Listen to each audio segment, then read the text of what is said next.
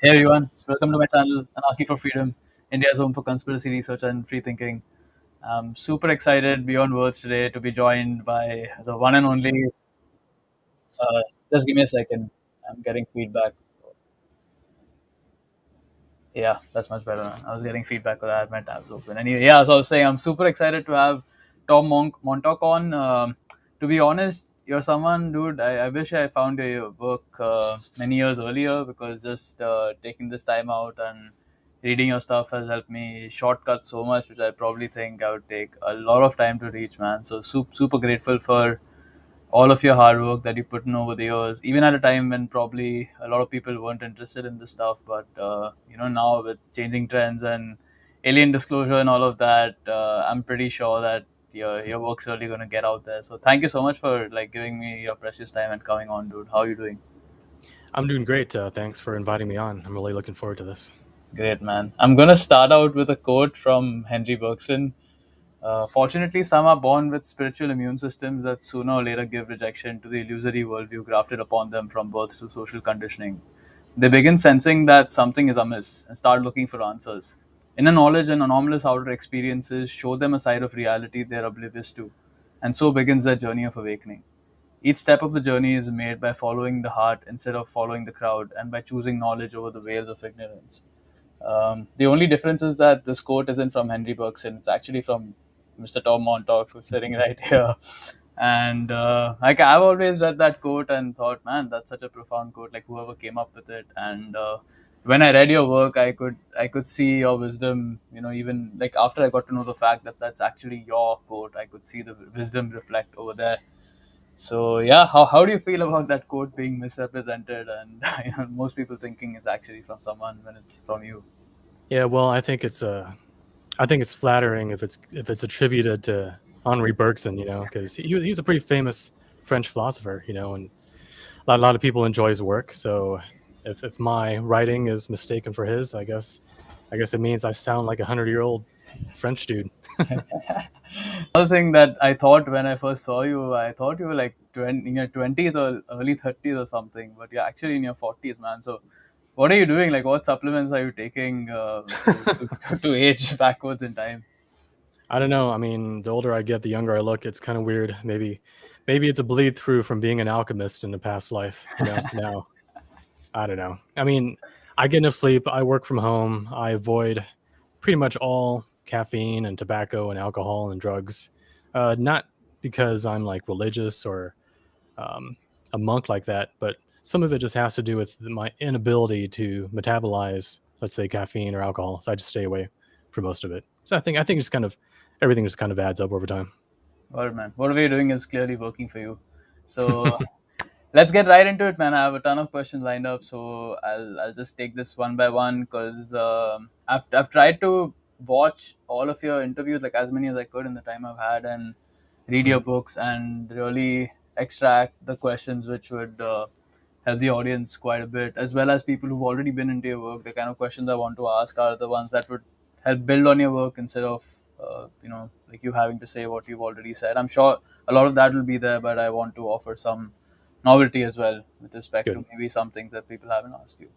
good. So yeah, I mean, with respect to how I found you as well, I found your work on synchronicity really, really insightful, man. I've never seen anyone who's dealt with that subject in the level of incredible detail and the types of synchronicity and all of that.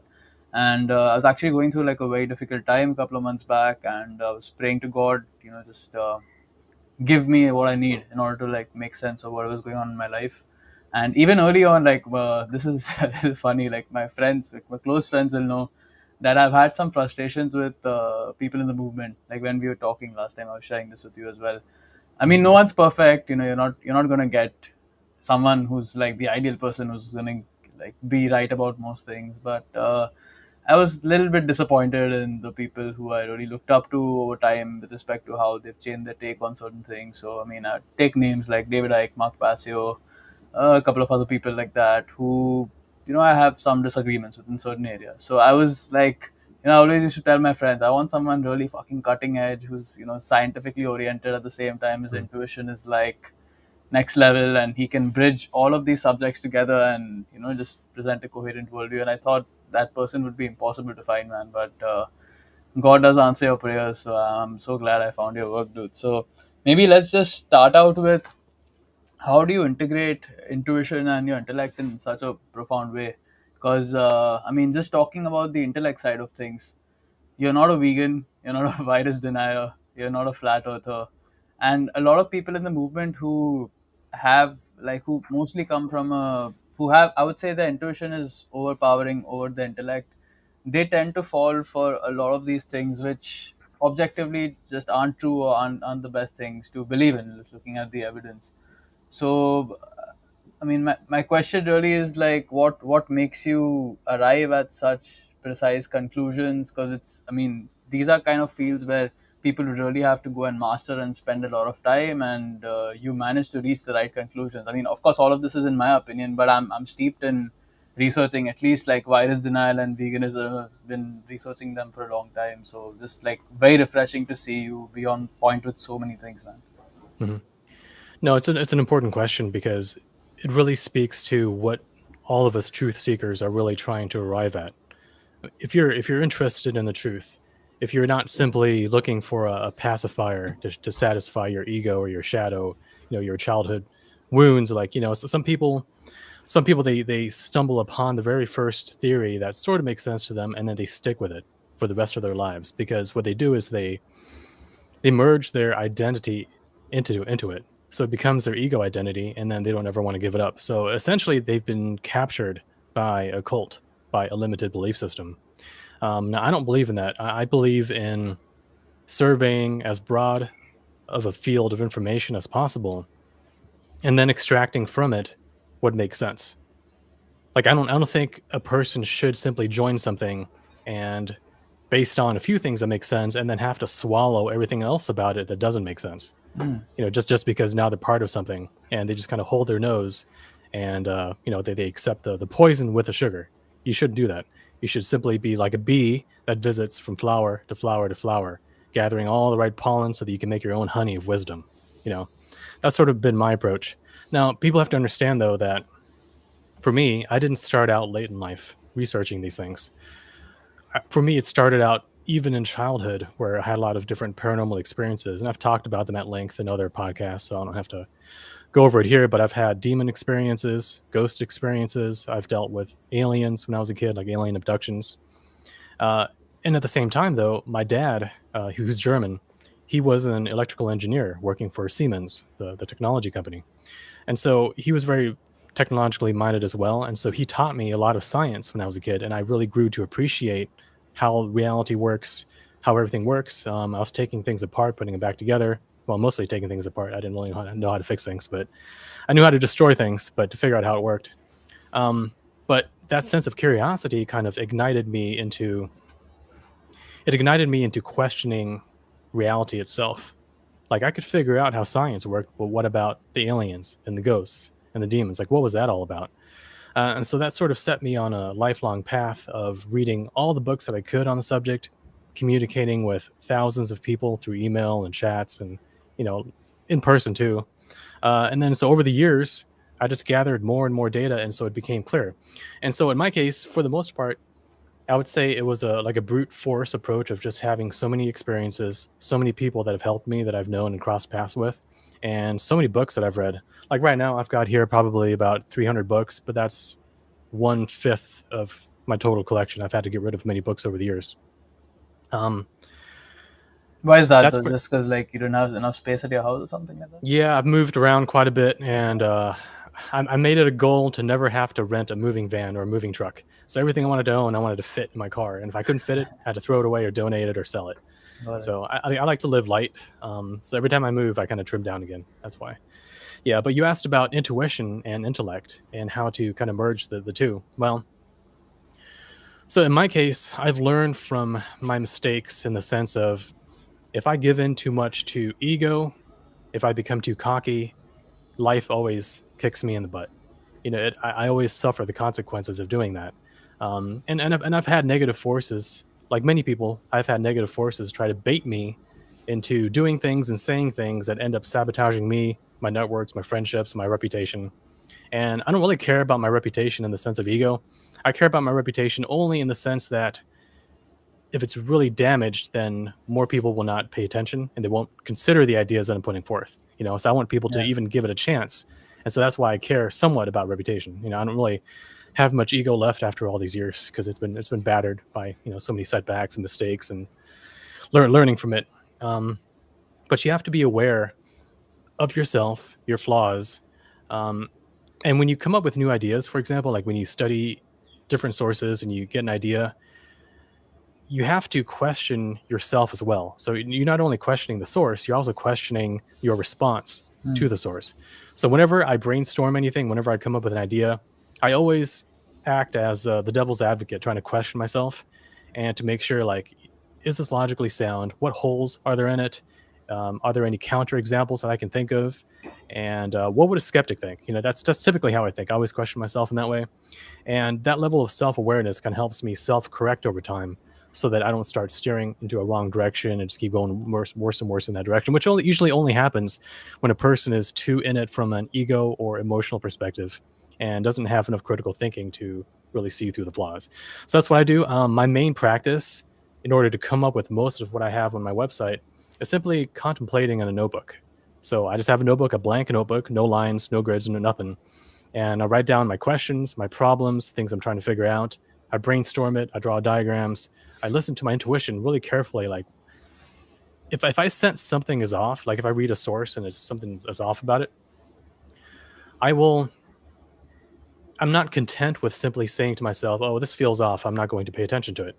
What I do is I think to myself, "What is off about it? Exactly. What is exactly off about it?"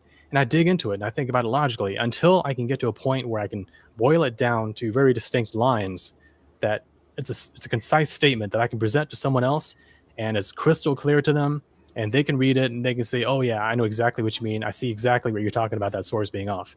So once you get to that level of clarity where you can explain it to someone else, then you've got it. Mm. So my notebook is full of these things, and once I have enough of them, I put them on my website to share with others. So that's why my website ends up being the way it is. Awesome, man. I did want you to go a little bit into your childhood experiences because I know that you've Okay. had encounters with gray aliens, but they didn't present as gray aliens. They actually presented as the gray aliens without their protective covering on, as Credo Mutua talks about them being the Hmm. pink in color. So you Yeah. want to go through just like give a brief of a little bit of your alien abduction experiences because I think it's mostly been grays, but anything other than that Hmm. as well. Like, feel free to share that. Sure. Yeah. So in my case, I'll go backwards in time. So one of the one of the scariest ones that I've had, which totally mystified me at the time, is it happened in, I think it was 2002 or early 2003. I think it was late 2002. So I was living in my studio apartment in Fort Lauderdale, Florida at the time. So little studio apartment. There's like one apartment to the next to me and then another one this way. And it was right around 4:30 in the morning. I was up writing an article. I was sitting on the floor typing on my computer. And all of a sudden, I hear what sounds like a rustling outside, like dry leaves scattering across the cement. That's what it sounded like, or like a porcupine shaking its quills. Like a shh kind of rustling sound. I heard that, and it was scattering across the front lawn. And so I put out my mental feelers, trying to figure out like what is this thing. And I guess I must have been psychic enough that I connected with it. And as soon as I connected with it, the hair on my arms just like stood up because I could sense that whatever it was an animal and it wasn't human. Now it ran across the yard again, and I paid more attention to it, and it sounded to me like a 70-pound, which I guess is like a 30 or 40-kilogram child, maybe 7 years old, running extremely fast across the yard on two legs. I could hear like 2 feet, and then all of a sudden it stopped, and then it started moving closer and closer towards my front door in the dark. I could hear it like step onto the cement patio outside, and I could hear its feet shuffling on the cement, like there was like sand on the cement. So I could hear it going shh, shh, shh, as it got closer and closer towards my door. Now my door at the time, it was made of frosted glass. So it's like frosted glass slats that could be angled, like so you can kind of see out it. So it was only like halfway angled. So I couldn't see it when I was sitting on the floor, but if I stood up, Mm. I could see through the cracks. But anyway, I could see enough through the frosted glass that when the entity or whatever it was finally pressed itself up against the door, it was starting to look in. So it had like its face here, it had its hand down below the doorknob, and I estimated its height to be right around 3.5 to 4 feet tall. So the size of a child, but its color, its color was not like a gray alien color. Its color was like an eraser, like a pink eraser. So it was a pink colored creature of some form, and it pressed itself up against the door. It was like pushing the door, like rattling the door. So I was like really freaked out. I was trying to figure out like what the heck was going on. So first I yelled at it, thinking it was a neighbor. I was saying like, "Hey, identify yourself. Like, who are you?" And it didn't say anything. And then I realized, well, okay, what if it's just like a burglar trying to get in? So I said, "I'm gonna call the cops. If you don't get off my porch." And it didn't respond. So then I realized, what if it's not even human? And so then I said, "In the name of the infinite creator, I banish you. Get out of here." I tried to like an Dude, exorcism on if it. you're gonna say it in such a cute voice, I don't think that he's gonna run away. I think No, no. He was still there. I hope you actually got angry, because I've never seen you like that. You're always very like calm and composed. So I hope the Grace got like a little bit of your angry side as well. Yeah, I admit I was more freaked out than angry at that point. I was feigning anger, but I was actually a little more terrified. And what was going through my mind though at the time was, this can't be happening, because everything I knew up to that point is that when aliens come for you, usually you're in an altered state. Usually you've been asleep and you just wake up and now you're in sleep paralysis. You're like maybe slightly out of body or something like that. But no, I was fully awake. I had been working on an article. My brainwave state was probably in the beta brainwave state because I was so intensely focusing. So, and I had no alcohol, no drugs or anything. I wasn't hallucinating. And the door was shaking, so it was physical. And it was only one creature, because usually grays, they come in multiples, I guess, because they're hive-minded, so they kind of work in teams. But this was only one creature. It was pink. It was short like a gray alien, but I only saw the hand behind the frosted glass, and only saw the face behind the frosted glass. I couldn't see any eyes because it was too fuzzy. So after I tried to cast it out in a religious sense and it didn't do anything, I reached down for the phone to call my girlfriend, Carissa, and to try to tell her like what was going on. And as I was dialing it and I was talking to her and I looked back up, it was gone. So it was finally gone. Now, fast forward 2 years later, 2004, Carissa and I, we had escaped the hurricanes that were striking Florida, and we moved north into central Virginia, a town called Charlottesville. Oh, it's a pretty nice town. So anyway, we had a new apartment. It was near the woods. And one night around, I think, October of 2004, the window in the kitchen was open and Carissa was on her laptop and I was on my computer. And all of a sudden I hear that rustling sound again, the exact same sound outside the window. And this is in a totally different state. This is like 1,800 miles north of Florida. I heard that same sound. Carissa heard it. And as soon as she heard it, she knew exactly what it was. And because I told her like what it sounded like back in Florida. She wasn't there because I was in my apartment at the time. So now we're living together, and she heard it, and we had a black cat, and the black cat heard it too. And the black cat just went crazy. The black cat went running from window to window, pushing the blinds aside, trying to look out. And the thing is, when we were living there, we had all sorts of animals. We had cats, dogs, raccoons outside in the woods, deer. Never a bear, but we even had a peacock outside once. And we had people coming in and out, and never once did our cat ever react to any of those like she did to whatever was outside this window. So instead of looking out the window, we decided to just shut all the blinds, pick up the cat, lock the door, go into the bedroom, and just kind of seal ourselves off from it. We didn't want to like mentally connect with it or, God forbid, look at it. Because I imagine if I had looked at the creature and looked it in its eyes, maybe it would have exerted some hypnotic effect on me.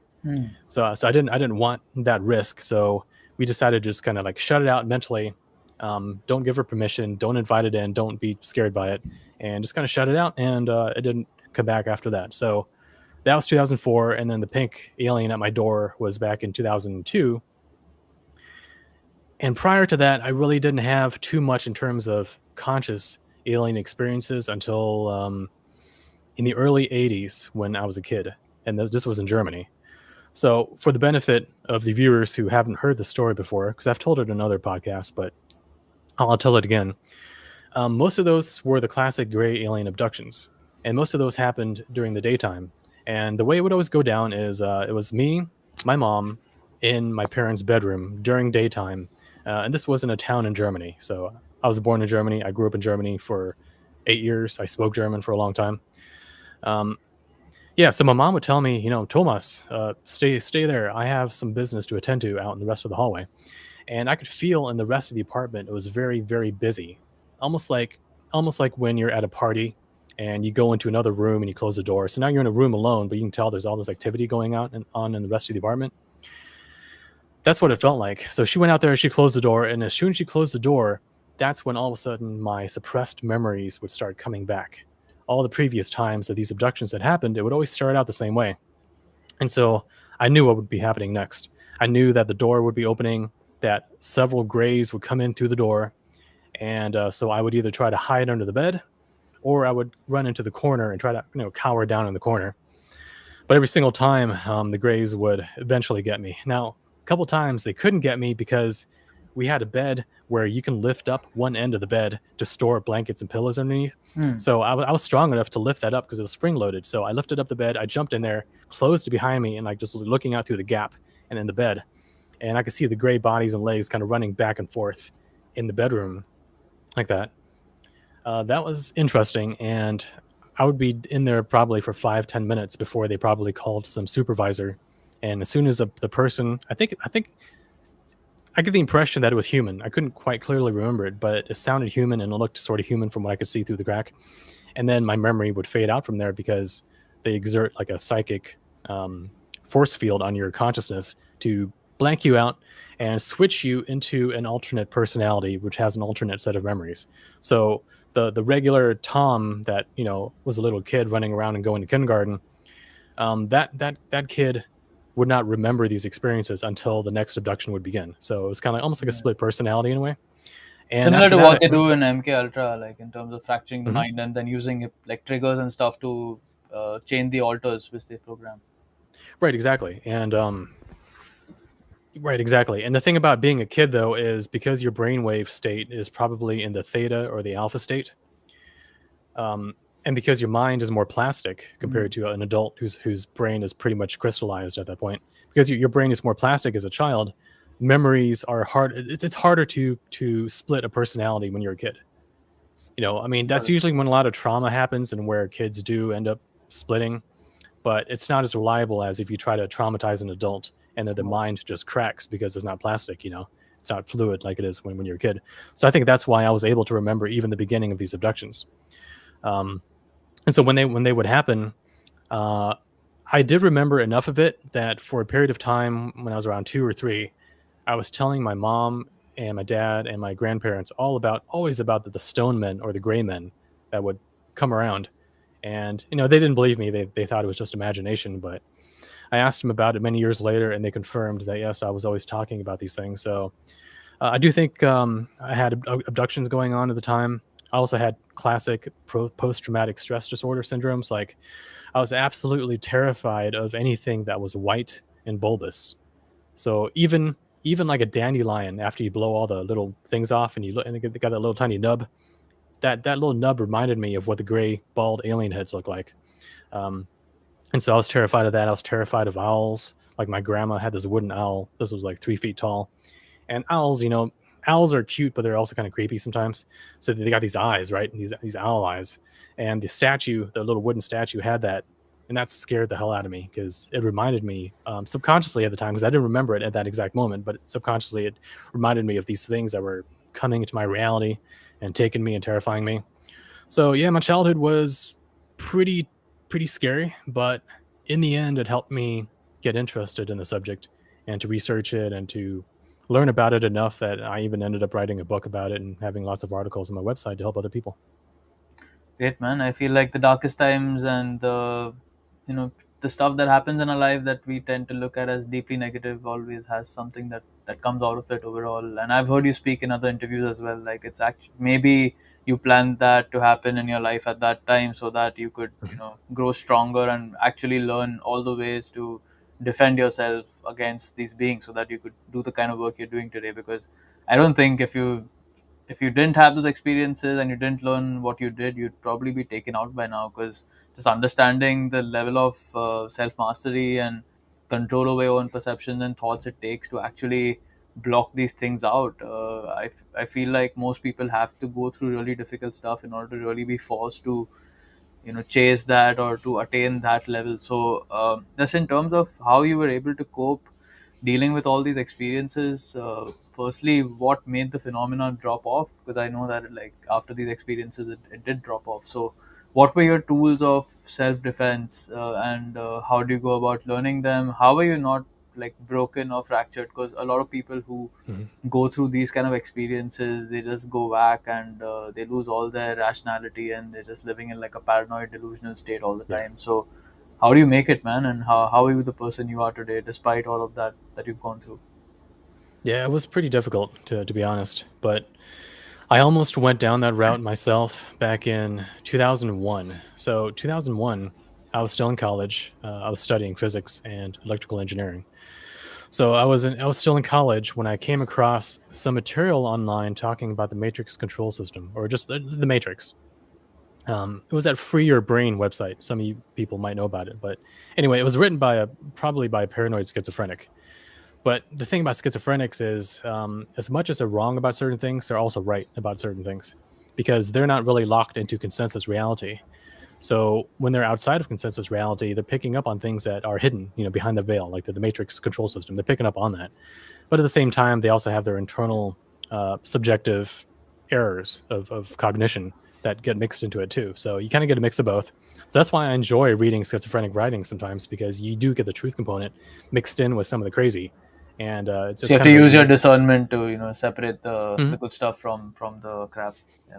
Right, right, exactly. I'm pretty good at that because so here's the thing: some people they want to have absolutely pure sources, like for the most credible academic, right, with the most scientific studies behind it, because they're afraid of being wrong and they're afraid of being discredited. So they want the maximum credibility. The problem is, however, that when you do that, you're narrowing your data to such a narrow sliver that you never ever get access to the bigger picture. So it's better to loosen up your tolerances somewhat and become better at discernment, so that it's almost like when they have radio satellite dishes radio telescopes that look into the distant galaxies. They operate at well, not only do they collect data, but they have very good signal processing to differentiate between the signal that they're picking up and the noise that's always in the environment. And because they have multiple antennas with such sensitive noise ratings and so on, they're able to map what galaxies look like. All right. So and I try to do the same thing with data. I try to be very broad and have very good signal filtering, which you can only really do over time through trial and error. You kind of get better and better at it. So you just read more sources and you think through it and you spot mistakes. Um, but like in my case, when I'm talking about dealing with negative entities and how I didn't get taken out, I did come very close several times to get taken out. Um, but you have to understand though that this might not make much sense if you don't have context for why I'm saying this, but essentially free will and permission is a big component of our lives here and what is allowed to be done to us in life. Because we're not really born as blank slates that are thrown into this mechanical universe and anything goes. It's not like that. There's a metaphysical structure behind our lives. There is a curriculum, some sort of a pre-incarnational plan, agreements, contracts, all these things that it's just like when they shoot a movie, right? When you watch a movie, you only see the plot. You don't see all the production that went into it, all the contracts that were signed, all the money, you know, the talent that was hired and the people that are behind the camera. I think our lives are sort of similar to that in that we, as we are conscious in these egos, we only see the movie part of it, but we don't see the production that's going on behind the scenes that is influencing our lives every single day. So if a bad guy of the movie wants to do something to the main character, well, there is the script writers have some control over that, and maybe the bad guy truly is like a bad person in real life who as an actor wants to do something to the main actor, and if he wants to do that then he's going to have to talk to the script writer, say like, hey, psst, can you write me into the scene and so I can do this, because I really want to like violate this person. I think it's something like that, but more archetypal, more like not as literal as I'm saying it. I'm just saying that there's like backstage stuff that happens, um, that negative forces often have to go through in order to get us and to kill us and to really take us out. So what this really means in a practical sense is that if you have enough spiritual protection, these negative forces have to go through a multi-step process in order to finally be able to take you out. So initially, it might just be a temptation. It might be a little paranormal event that tries to scare you or get you overly focused on it. And so, if you, like, for example, this is an example of a guy that I knew. He was relaxing on his backyard patio, just kind of relaxing, and he looked up and he saw like a UFO in the sky, like a silver ship. He saw it like as clear as day, and he watched it for a bit and it went away. The next day, he looked out his kitchen window. He saw it again, and that's when he got hooked. You see, he started obsessing over it. He started engaging with them mentally, and over time, they started taking over his mind more and more and more, and he just lost his sanity. At one point, they were sadistically telling him to follow their ship as they were going across the fields, and he was walking across the fields through the bushes, getting all ripped up and torn by the thorns, getting all scratched up, and they were just kind of snickering to themselves sadistically of being able to make this human follow them around in this crazy state.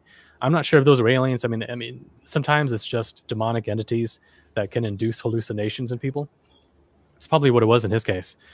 But I'm just saying that there's a multi-step process before you can be taken out. And so therefore, if you are clever, if you are aware, if you're smart, you can spot stage one, you can spot stage two, and stop it right there. Catch yourself, bring yourself back into balance, so that you never actually have to get to step 8, 9, or 10. Now, typically, step 8, 9, or 10, by the time a person gets to that point, they are homeless, they have utterly given up in life. Maybe they're fully addicted to drugs or alcohol. And at that point, once you're on the street and your defenses are that far down, it doesn't take much to be killed. I mean, be stabbed, shot, beat to death, or whatever. Um, and so typically, when these forces try to take a person out, they try to do it in a plausible and deniable way. It's not just, oh, this person just vaporized into thin air and people saw an alien standing there with a ray gun. That never happens. That never happens.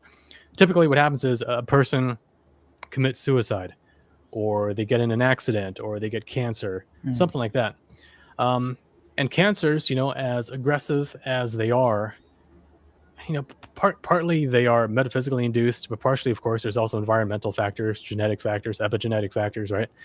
And so a person who is taken out by cancer artificially, there were things that they could have done early on, probably to prevent the cancer from developing as much as it had, right?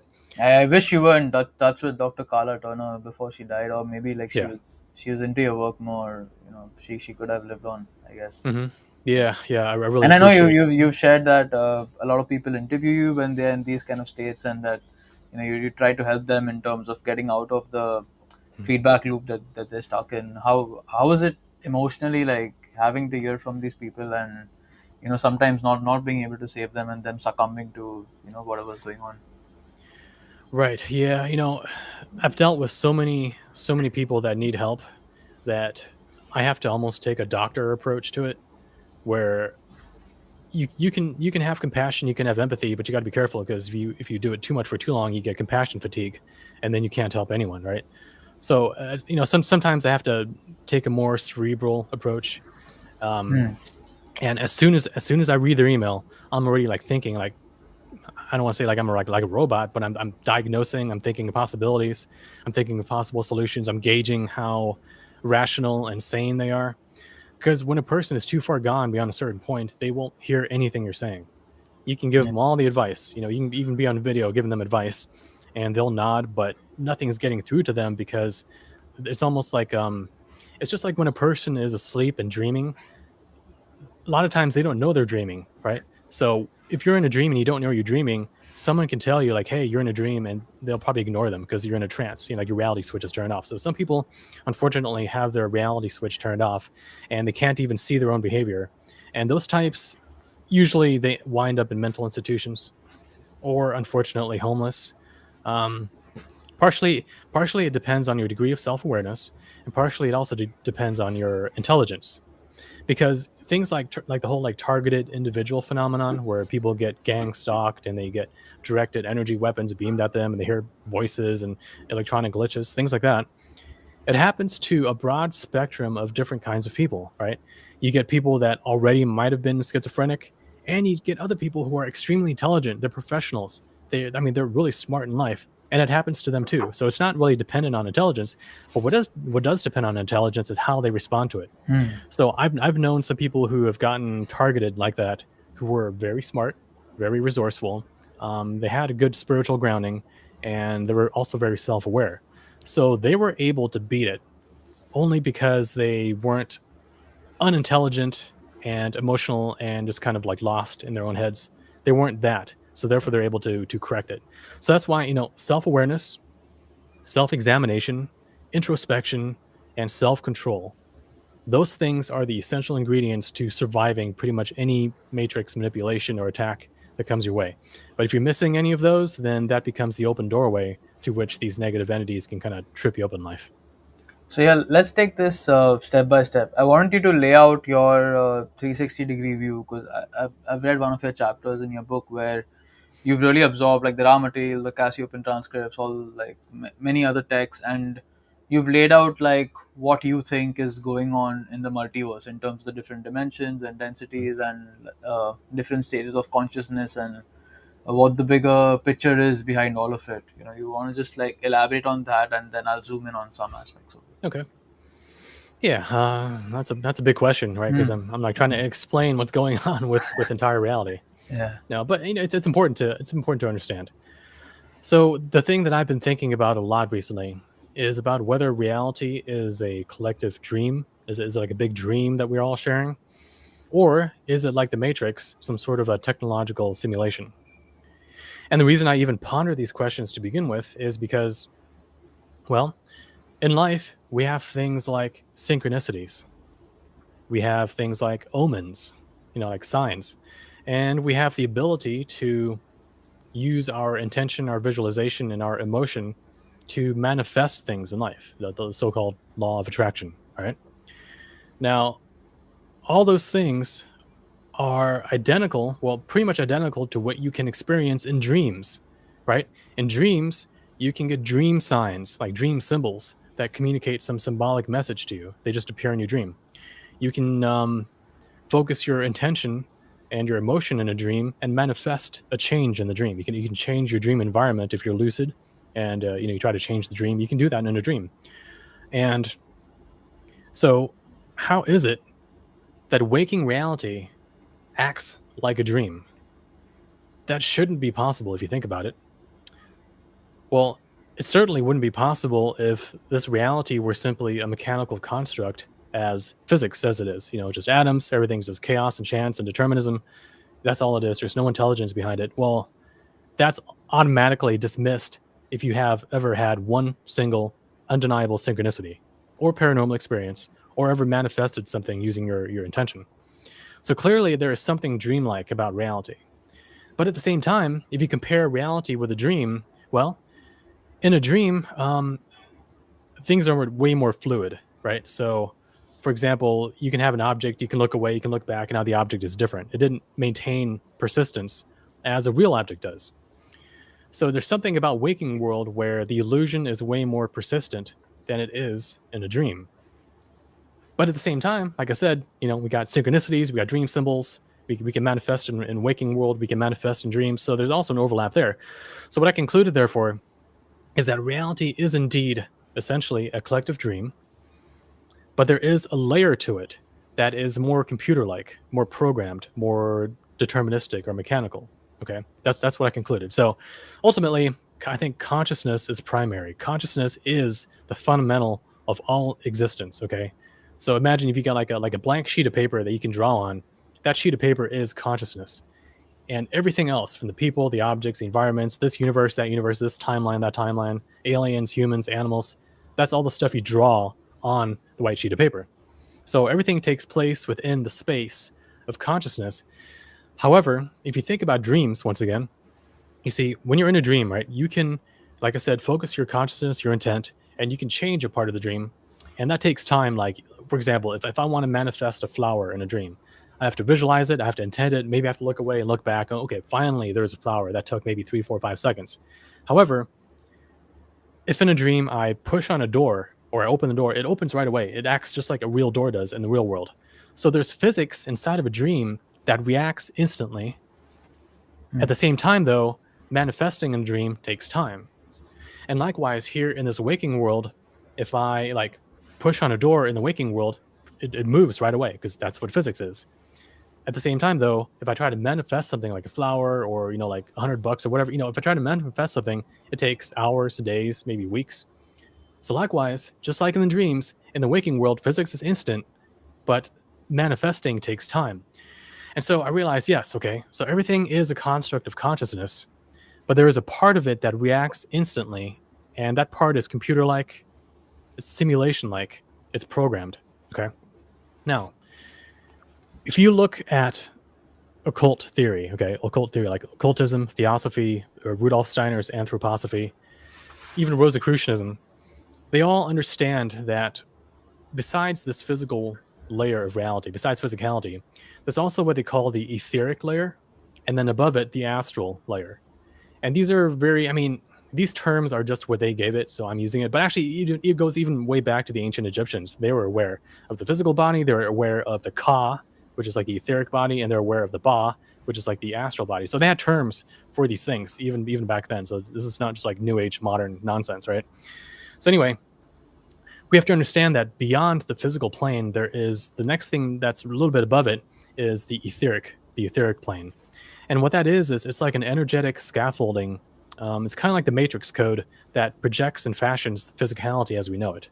So, for example, if you load up a browser and you go to a website, the HTML code that is behind it and the JavaScript and all the other code that is behind it, that code is what ultimately projects the image that you see on your screen. That's what leads to your browser rendering a certain web page the way it is. Well, the same thing with physicality, right? If I take this glass of water here, behind and beneath it in another dimension, there is the etheric plane, which has code in it. And the code is what codes for the properties of this. It codes for water, glass, gravity, the intermolecular forces between the, okay, I don't want to get too scientific, but you know what I mean? It codes for all the physics stuff.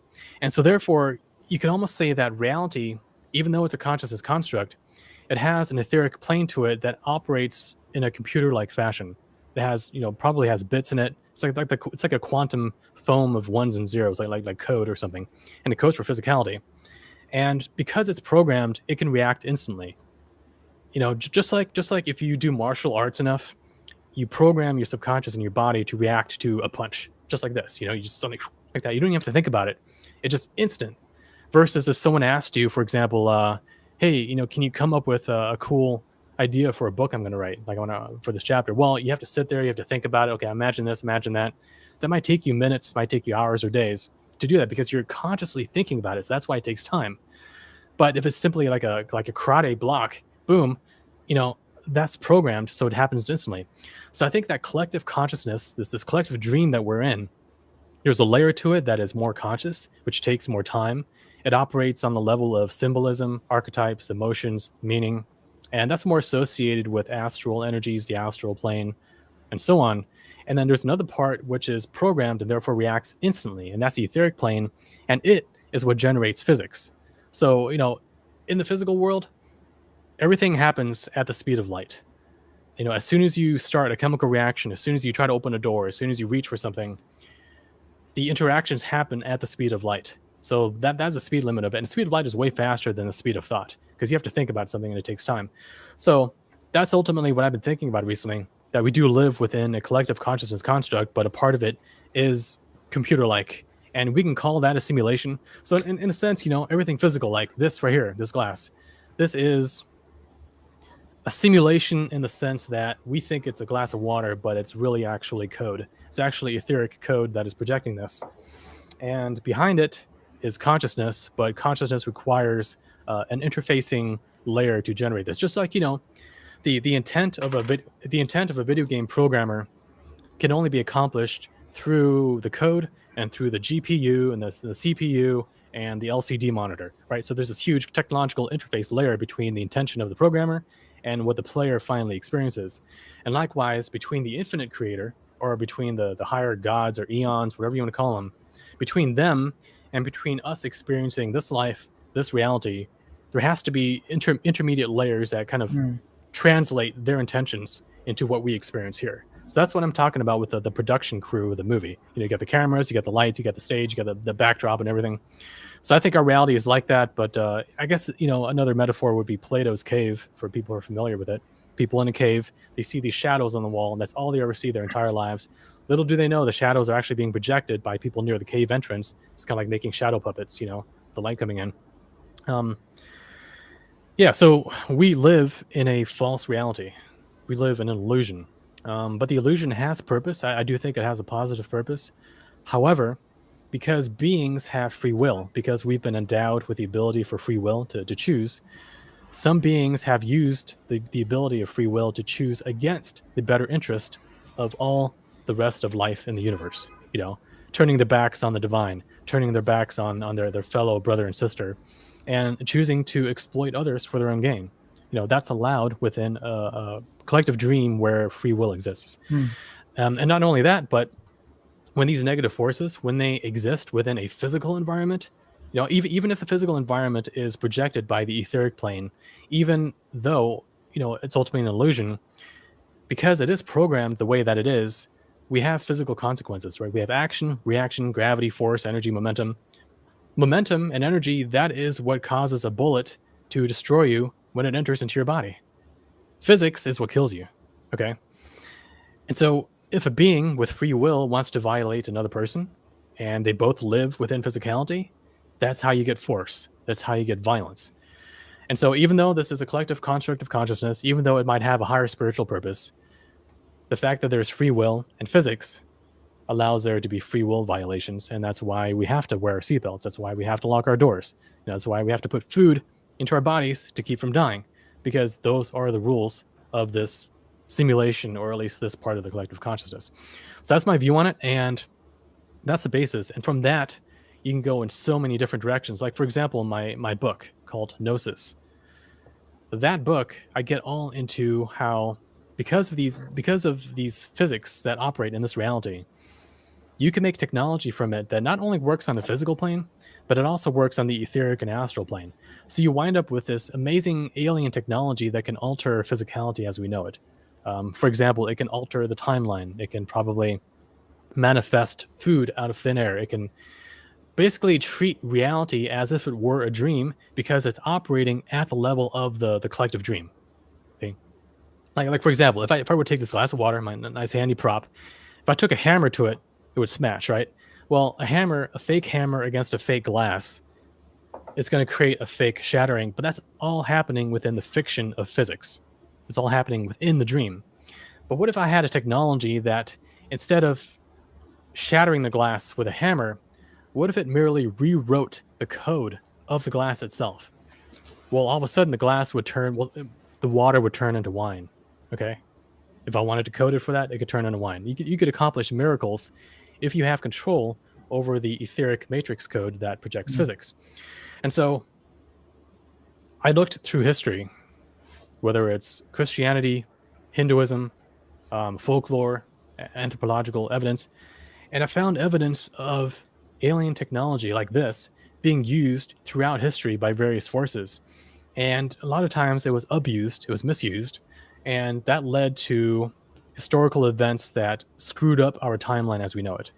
So the world that we see, like right now, everything that's happening with the potential war between Russia, China, and NATO and the United States, um, the racial conflicts, the all the problems that we're having, a lot of these things trace back in history ultimately to the use and misuse of alien technologies early in history. So anyway, but that's only possible because of the way that this reality works. The fact that it is not a mechanical universe, but a construct of consciousness that has an astral layer, an etheric layer, and if you can reprogram the etheric layer, you can alter physics, and that leads to the alteration of history. So that's like a general overview, and then you've got aliens in there, you've got demons too. It's a big complicated picture. Yeah. So what I really like, one of your analogies I really liked is you were talking about how in the dream, like everything's a result of consciousness, but then there's different levels of consciousness. Like a rock or a chair in the dream will not be as sentient as maybe like a dream character, like you and I.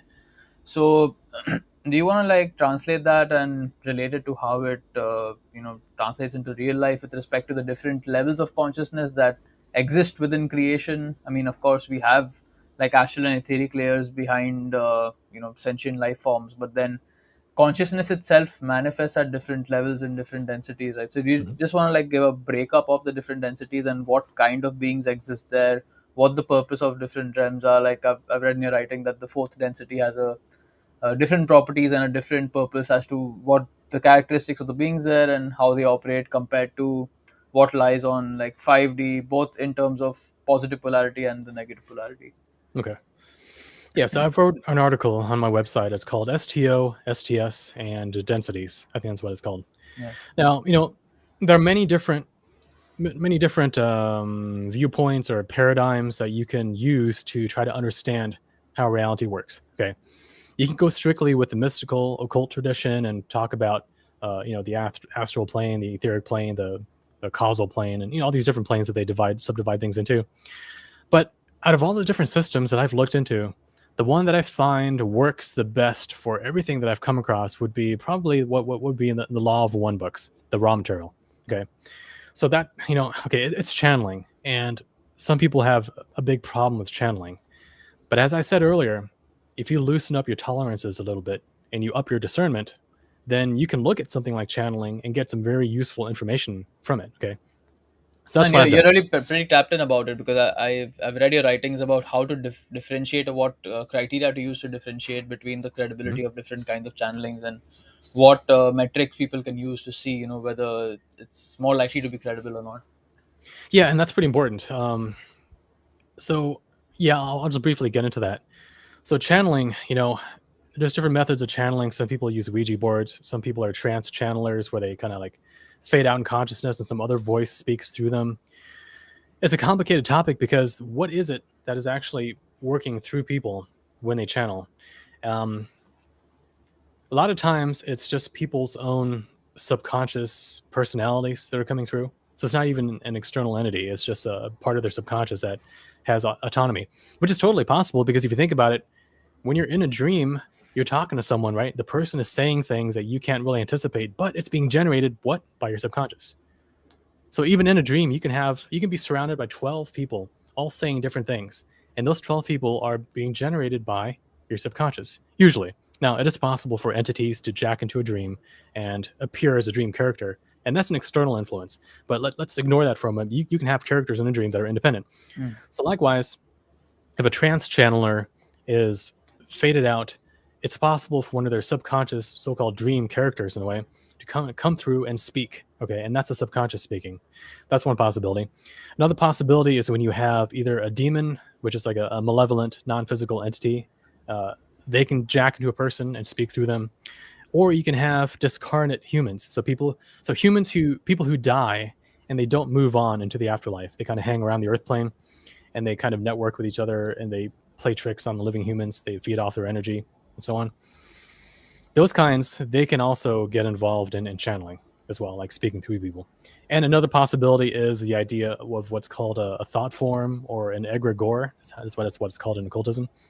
And all a thought form is, it's a construct within the etheric and astral planes that resembles an entity, but it's not really an entity. It's just a temporary AI-like construct. So if you have a really intense thought and you visualize a person having a certain whatever, if you put enough emotion and thought into it, you can program the etheric and astral environment to uh, create that, in the etheric. So it's not physical; it's just non-physical, but that thing has temporary autonomy and they can speak. So it's almost like an externalized dream character. That's what it is, essentially. That's what a thought form is.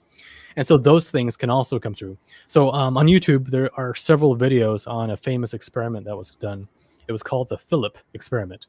So the Philip experiment, I think, was done in the 70s, possibly. Well, these people, it was a scientific experiment. They wanted to see what would happen if you had several people come together to do a seance to invoke an old deity, right? Like an old entity. Except for the entity that they were invoking was fake. They made it up. It was like a fictional plot. This guy named Richard, who lived like hundreds of years ago, and they gave him a backstory and everything. And so every time they would sit down at the table, they would try to invoke this Richard character who's totally fictional. Well, after enough time, they started getting occult phenomena paranormal phenomena coming through. And this Richard entity started to manifest through the communications, confirming that, yes, I'm Richard, and this is what happens, and it kind of elaborated on the story. Well, it wasn't real. They made it up, but it became real in an occult sense.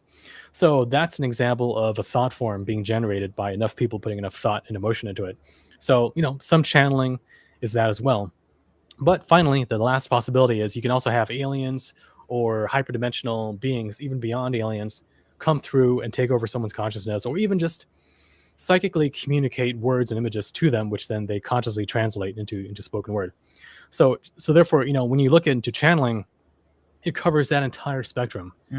And of course, when a demon is doing it, when a ghost is doing it, the channeler is not going to either know it or is never going to admit it. So there's a lot of channeling out there that tries to claim it is from angels or aliens or some light beings, from the sixth density or whatever, but is actually from ghosts, demons, the person's own subconscious, or in some cases completely fabricated. Right? So you have to be careful. You have to be very, very careful with channeling. And of all the channeling that I've looked into, there are only like 2 or 3 that I find are even useful at all. One was the Law of One books from LL Research, Carla Ruckert. The other is the Cassiopean transcripts from the Quantum Future Group, I think, if they're still called that. And then the third one, probably Barbara Marciniak's first book, Bringers of the Dawn. Those 3 I find, well, maybe the Seth books as well. I've seen you recommend Seth material on your website as well. Yeah, it's not bad. It was actually pretty good for its time. But overall, I would say the Law of One books and the Cassiopean material have been the most helpful to me. And when I say helpful, what I'm saying is I don't take anything that they say as being gospel. I don't ever take it on authority, right? I take it more as a working hypothesis to be tested. So, for example, when the Law of One gets into the different densities, I think about it and I say, well, is there any simpler way that you could boil that down, like a simpler model that would explain reality? And to me, I would say no. It actually is the simplest that I know. So the way that it conceives reality, it does conceive reality as a collective dream being projected by an infinite consciousness, like an infinite creator that projects reality. But the way that reality is divided, it's divided into almost like a rainbow, like a white light is divided into different, like 7 different colors. Well, the same thing with all of creation. There are seven different layers to it. And so they get into things like, first density. What is first density? It sounds like a mystical New Age term. No, all first density is the mineral realm, the mineral, chemical, atoms, molecules, physics. Like, so when it earlier talked about the physics engine and the physics simulation done by the etheric, well, the etheric and the physics and all that, that's all what they would consider first density. So that's what that is. Like, it's pretty basic. I think that includes even like microbes and like the earliest protozoan type living things, fungus and so on. That would be in that category. And then you step up to second density. That's like a more complex classification of life. And that's where you get things like plants and animals. Okay, that's second density. Now, if you think about these things in terms of etheric and astral energy fields and complexity, you can totally understand it from that framework too. For example, when we talk about like let's say you got a quartz crystal, all right? A quartz crystal. A quartz crystal is, what is it mostly? It's a molecular, it's an arrangement, it's like a lattice work arrangement of molecules. So it's just mostly just atoms. And a crystal might have a stronger etheric energy field than a plain old rock because it's more ordered, so it's got certain quantum properties that a regular rock doesn't have. So a crystal would be an example of a mid to high level first density thing, okay? Whereas a regular rock or a chair or a piece of metal or something would be a little bit lower than that because it doesn't have the ordered nature that a crystal does. All right. So it has an etheric energy field, but it doesn't have an astral body. Okay, it doesn't have an astral body, which is associated with emotions, impulse, like sentience, all right, like your ability to consciously react to something. Now, when you start getting into plants and animals, that's when you start getting more astral, right? Because an animal has drives, has impulses. When an animal makes a noise, like a crying noise, or like a cat, when a cat makes like a happy meow versus a sad meow, those emotions are being conveyed. So animals are sentient, and they have emotions, and they have their own volition. They have their own will. It's not like a house plant that just sits there. They go where they want. So animals have astral bodies. They have etheric bodies. They have physical bodies. But what do they not have? They don't have the solid core of spirit consciousness that humans have that allows us to reincarnate and to maintain our identity through different successive incarnations. All right. So they have the etheric, they have the astral, but they don't have, well, the higher animals do. Like certain pets, like cats and dogs that become pets of humans, and like whales and dolphins and higher apes, they do have the seed of spirit already. But I'm talking about if you compare it to like worms or crickets or things like that, those types of animals, they don't really have it. Those animals, they only have soul energy, but their core identity is actually their species oversoul. So their entire species has an ego or an intelligence up in the astral planes. And this is something that Rudolf Steiner, the founder of anthroposophy, he talks about this quite a bit. He talks about how animal species, they have almost like a collective consciousness in a way. And so when an animal dies, their energy, it doesn't just simply disappear. It kind of gets retracted back into that group oversoul, right? Whereas what Steiner said with humans is that each individual human is almost like a species unto itself, and that we have our own higher thing that we retract back into after we die. And this is our higher self. This is our spirit, our higher mind, oversoul, whatever you want to call it. So we have each one of those for each person, or maybe if you're like a twin flame or twin soul or something, maybe both of you share the same higher self. But generally, each person has their own higher self, versus animals where it's the entire species that has this one higher self. So that's the difference. But as you can see, as we go up through the different densities, humans would be third density. So that's where we are. And we have ego. We have this core of consciousness that has free will abilities. And so once you're within 3D, once you're within third density, according to this paradigm, that's when you start having the ability to choose between whether you as an individual versus others are going to help better others or exploit them for your own gain. Okay. And so that results into a polarization of life into STS, which is service to self, and STO, which is service to others. But I mean, they say service to others, but what they really mean is you're furthering your own evolution by furthering the evolution of others. So you're serving self through others, versus STS, which is serving self at the expense of others. And the reason I bring this up is because there's a lot of misconceptions about STO and what it means. Some people think that service to others means you totally forget about yourself. You neglect yourself. You become like an ascetic who has no possessions, and all you ever do is just give until you burn out and die. And but that's not what it is. You're not. STO is about balance. You're balancing yourself versus others. And the reason why that is important is because if you want to be of maximum help to the universe, to others, you have to take care of yourself in order to be of better help in the future for others, right? You can't help others from a position of weakness or poverty unless you just give advice or something. I mean, you could be like a poor sage, but generally you can't really help others from a position of weakness or poverty. And so therefore you have to take care of yourself enough that therefore you have the resources, the energy, the time to be able to help others, right? So therefore STO is about always finding the maximum point of balance that enhances the learning and the free will and the spiritual wellness of yourself and others, for the longest term possible. That's what STO is. This is what I really liked about your writing as well on this subject, is when you were talking about how helping someone or a being who's negatively oriented is actually fueling STS and not really helping Right. through service to others. Yeah, and that's very important because one of the big mistakes that people make when they have a good heart is they help others indiscriminately without discernment. And so you get things like for guys, you might get the white knight syndrome, where the guy wants to be the white knight that helps a girl in distress. Little does he know that she's like a toxic narcissist and isn't interested in helping herself. And so he just ends up getting exploited and used and ultimately burned out and disappointed. And all of a sudden he becomes black pilled or something and or red pilled and starts hating women, becomes like a misogynist, joins that whole crowd, that incel crowd. Yeah. But that's a logical fallacy. You really don't need to go there if you're just smart about it. And so discernment is one of the things that we are here to learn. I guarantee you, 100%. We're here to learn discernment.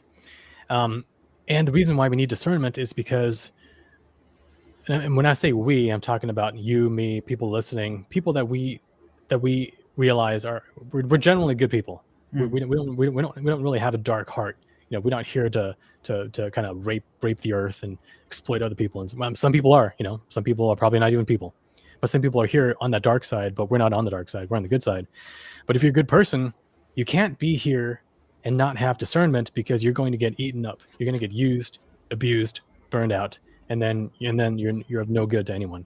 Or worse, you get so angry and so so cynical about humanity that you join the dark side, and whether you know it or not. And so, a lot of spiritual seekers face that risk. They want to help others, they want to be good, they want to be of the light, but it always comes at the cost of boundaries and spiritual well-being. And as I said, you can't help others when you're fully burned out. So sometimes not helping is helping, right? Mm. And although other times, for example, when you're trying to help someone, you also have to look at what part of them you're helping, because a person isn't just a person. When you look at a person, you see the physical body, of course. And some people think, well, I don't just see the physical body, I also see the person that's inside them. But they're not going far enough, because they're not just seeing the person behind them. They're ignoring the distinction between their inner spirit and their ego and shadow. Okay. Mm. They're ignoring the distinction between the two. They just think, oh, it's just the person behind behind the mask. Well, no, you have to go further than that. And you have to distinguish between the light in them and the darkness in them. Because when you help a person, you might only end up being an enabler. You might only end up enabling their ego and their shadow. And their ego and shadow is like a hostage taker. Okay. So their spirit, their true self, is inside of them and has been taken hostage by their ego and shadow. And so if you feed and enable the ego and shadow, you end up actually hurting the hostage, because you're making the hostage taker stronger. Okay. And so that's why if the hostage taker comes at you, the shadow in them comes at you and wants you to do something for them or feed them in a certain way, and if you realize what's going on, that it's a toxic, narcissistic, or even a sociopathic kind of thing going on, and you say no, they might pout, they might cry, they might call you names for abandoning them or being a mean person. And that's supposed to like play on it's supposed to tug on your heart. It's supposed to tug on your desire to help others. But if you just say no and you're firm with them, you might actually end up helping their hostage. You might actually end up helping their spirit, because now you're making the hostage taker weaker, and you're giving their spirit a fighting chance, right? So sometimes the best love is tough love. Sometimes you have to be firm. Sometimes you have to walk away to give them space in order for the light within them to win over their darkness. So that's an important step in discernment. Great, man. I feel like a lot of this does come down to actually separating the two parts within ourselves, as you mentioned, because many people make the mistake of just taking the person as a whole. But then, what criteria would you use to actually separate the ego and the shadow? Maybe could you go into the qualities of each, and how can one differentiate between each during the daily test of life? Mhm. Yeah, that's something that we need to figure out, because if we don't do that, then it's so easy to go wrong. It's so easy to think that something is, you're doing something out of your heart. Little do you know it's actually from your ego or shadow, right? And so earlier, just now, when I mentioned when you help another person, you have to differentiate between their ego and their shadow, or between their spirit and their ego and shadow. You have to do that within yourself as well. Mm. Because things like white knight syndrome, for example, which I mentioned, that's an example of the shadow within a man being attracted to the shadow within the woman, and Yeah. enabling that shadow. And then because of what the woman does, and this can go the other way too, although it's not as common. You can also have women trying to rescue, troubled guys. That happens all the time, actually. Yeah. So like white princess syndrome, I don't know, white nitrous syndrome, Like I don't know. women being attracted to the alpha bad boy, trying to change him, thinking that. Yeah.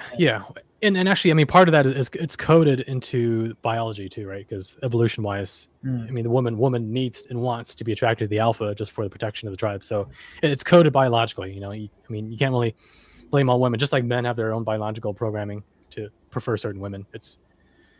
So I mean, there's a reason for it. We're not casting blame here. We're just kind of pointing out that this phenomenon happens. Mm.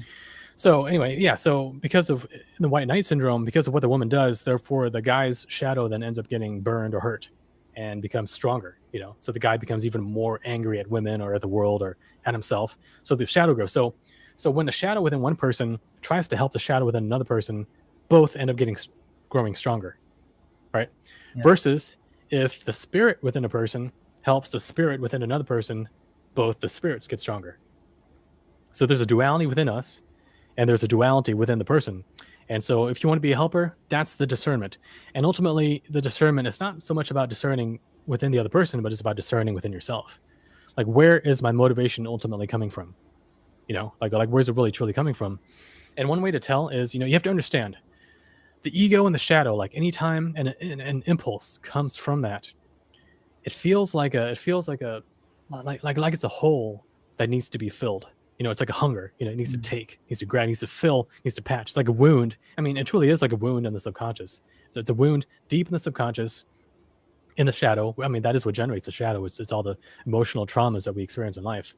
They these emotional traumas that we experience, they get linked to a certain thought, a certain reaction, a certain belief that is, I mean, it's logically fallacious, but it's anchored in place by the emotion that surrounds it.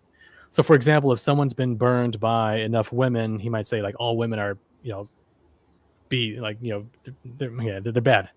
All women are bad, and so he becomes a misogynist. But that belief is rooted in the pain that he has endured throughout life. That every time he got rejected, every time things didn't go well or laughed at, humiliated, that hammered it in. It like forged it. It's like the dark ring in the Lord of the Rings. It got forged in the flames of pain. And so that's deep in the subconscious, and typically this person will not acknowledge it, will not think about it, but will be thinking from it. So that's the platform that he's standing on emotionally, mentally, intellectually, that he then reasons from. And so this person then can become a woman hater, or it can become like one of those I don't know what you call them nowadays, but those red pilled alpha male, like gamma male type guys, right? They're overcompensating for this deep wound that they're not acknowledging. And people like Bernhard Gunther knows, he talks about this quite a bit. I know. So this is not anything new that I'm saying here. It's actually pretty standard knowledge. But there's a lot under the hood of people that we have to recognize. So the ego feels like a hole to fill. It's operating on blind reactionary programs, so it's not logical. It feels constrictive and hungry and desperate, almost like a sleek used car salesman, just like wanting to make that sale, right? He's got this hurried, rushed, hungry, contracting kind of like grabby kind of quality to it, and that's what the ego and the shadow feels like. So there's a level of desperation to it versus the heart or the soul or the spirit, which is the opposite. Instead of being a hole that needs to be filled, instead of like drawing it to yourself like an STS kind of power grab, it's more of a potential that is yearning to be expressed. So it's more like a sun that it has all this energy and it wants to like radiate it out and like give life. All right. So if you have an impulse that it feels more alive, more open, more giving, more like your true self, like your true alive self, that comes from your spirit or your heart. Okay.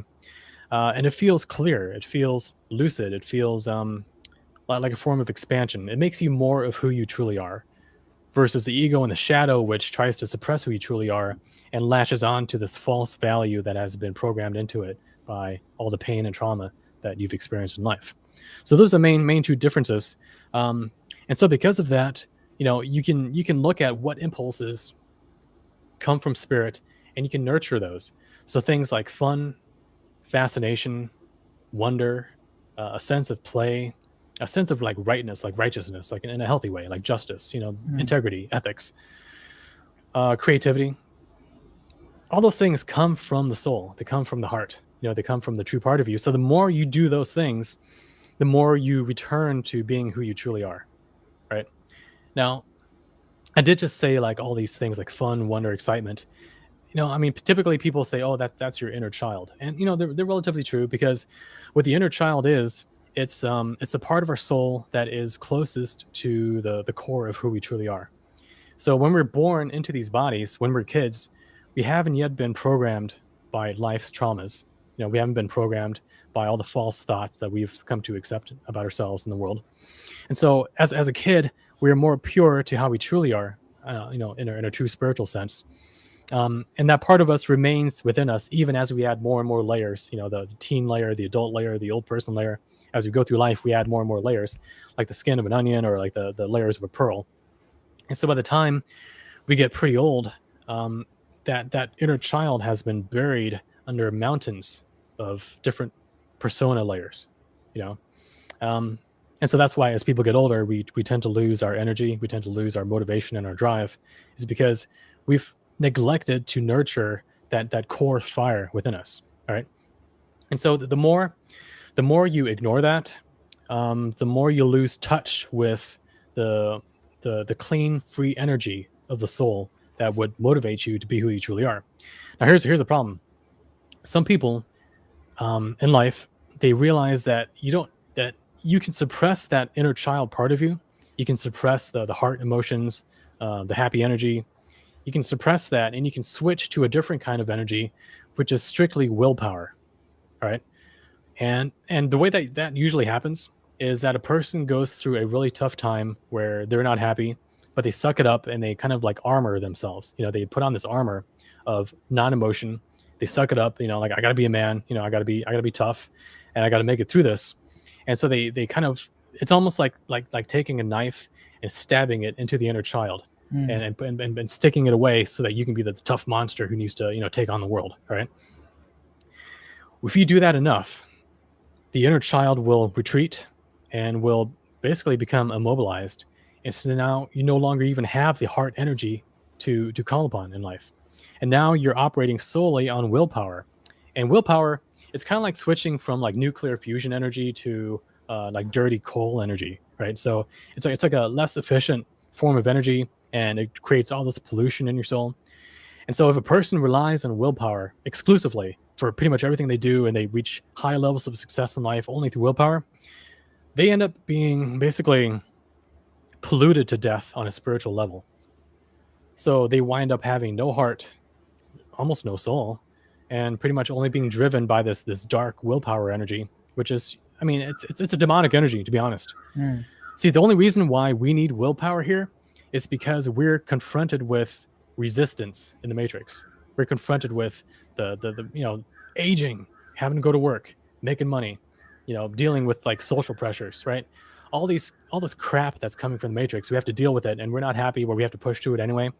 So willpower is almost like a backup energy supply that comes from the matrix that helps us deal with the matrix. But it's a self-reinforcing loop, because the more you use willpower, the more you forget about your heart, the more you forget about your soul and what truly makes you happy, right? And so there are basically two modes of operation: the mode where you are your true self and you're kind of living from the exuberance of your soul, and then the false self, which has willpower energy that it allows you to operate within the matrix very effectively, but you're only operating within the rules of the matrix. You know, for the matrix, by the matrix. You're basically become part of the matrix, and that then gets into the STO versus STS polarization as well, because you're drawing on different parts of yourself. If you draw on willpower, you're drawing from your ego and your shadow within. Mm. But if you go from your heart, the natural and fun expression of who you truly are, that's more your soul, your spirit. Right. Got it. Right. Yeah. So the polarization towards STO, it's actually getting closer and closer and closer to who you truly are. And that includes not only an intellectual understanding of who you are, but also finding and nurturing and drawing from the part of you that is genuine. Your spirit, your heart, your soul. So yeah. Yeah. So one thing I wanted more clarity on is that in the incarnation cycles, when we come here, what's the point at which a soul would choose to go towards the other polarity? Because a lot Mm. of lifetimes that beings come here because of amnesia, because of matrix, hostile forces, all of that, someone might just go down the wrong path and become STS in a particular lifetime, like more STS oriented. But then what's the point? I mean, in their journey at which over lifetimes it would kind of cement, and then they would go towards the fourth density, like evolve into a negative alien or something Mm. like that. Yeah, that actually depends a lot on it actually depends a lot on what their preferred mode of learning is. Okay. Okay. Because there are different ways that you can learn in life, or grow, I should say. I mean, growing is more important than learning. And the reason I say that is because learning, I mean, you can be up in the astral realm, in the afterlife, looking down on people here and learning from their life from a distance. You can learn intellectually, oh, like that person messed up because he cheated on his wife, so he didn't learn his lesson about honesty and whatever. We can learn about that from a distance. But if you want to grow, you actually have to get in there and experience it for yourself. So I think that's why we're here. I think we're here to grow ultimately.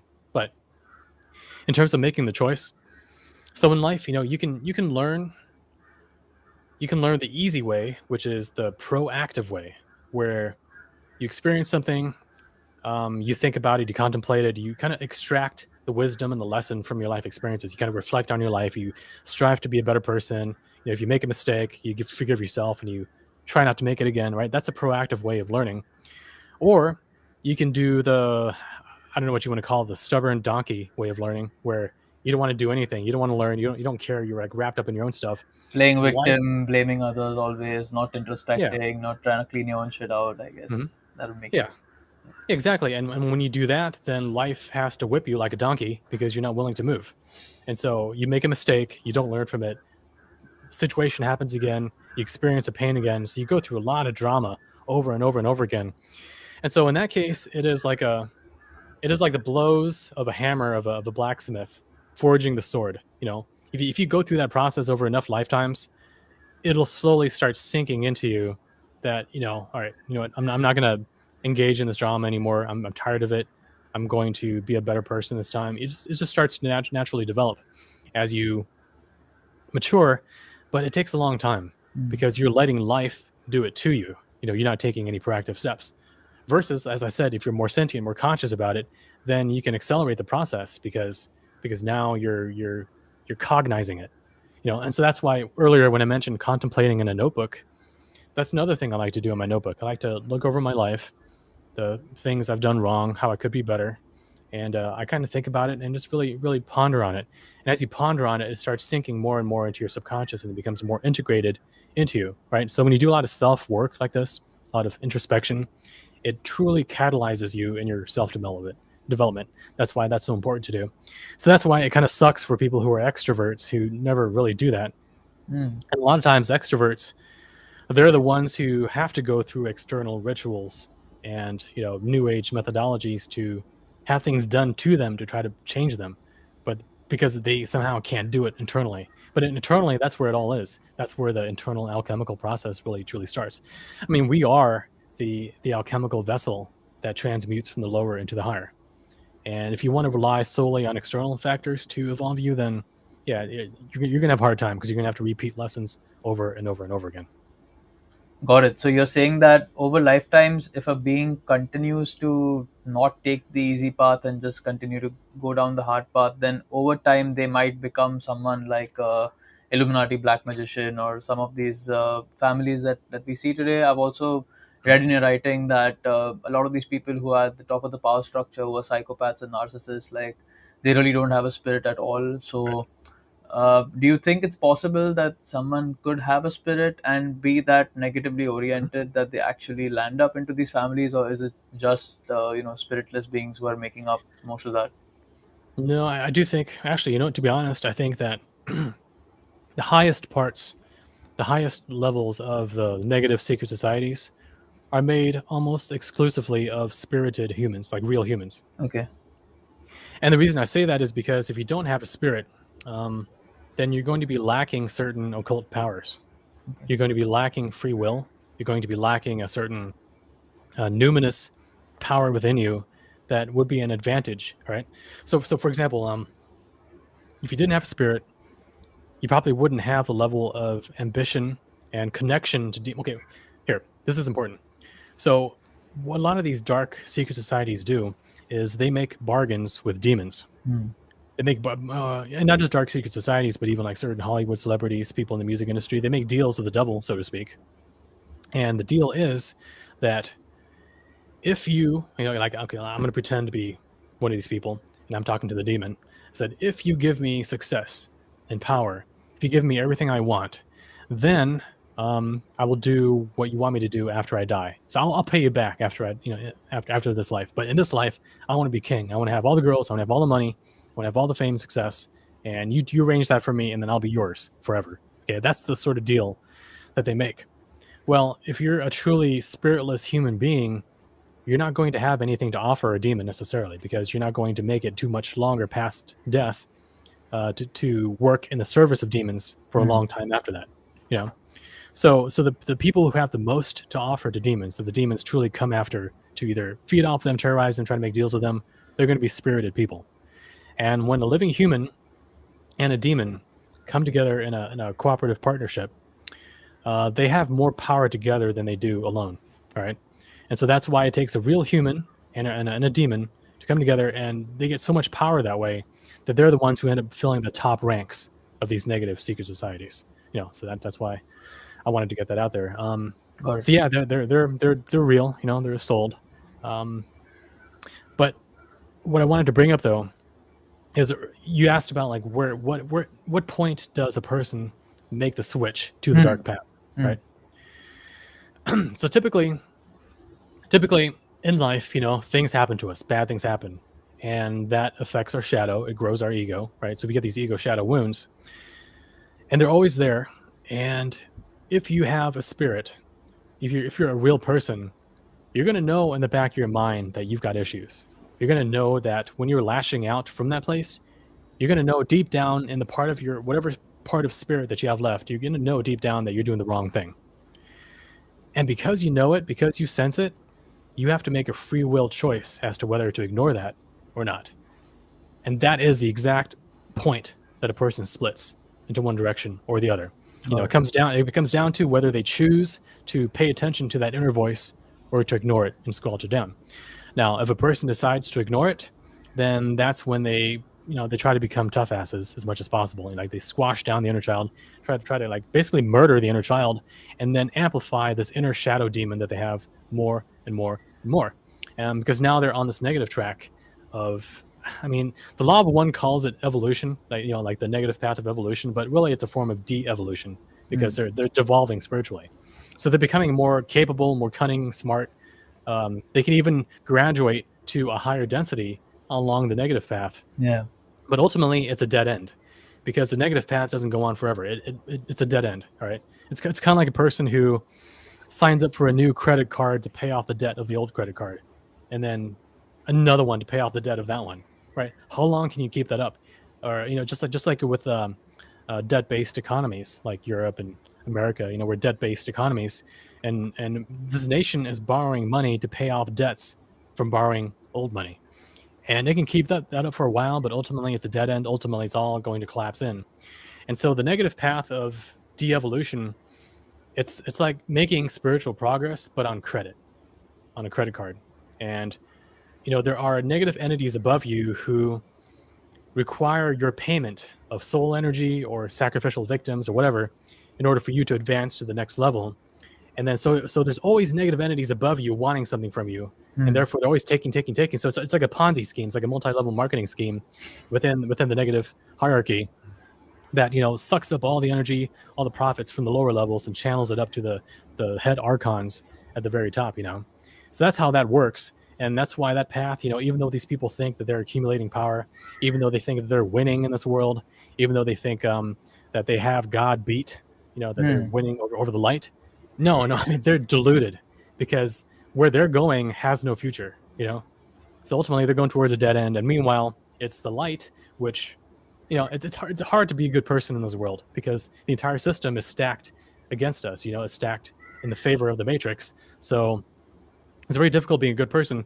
But if you stick with it, then you get somewhere. You have a future. You know, you get spiritual rewards. You know, not that you're in it for spiritual rewards, but you get them. You know, you kind of get honored with the power that is the power that is divine, that is part of your spiritual birthright for being a child of God, I guess you could say. You know, you get that the legitimate way, whereas the dark path gets power the illegitimate way, the illegal way, which is on credit. You know, just like when people can't afford they can't afford a new car or a new couch or whatever, so they get a credit card and they buy it, right? So now they have the card, now they have the couch, but do they really own it?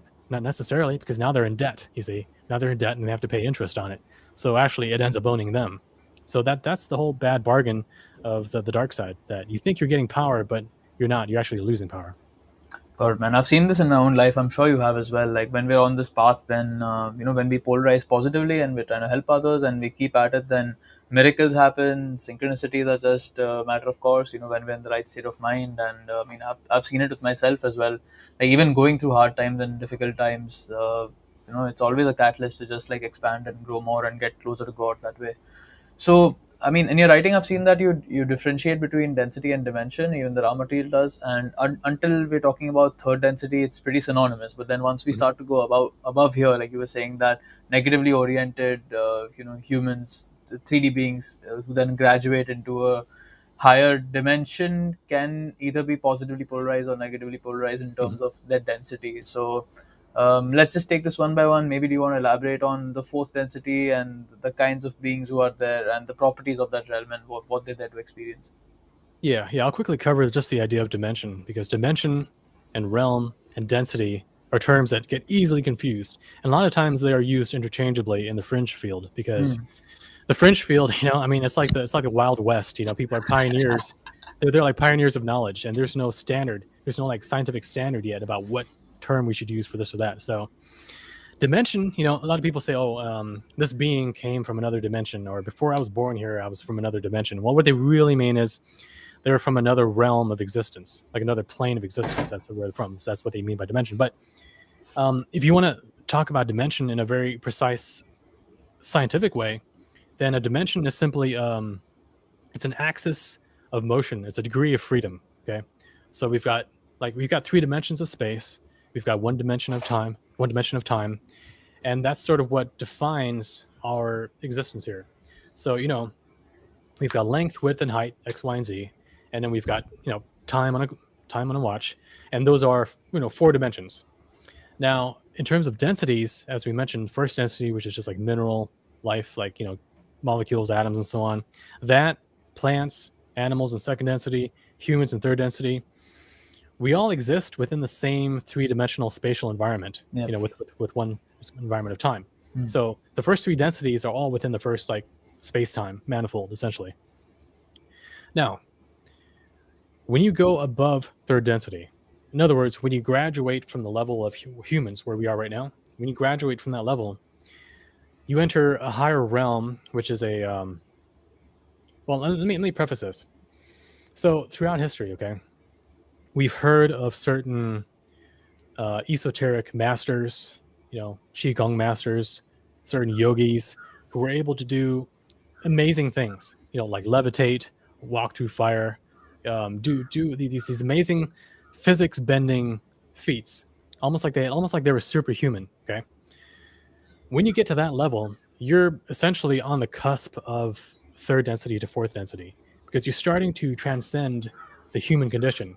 All right, so like consciously, we humans are like children. Okay, we're like children that we can't drive, we can't leave the house if our parents don't say so.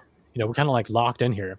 And by house and driving, what I'm talking about really is I'm talking about space time and space time and being able to like shift between different realms. Okay.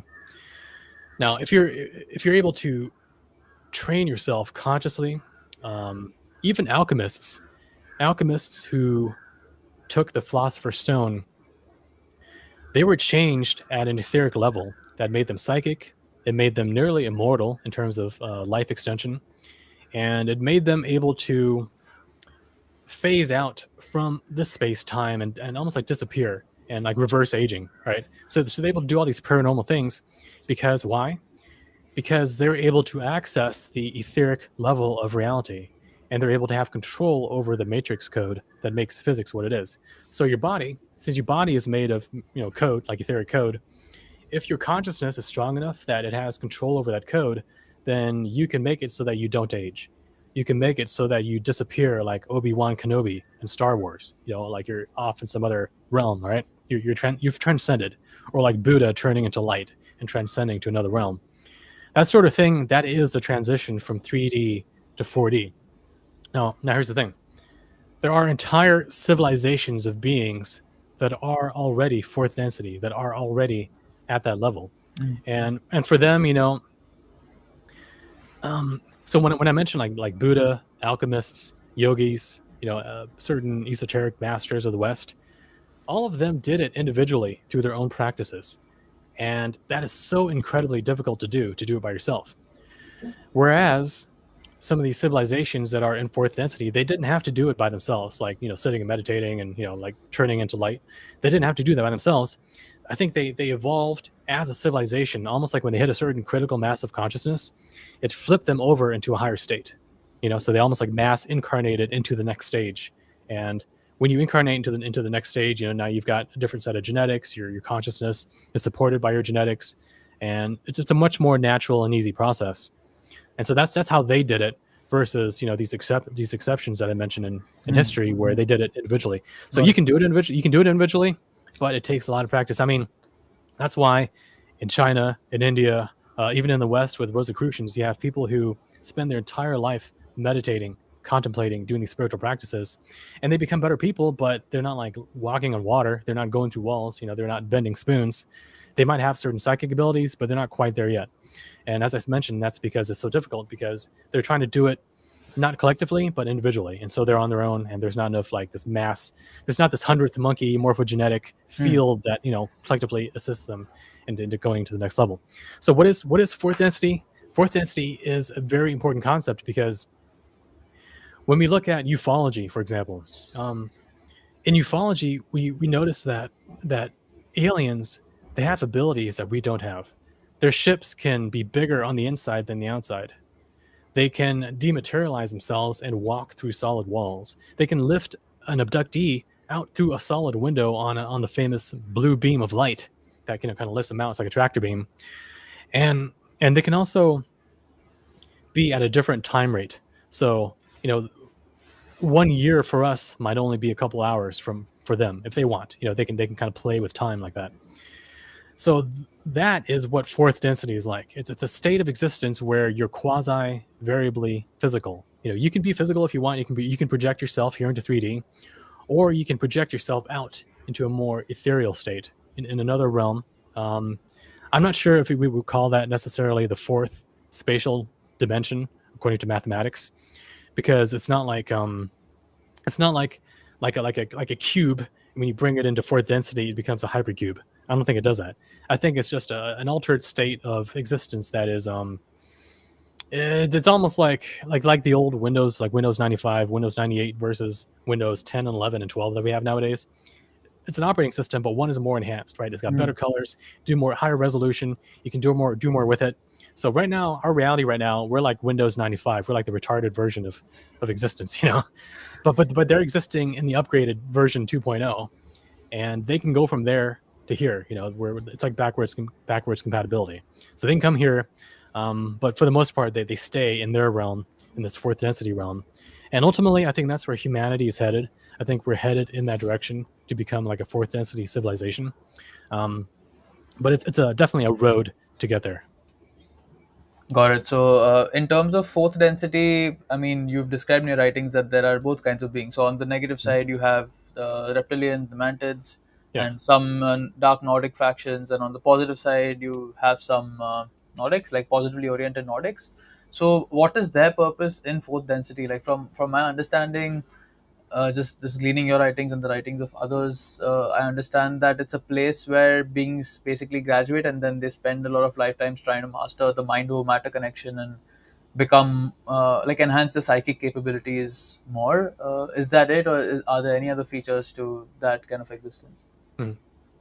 Yeah. So if you go by the law of one viewpoint of things, then third density, which is where humans are at right now, third density, this is the stage where we kind of choose whether we want to align more with the darkness or the light. So we kind of come into our own. We start coming into our identity, our path, our choice. And then fourth is where you live out that choice and you enhance it. You kind of like live it. You kind of perfect it. So you become perfected in the STO direction, and then the light direction, or in the negative direction if that's the path that you've chosen. So that's the main difference. Like here, we're just still sort of being sorted out. Like if you ever see or read Harry Potter, the movies or the book, when all the new people come to the school, they get sorted out into different schools. right? And there's this magical sorting hat that says like you belong to this group and you belong to the Slytherins or whatever.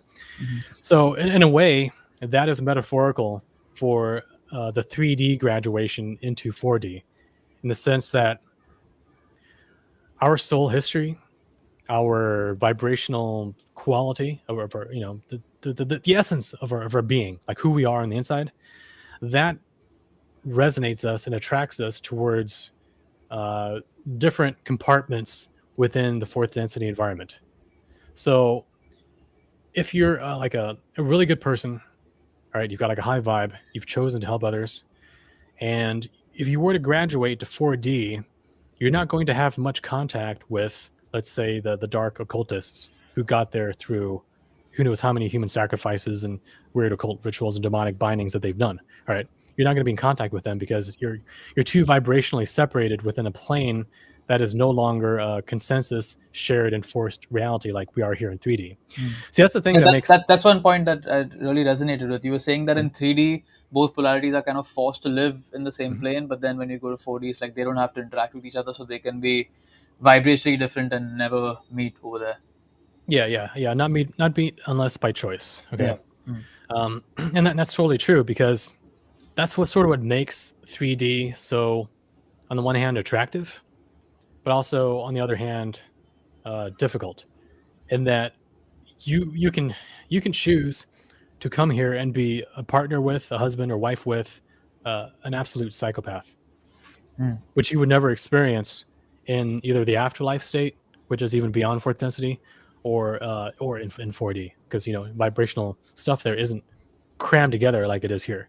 So yeah, like here you can go to the grocery store, you can walk on the street, you can walk past murderers, you can walk past pedophiles, you can walk past angelic saints. You're all on the same street, you're all seeing each other, but only because this is 3D. And I think it's because of that etheric layer that acts almost like a simulation that we're all plugged into, that enforces this shared physical environment. So, this realm has its perks, but it also comes with a lot of downsides. All right. And I mean, another insight I gleaned is that after we die, we basically go into fifth density, and that's a place which is not like 4D. And that 4D is like part physical, part ethereal, but the fifth density is like a fully ethereal plane. Hmm. I Right. would like it maybe if you could elaborate on the differences between uh, angels and positive aliens and demons and negative aliens, because a lot of Mhm. people who tend to come from a religious bent like equate those, and I've seen your reasoning in that in ancient times it'd be hard to differentiate between both in terms of Right. like what's an angel and what's a positive alien. But then today we do have much more in terms of just the knowledge base we have in the abduction literature and all the novel discoveries we've done in science, which help us to get a better idea about differentiating between Mhm. that. So, from what I understand, you say that I mean, let's say a being is incarnating in fourth density, so they can live their lives there. But then once they kind of die in the physical body, they then go to fifth density. So there are beings who kind of transition into fifth density like we do. When we die, we temporarily go into fifth density and then come back, and then once we on our soul trajectory, once we really graduate, then we can natively move to that and become native fourth density beings. But Mhm. then fifth density is like a resting place for a lot of beings, but then there are native fifth density beings as well. Like, how would you differentiate between all of these things? Yeah. Yeah. So earlier when I mentioned how the etheric plane, the etheric plane kind of generates this matrix and keeps us all in the shared reality. Well, that is what makes up the three dimensions of space and time, and therefore first, second, and third density are all within that. They're all Hmm. within the grip of this etheric energy field that keeps us, in the shared reality. Whereas fourth density, they're they're on the edge of that. They're like they have the ability to control the etheric plane, and so that's why they can make the inside of their ships bigger than the outside. That's why they can slow down or speed up time, because they have control over that matrix code. But the thing is, they are still physical, or they're quasi physical, but they can. I mean, they're generally physical. They have bodies, they have ships, they have bases. They have clothes, they eat food. All right, they have these things because they are like us. They are consciousness that is inside of a body, a vehicle, like a physical vehicle, like a vessel. All right, and because of that, they can die And when they die, in theory, they go into the astral planes, into the afterlife, or into fifth density, if you want to use the raw material terminology. They go into the fifth density. And fifth density, that is the first density where it is completely non-physical. Okay, it's completely non-physical, and interestingly enough, there is no etheric plane or environment in fifth density. Got it. It's entirely astral, meaning it's entirely within the fluid space of the universal mind that generates all of existence. So if you want to if you want to speak about that in terms of dream metaphors, then when you're inside of a dream, you look around, right? You see the sky, you see the ground, you see the trees, you see dream character. Okay, that's all within the space of your mind. Okay, that's within the field of your internal consciousness. It's what all of that is taking place within. And so that's what the astral plane is. The astral plane, or planes, actually, because it's got different levels to it. It's like the general mind space, like the subconscious space of the universal psyche of the infinite creator. That's what that is. And so, that's why fourth and third, second, and first density, they're all happening sort of within or around the field of etheric energy, which is the closest thing that I would say to a simulation computer. So it's not like we're running on a silicon computer in the year 3000. We're not running on hardware. We're running on a programmed subset of the collective subconscious. And same exact thing happens in dreams too, because in dreams, as I mentioned, the physical environment in your dreams, it seems physical, but it's not. It's just consciousness, right? But it's not just any consciousness. It's a programmed part of your consciousness. It's a part of your subconscious that has been programmed by your physical experiences in life. You know, from the moment you're born as a baby, you reach out for something, you grab it, you learn how your hands work. You know, I have memories going back to childhood, like to being a baby.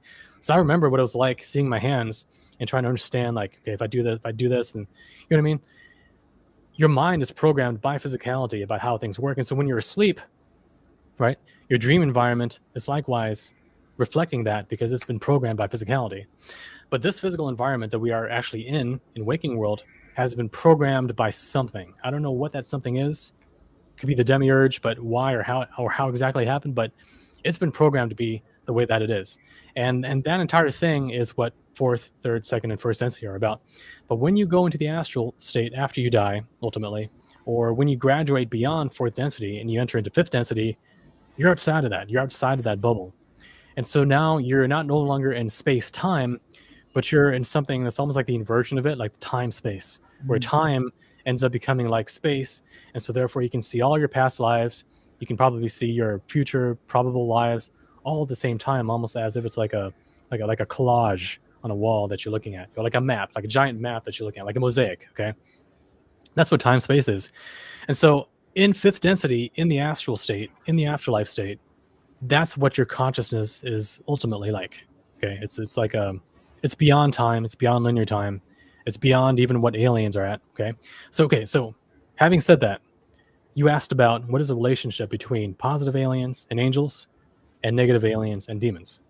Okay, now, so positive aliens and negative aliens, they exist within the positive and negative parts of fourth density, which is like an enhanced form of physicality that where things are more fluid. So they're still physical. Like, as I mentioned, they got bodies, vehicles, they need food, they got clothes. They have that. And that's fourth density. Whereas once you start talking about angels and demons, now we're talking about beings that are only astral for the most part. They don't have bodies that they incarnate into. They don't have, therefore, they don't need clothes necessarily. They don't need ships or bases, or planets to hang out on. They exist in a higher realm, which would be fifth, even sixth density, where they're non-physical. Okay, so they're non-physical. They're slightly beyond time. However, they can project themselves into the lower realms. They can project themselves here into 3D. So angels, for example, angels are extremely powerful divine beings who are emanations of the divine creator directly. So they didn't necessarily evolve upwards from, microbe to plant to animal to human, or, human-like type thing to alien. They didn't go from the ground up. They were direct emanations from God, essentially, from the infinite creator. And so they were created perfect. in order to carry out the divine will. And because they're so powerful and so perfect and so close to that infinite creator, they can project themselves here into 3D if they want, and they can do it flawlessly. They can appear as a beggar, as a child, as an animal. You know, they can change to whatever form they want because they have absolute control over the astral and the etheric layers that ultimately, form this reality. Demons, on the other hand, they're not on the level of angels at all. They're more on the level of the most cunning and sadistic human, or possibly even an alien. That's about how high their intelligence level goes and their power goes. So generally, they exist within the astral realm, like the lower vibrational levels of the astral plane. So like the very lowest astral planes, that's where they hang out. It's very dark, very heavy, very murky down there, but that's where they are. And they can remote view, or they can psychically see what goes on here in our world. Okay, especially if a person is experiencing emotional vibrations that are a match for them. Okay, so imagine if you're a demon, you're in this murky kind of like otherworldly environment, and you can sense like a warmth, like an energy coming from this part of third density. And what is it? Oh, it's a person who, let's say, is under extreme depression and is almost suicidal. So you're going to be able to psychically smell it, almost like a shark Mm. smelling blood, Mm. and you're going to be drawn to it, and you're going to start to get to work on the person if you haven't already. You're going to start getting to work on the person, telepathically influencing the person to become even more suicidal, start thinking very negative thoughts about the world and themselves, and feel like they've been forsaken by God, feel like the world hates them and there's no one left. Get them to a point where they're so demoralized that they're going to turn towards you, the demon, to help them out or for guidance or whatever. So the person commits suicide. Now they're outside their body. They're too dark to even see any sort of white tunnel of light to go into. And who's going to be there? The demon is going to be there to lead them into the demon's den to, I don't know, be traumatized, be kind of shown the ropes, kind of like how like an orphan on the street gets taken in by a gang, kind of gets taught how to be a gang member, how to go through the rites, the rituals. You have to kill someone to be part of the ranks, that Mm. sort of thing. The same thing happens to that soul that is so lost that it never goes into the light or anywhere else. It gets taken in by these demonic forces. So that's what a demon is. A demon is a non-physical, malevolent intelligence that usually hangs out in the astral plane and can sort of come here, but it doesn't really manifest physically ever. It doesn't have the power. At best, all it can do is gather etheric life force energy from other people to manifest for itself a temporary etheric body. Okay.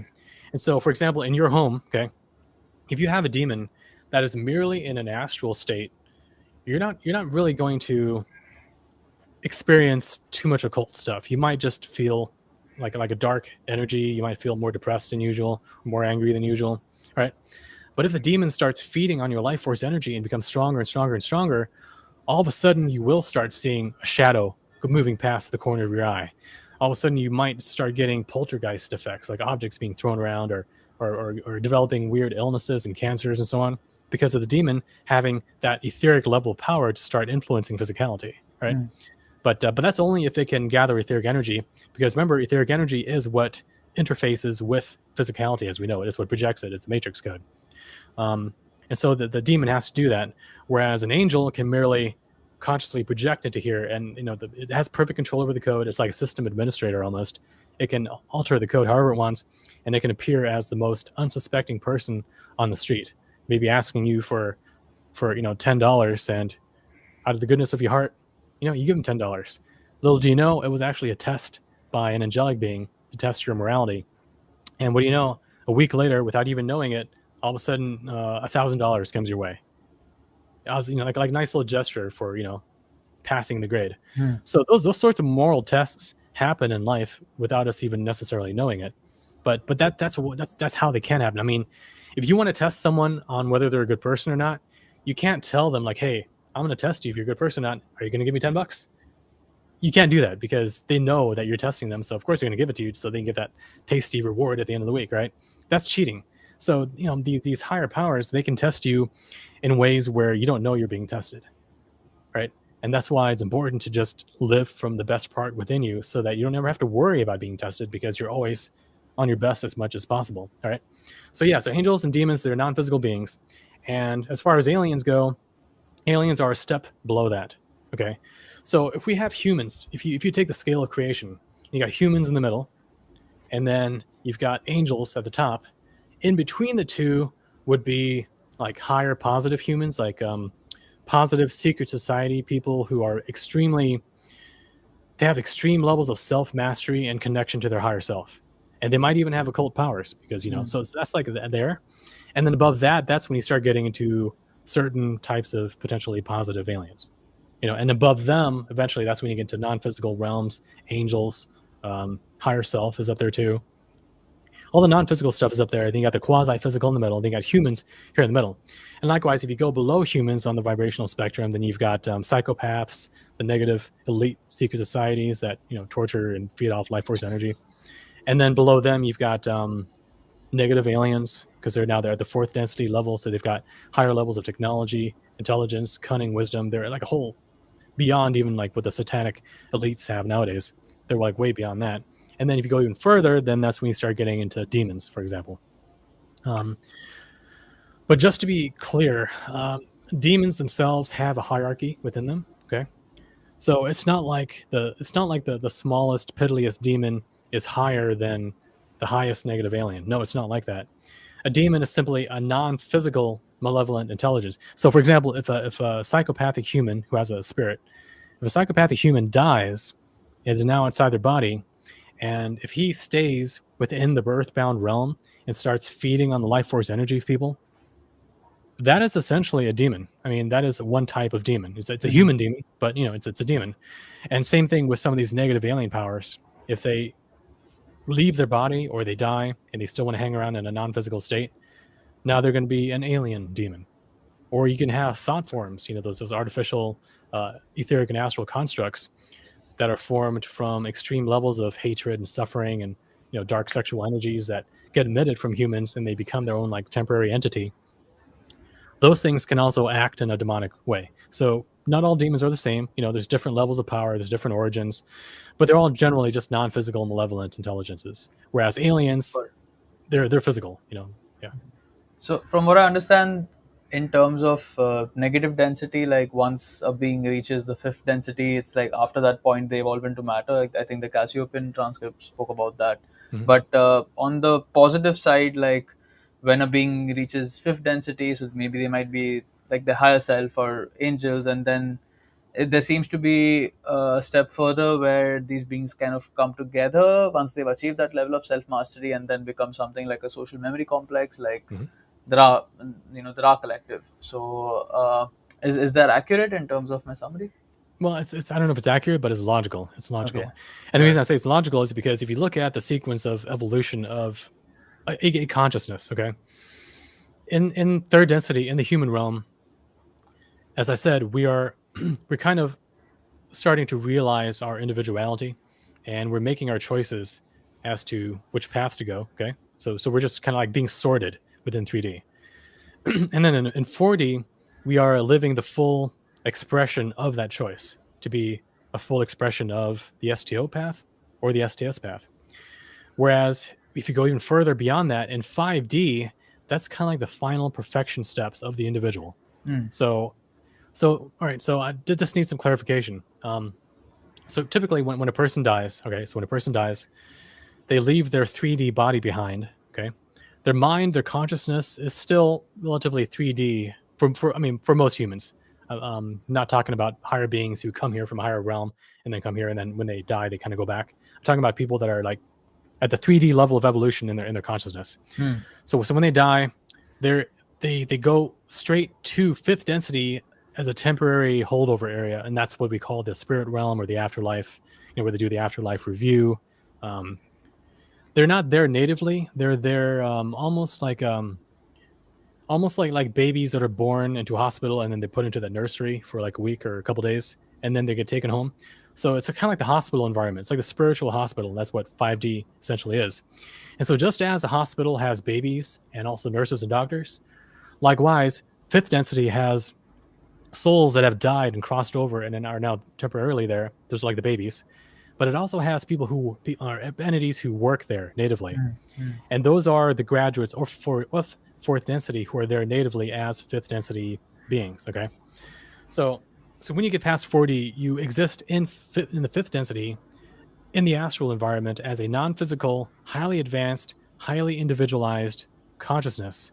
And at the end of 5D, you've pretty much maxed out everything that you can do as an individual.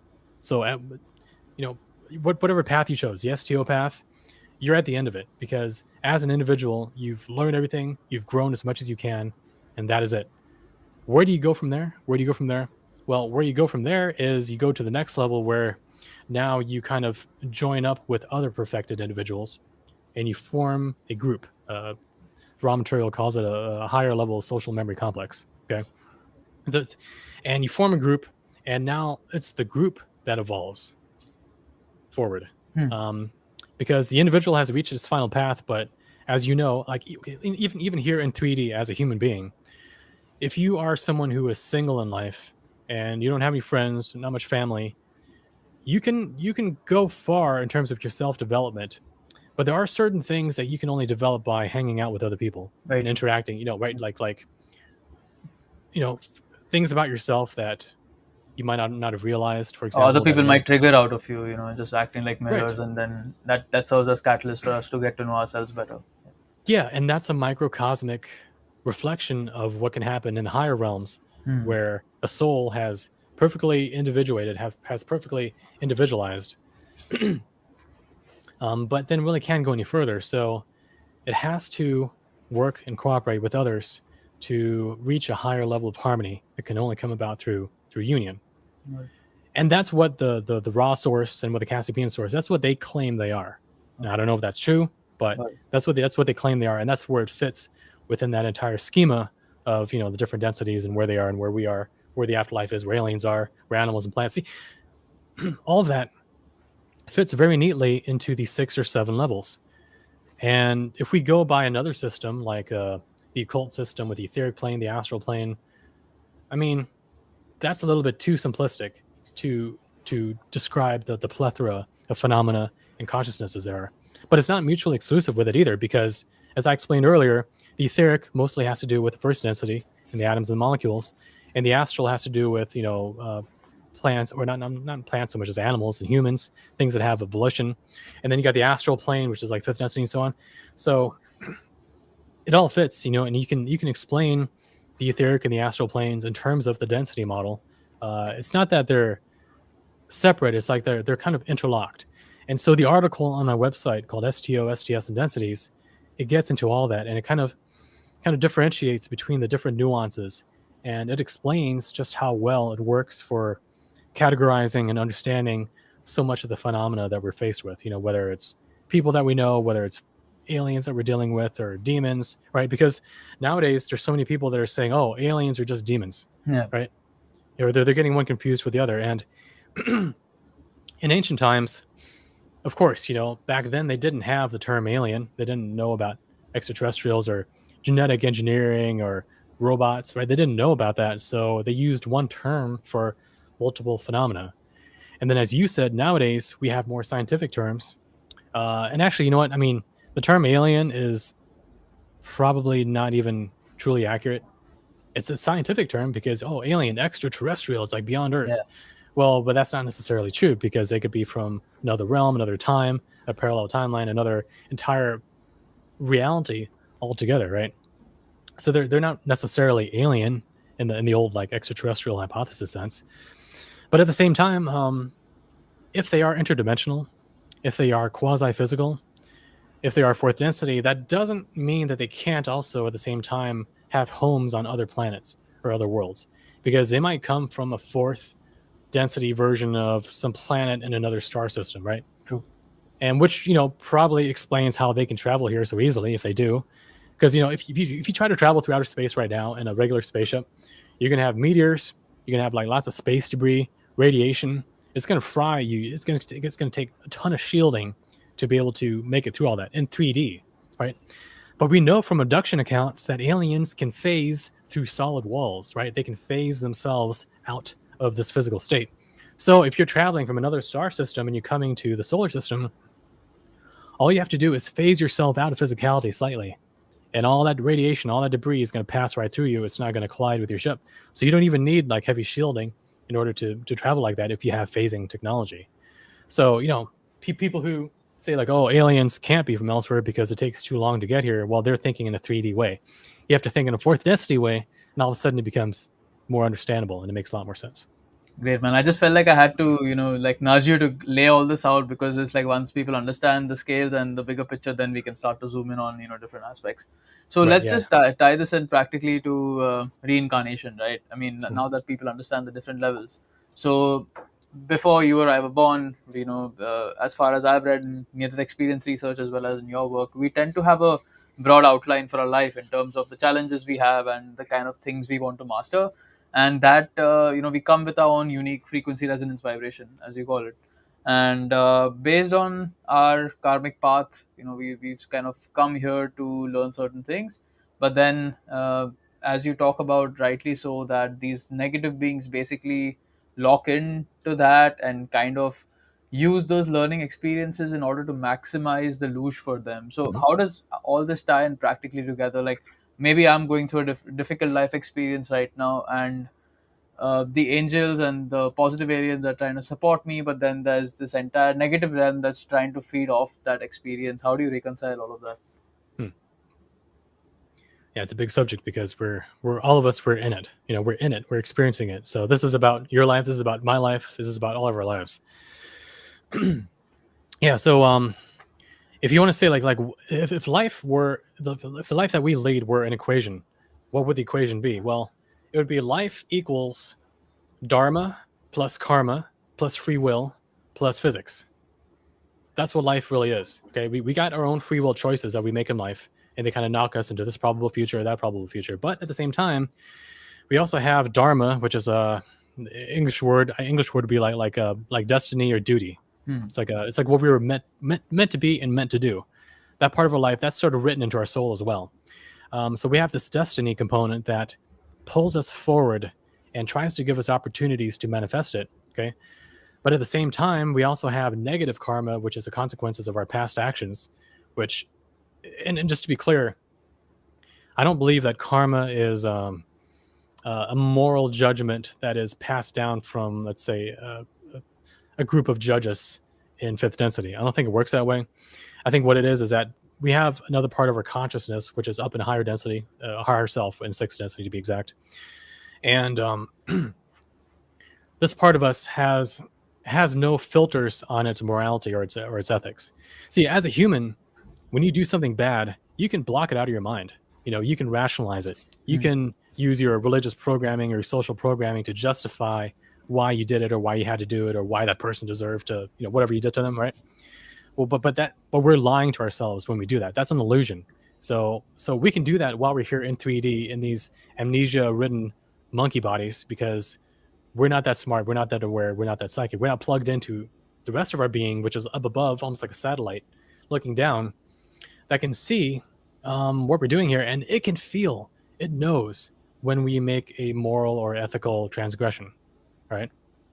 And so when you die, or when you, I mean, even when you kind of feel within yourself for your conscience or your heart, you know when something you did was wrong, okay? Hmm. But it knows it like perfectly. I guess it's clear as day. All right. And when you die, you kind of merge with that consciousness a bit. And so therefore after death, you you can feel the guilt and the remorse you have over what you've done in life that was like way past, like crossing a line. Things that you ignored in life, you're going to see clearly after death. And that kind of guilt, that kind of remorse, it informs the higher self in its decisions on what kind of life to have next when it reprojects itself back down into 3D. Okay, and so that therefore that's how you get past life karma, Hmm. because it's a guilt from the past life that is still here as a trace that is now therefore part of your energy field, and it's kind of shaping what experiences you attract to yourself, right? Got it.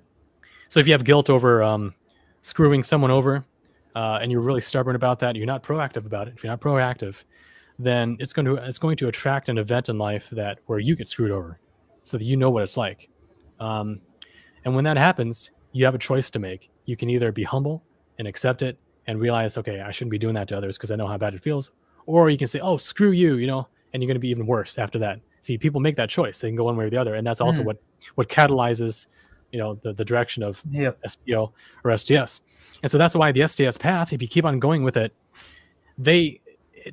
you start severing yourself from the entire dharma karma cycle. You start severing yourself from the higher self. And I hate to say it, but even Rudolf Steiner talked about this. But some of these dark occult secret societies, if you want to advance in them, you have to hurt innocent things, whether it's animals or people or babies or whatever. You do it in order to sever yourself inwardly from your conscience, from your heart, from your soul, from your higher self. And actually, I think the raw material talked about it too.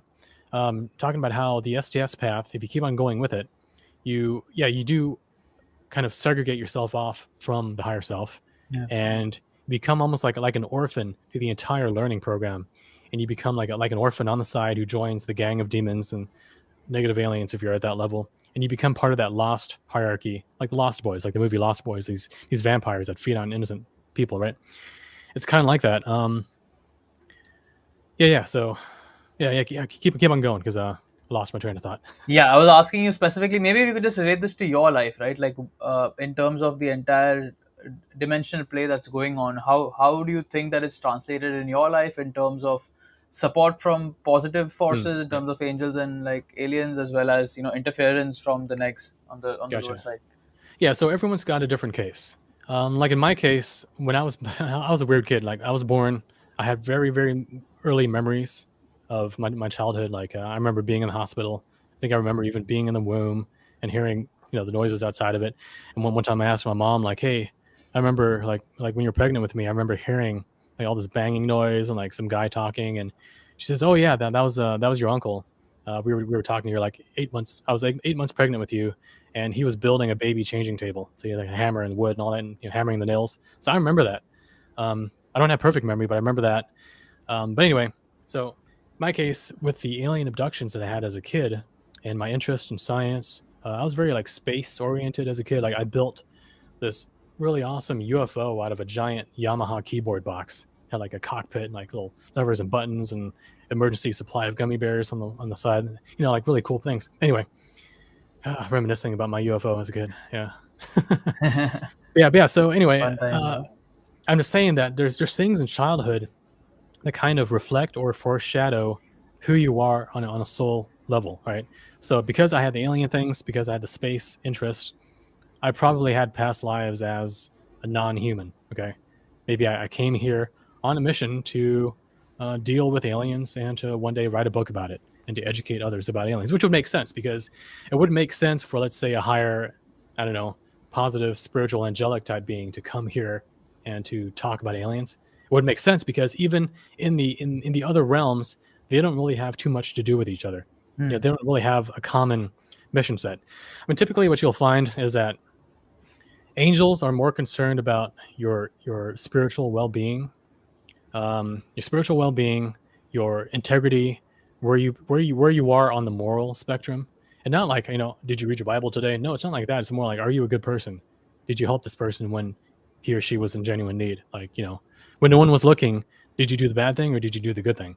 That's sort of what they look upon because they're caretakers of the divine that is within us, right? And that's what they care about. And so they exist more on the moral spectrum, whereas aliens they exist more on the strategic, militaristic, scientific, genetic, dimensional level.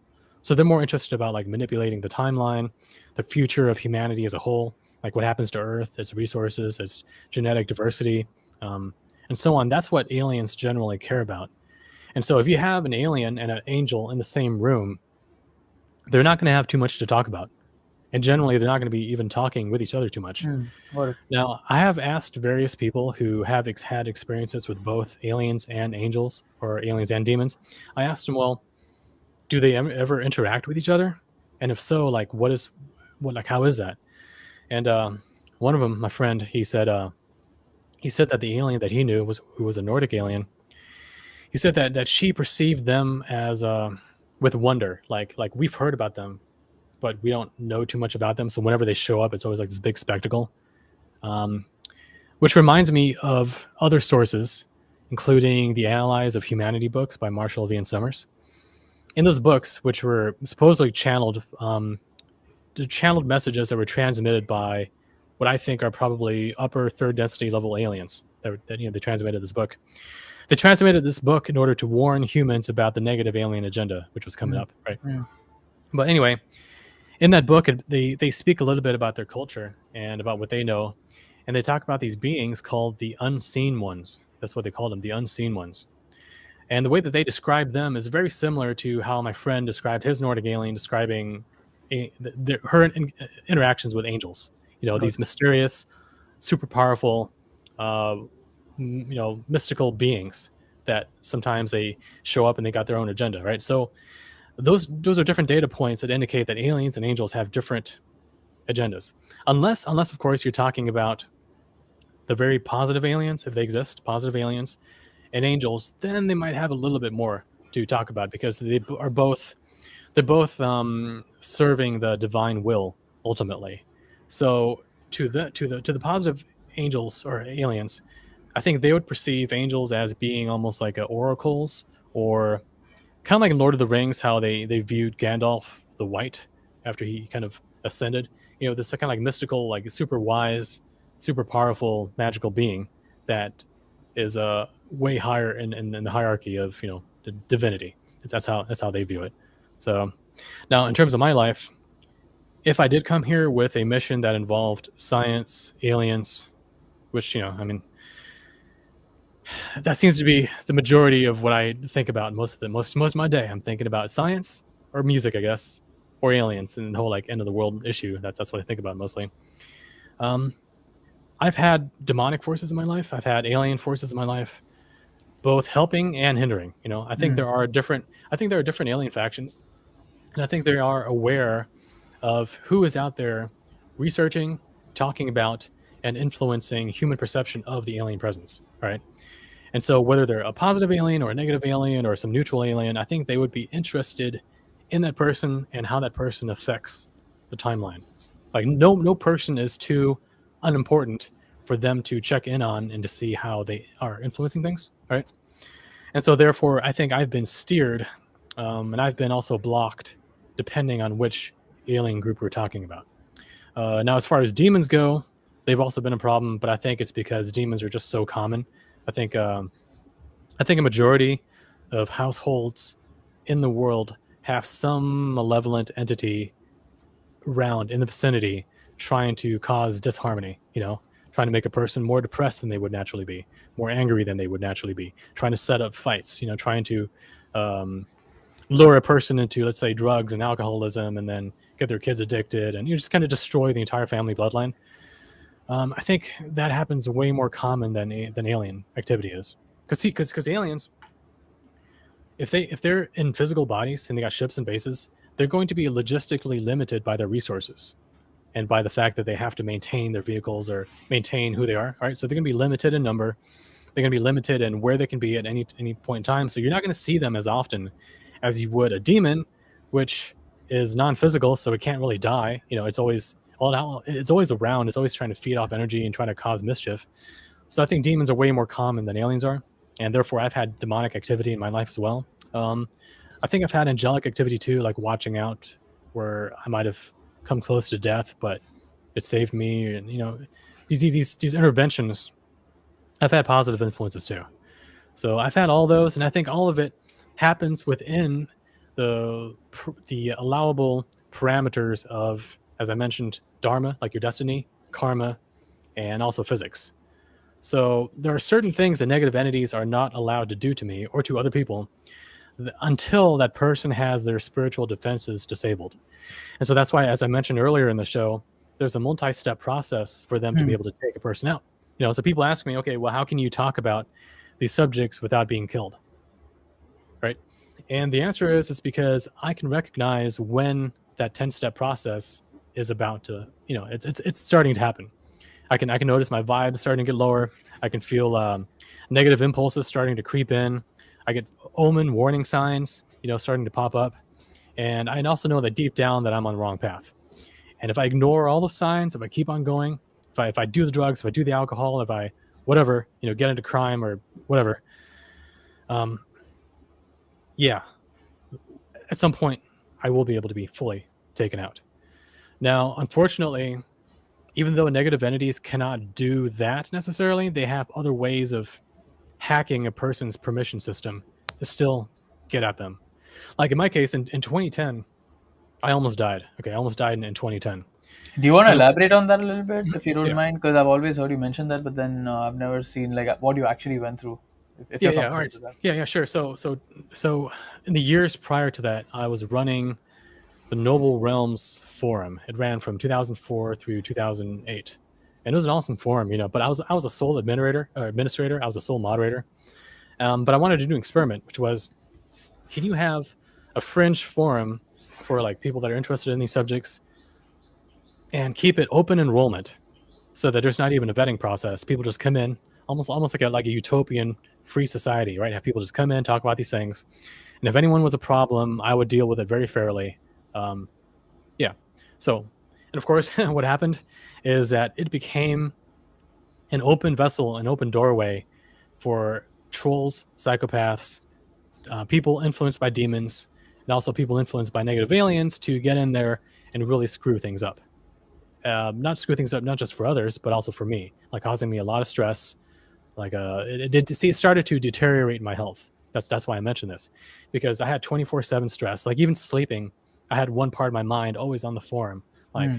who's going to cause a problem next? What about this person? What about that person? And it's different drama going on. Um, Interestingly enough, though, because the forum was important for the people that were there, and because I was dealing with supernatural forces that were working through people, it's almost like the permission system opened up a little bit and allowed me to become more psychic too. So I started getting precognitive dreams, uh, psychic impressions about what the next problem would be, who it would be, when it would happen, and what it would be about. You see? So I became mildly clairvoyant enough to become almost like a super moderator where I could detect problems before people even realized a problem was happening. And so then I was able to make some very clever moves in managing a certain problem person that would disable the scheme that they were being maneuvered into accomplishing. So these disruptions that would happen on the forum, it would always be funny enough. It would always happen around the full moon or the new moon. I noticed that, and it would always involve some degree of psychic influencing of the people, because some of them afterwards they wrote me absolutely shocked and in fear as to what overcame them. They didn't know what it was because they never experienced it in their entire lives. It was like some external psychic force came over them and manipulated them into saying and doing certain things and being a certain way, feeling a certain way, right? So anyway, the forum ended up becoming this big occult uh, chess game that I was able to deal with, but I was extremely stressed out by it. And so I ended the forum in 2008. I worked on my book, Discerning Alien Disinformation, which was also very stressful because I had to comb through dozens and dozens, I mean, if not over 100 books of alien disinformation. And I absolutely hate disinformation. I hate lies. I hate incorrectness and incongruency. So I'm like it was like torture, like dealing with like That, Stephen that Greer that's crap. why I resonate with you so much, man. I feel like we have certain cynicism towards quackery and like disinformation. So Yeah, right. So I was reading these books, trying to dig through the garbage to figure out the patterns so that I could boil it down into a slim book that I can get out there and help people see through alien deception. So I did that, but it took a lot out of me. Earlier when we were talking about killing the inner child, Hmm. to put dipping into your willpower, so you can like power through something. I had to do that in order to accomplish discerning alien disinformation, and it was so difficult that I almost gave up. So in the end, the chances of me completing that book was probably only around 1%. 1%. So out of 100 timelines where I started this book, only one, which is this one, is the one that I finished the book and I put it out there. All right. But it was worth it because, I always love kicking the matrix in the balls in a way. I love sticking it to the negative alien agenda. So I'm glad it got out there. But the stress over those years, this is why I'm mentioning all this, the stress over those years it mounted. And I spent a lot of time on the computer. So I wasn't getting enough sunlight. So therefore, I had a vitamin D deficiency, which I didn't know. And I started developing autoimmune disorders. All right. So now my immune system was depressed. I didn't have enough vitamin D. And actually, Mozart, the famous classical composer, supposedly he died of vitamin D deficiency because he spent too much time in front of a keyboard, Mm. instead of being out in the sun. So same with me. I was in front of a digital keyboard, but I didn't have enough sunlight. So it started to come at me. And then here's the weird thing that happened. So 2010, that summer in Charlottesville, we had two freak storms. Okay, they're both of them they're called derechos. It's like a microburst. It's like a huge gust of like storm, right? It's like almost like a mini hurricane or tornado. Mm. But we had the first one. It knocked out the power. So I was extremely careful. Like, okay, power's out. Be careful about everything. And so I survived that one. Then 3 weeks later to the day, exactly 3 weeks later, and then the number three comes up a lot in alien abduction, alien type stuff. They love the number three. 3 weeks later, we had another freak storm in the exact same location, the exact same way, which, according to the meteorologist, was freaky. Like, it shouldn't have happened. Like, it's almost impossible, the odds of that happening. So this time, the power was out for, I think, 3, maybe 4 days, Mm. and we couldn't use our stove, and so I figured, okay, you know what if I just get some charcoal, some burgers? I'm gonna grill some burgers, all right? So I went to the usual store that we go to. As soon as I went there and walked inside, the power went out. Like, they had like emergency power or something like that, and the power went out. And so I tried to get some hamburger meat, but they're like, nope, sorry, it's closed. We're closing the store. So I'm like, all right, fine. I went down the hill to the other store, which I never go to because it's kind of sketchy, but I figured, why not? So I went there. Power was running. I bought the hamburger meat. Went home. I grilled it. Little did I know it was contaminated with E. coli. You Oops. know, it was contaminated with E. coli, and I ate it, and it was only contaminated with E. coli probably because their power went out and they didn't keep the meat as cold as it should have been, right? So there was an issue there, and so I ate E. coli contaminated meat while having severe vitamin D deficiency and an autoimmune disorder, and that was a deadly combination because I got so sick. I got a really, really, really bad form of gastroenteritis where I couldn't even eat anything. All right, and I didn't go to the doctor because I figured I could make it through. But I got sick so fast that I couldn't eat for a week, and I got down to like 125 pounds. I'm like 6 feet tall, so 125 pounds. That's pretty bad. Mm. And yeah, no, I almost died from the infection because it almost spread to my kidneys. And once it spreads to your kidneys, like, you get like a viral infection in there. Then you can get kidney damage. Then you're on dialysis, like my mom, and then you eventually end up dying from that. So that was 2010. But the only reason that happened was because the power went out at that grocery store that I normally go to, and because we had two freak storms in a row where I let down my guard on the second time. So was it just bad luck, or was it a very clever series of stalkings that eventually got me to the point where, out of my own ignorance and letting my guard down, I could have almost died from it? You know. Now, interestingly enough, I noticed a phenomenon where when negative entities try to take you down or try to do anything to you in life, they can only do it because it's a gamble, because something good can come out of it if you triumph over it. So that's part of the bargain of why they're allowed to do what they do. So in this case, because of that, I had to start eating very healthy afterwards. You know, so yeah, yeah. So I overcame it, and now I'm definitely healthier because of it. But I could have died just as well. Damn, that's fucking interesting experience, dude. I'm glad you made it though. 'Cause, like, you really needed at this time for sure. Yeah, yeah. So, yeah. Just real quick though, I had some other close calls, not in death, but like, for example, my book Fringe Knowledge for Beginners. That book, I was almost done with it, and then a computer glitch happened, and I lost the file. So I I lost the know entire I read file. about that in your book that, like, you had to run recovery programs, and I think in the fourth recovery program where you almost gave up, you landed up recovering that. Yeah, yeah. I gave up on the fourth one, and then I said, okay, fine. And then actually, what? Screw it. I'm just gonna try just one more. I already did four. Like, well, what was that Einstein quote? Like, the definition of insanity is doing the same thing over and over again, expecting a different outcome. So I did it 4 times already, and it would have been insane to do it a fifth, but I did it anyway, and boom, it worked. I got my file back. So there it is. There is the Fringe Knowledge for Beginners, free on my website, because and I kind of pulled through. So same with discerning alien disinformation. It was the 1% chance that I followed in order to get it out there. So yeah, I mean, me being here right now talking and my website, it's a result of a lot of improbabilities. It's very interesting, man. So a lot of people who see the darkness and the darkness interfering in their lives, they kind of tend to get cynical with respect to the idea that these negative beings don't have any karmic consequences for what they do.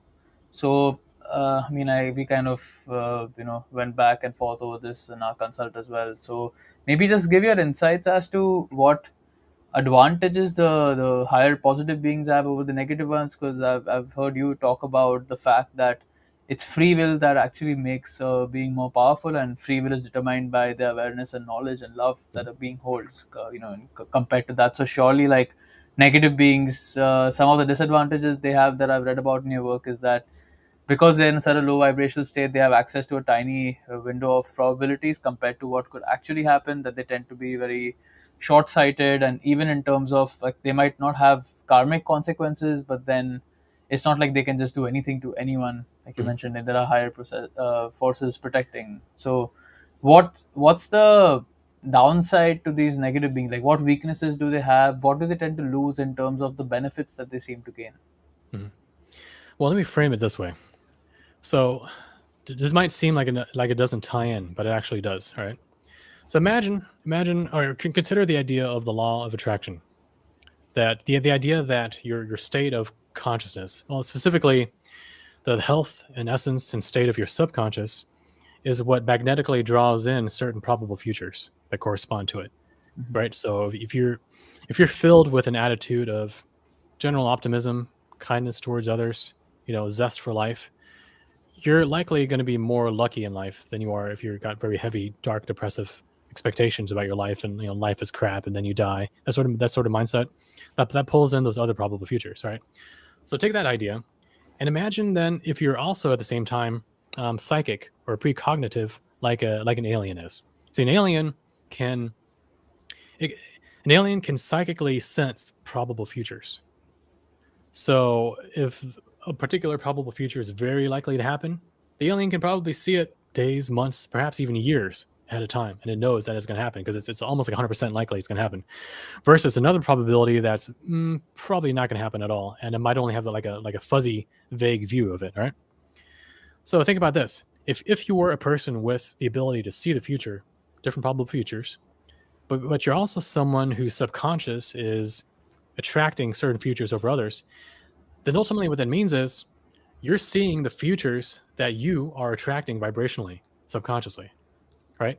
So if you're a psychic person and you have a very good subconscious, like positive vibe, you're going to be able to see futures that are more probable, which are going to be the ones that have good things happening to you, right? Mhm. Now, but the way that this can backfire is if you are an alien who's on the very like low end of the vibrational spectrum. And when we talk about vibrations, it's more of a metaphor, because we can't really say, oh, it's I don't know, like 300 cycles per second, like hertz, like sound is. It's some other sort of thing which isn't quite fully understood yet, but it's a quality of consciousness that relates to whether something is more in the direction of darkness, STS, predatory, low consciousness, or whether it's like high consciousness, divine positivity. So that's what we mean by vibration, right? Mm. So if an alien is on the lower part of that vibrational spectrum, it's going to be tuned into probable futures that reflect that. Meaning, it's not going to be able to easily see the probable futures that are positive. Okay. So because of that, it leads to um, it leads to a false sense of confidence. It's almost like wishful thinking, and that's something that the Cassiopean transcripts talk about quite a bit. How the STS forces, one of their Achilles' heels, is that they are given to wishful thinking, meaning that they see the future, they see it logically, they see it psychically. Bro, just give me 10 seconds, man. Sure. Someone knocking on my door continuously. I'll just be back. Yeah, I'm gonna get some water.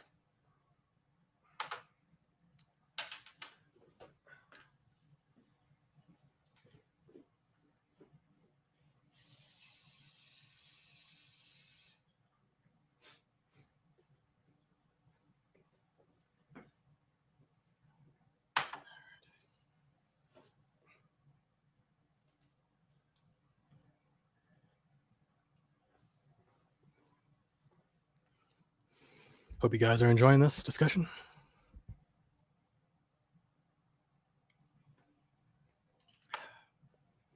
It's funny, you're in the Matrix, learning about the Matrix, so that you can overcome the matrix.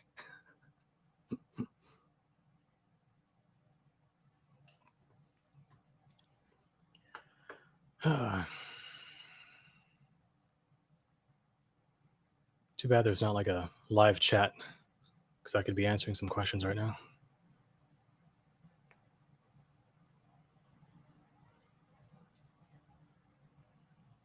Well, I'll be right back.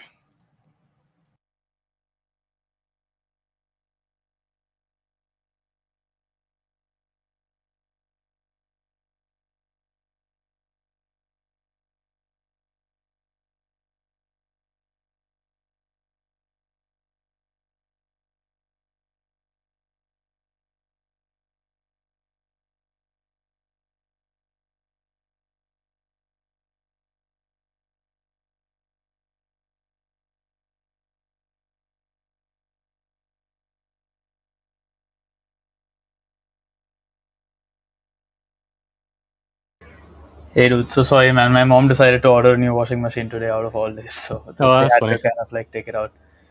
Yeah, where were we, man? I'm sorry, I cut you off.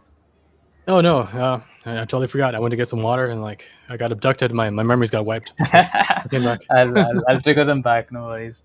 So yeah, I asked you to elaborate on the things that the negative beings seem to give up for the advantages that they seem to get ostensibly.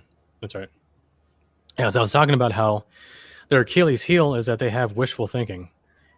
And what that means in a technical sense is that they are tuned to a vibrational part of the spectrum that only relates to certain probable futures that kind of confirm or reinforce that. And this leads to a very a very false sense of confidence, which leads to them ultimately failing.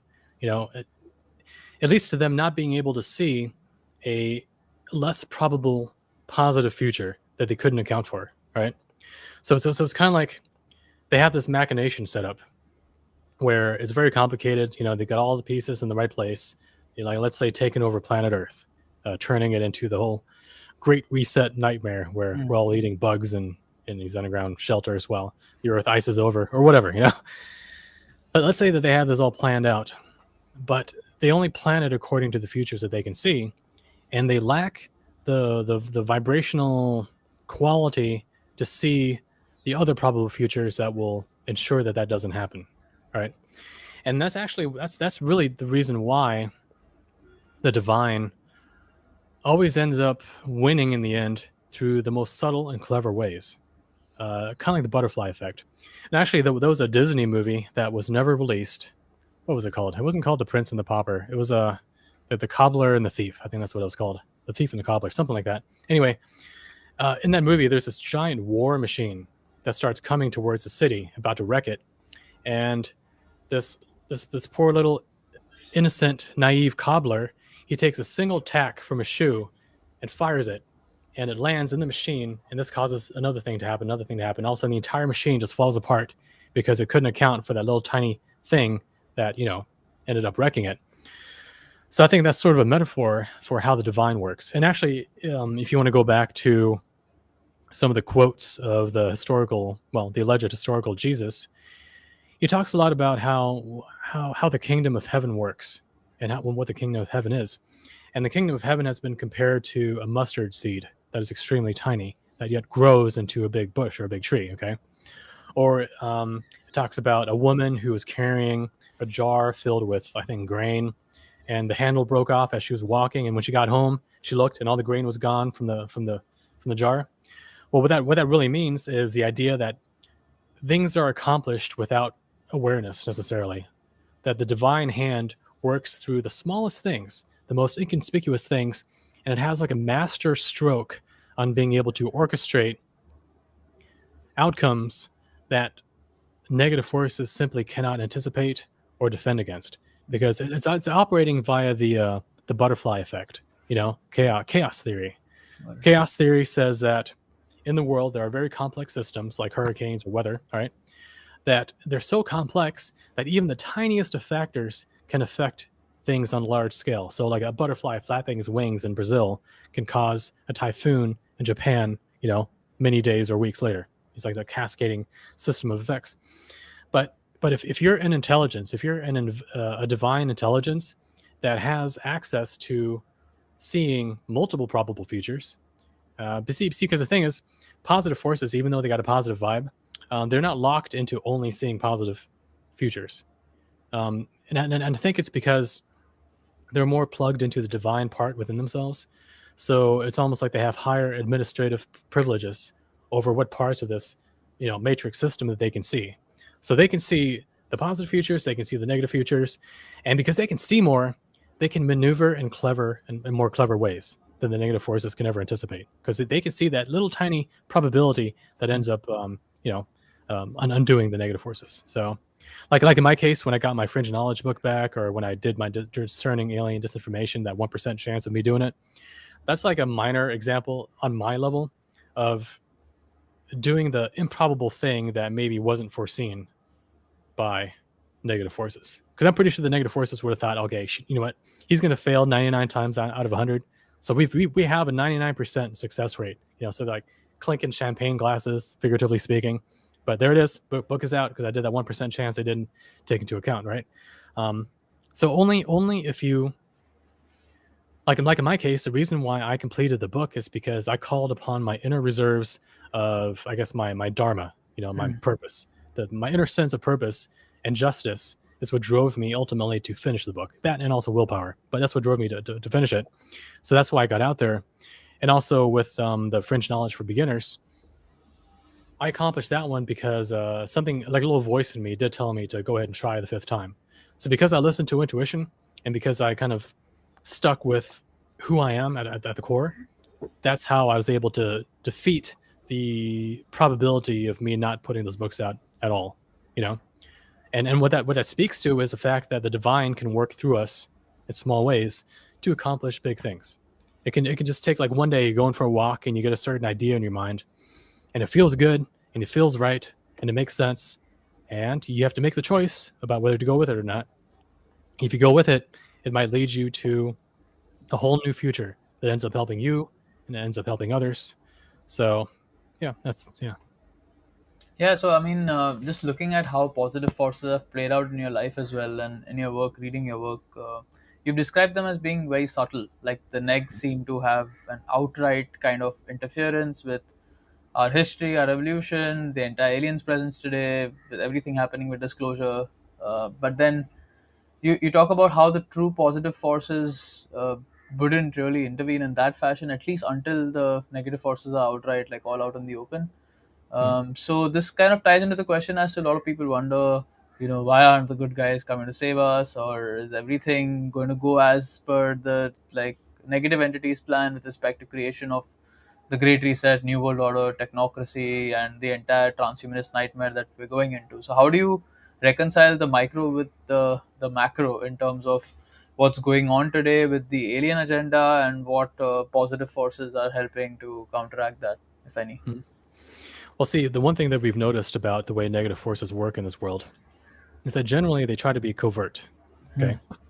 So they do things very sneakily, like with governments, for example. With governments, they, like the American government in particular, they spent, since when was it? At least since 1913, slowly taking over the system.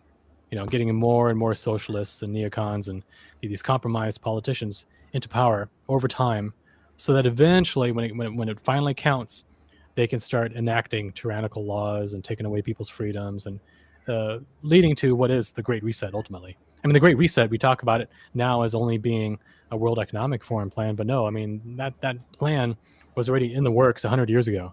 It's the outgrowth of even Marxism back in the 1800s. Like it's just almost like a 150-year long agenda that is now coming to fruition. Now, why didn't negative aliens or demons or whatever, why didn't they simply land in force back in the 1800s, when we didn't have machine guns and laser weapons and probably like anti-gravity black ops squadrons? Why didn't they just take over the planet back then?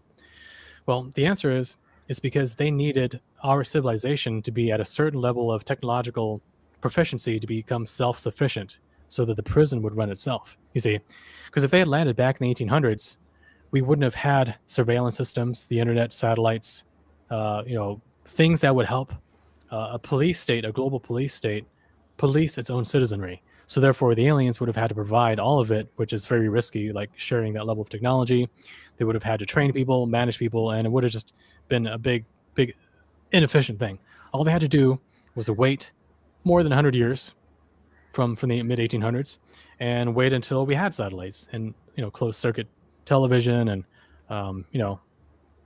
pretty soon, if they get through with it, a social credit score system and digital ID, right?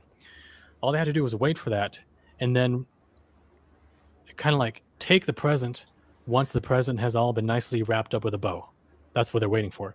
Mm-hmm. The problem is the closer we get to the level of technological self-sufficiency, we also become independent from them too, right? So they have this very narrow window of time where they can come in and essentially pluck the fruit while it's still ripe before it falls from the tree and becomes its own tree. So before we reach independence, they have to come in here and try to take it over. So that's why they're doing it now, right? But it's such a long step process because from different sources that I looked into, one of which includes, I don't know if the raw material talked about it, but one of their offshoot channelings, the Kuo material, talks about a quarantine having been put into place around Earth. So like right now, according to this theory, this story, our timeline isn't even the real timeline that we should be on. It's like a temporary reality that we're on. It's a temporary timeline we're on where we're kind of like working out our issues. We're working out how we relate to the fourth density alien factions. And once we get all that sorted out, then we merge back into the main timeline and join the rest of creation in terms of, its story. Okay. Mm-hmm. But the reason why I mentioned that is because that's the reason why the negative alien forces haven't been out in the open over the past 2,000 to 3,000 years.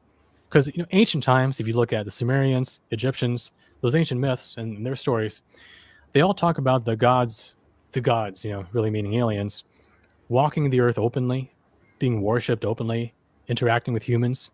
Back when God spoke to man, that's what I mean. Because even in the Bible, the early parts of the Bible, we had supernatural things like UFOs and burning bushes and voices from the heavens, right? And like entities talking to the actual tribes and telling them what to do.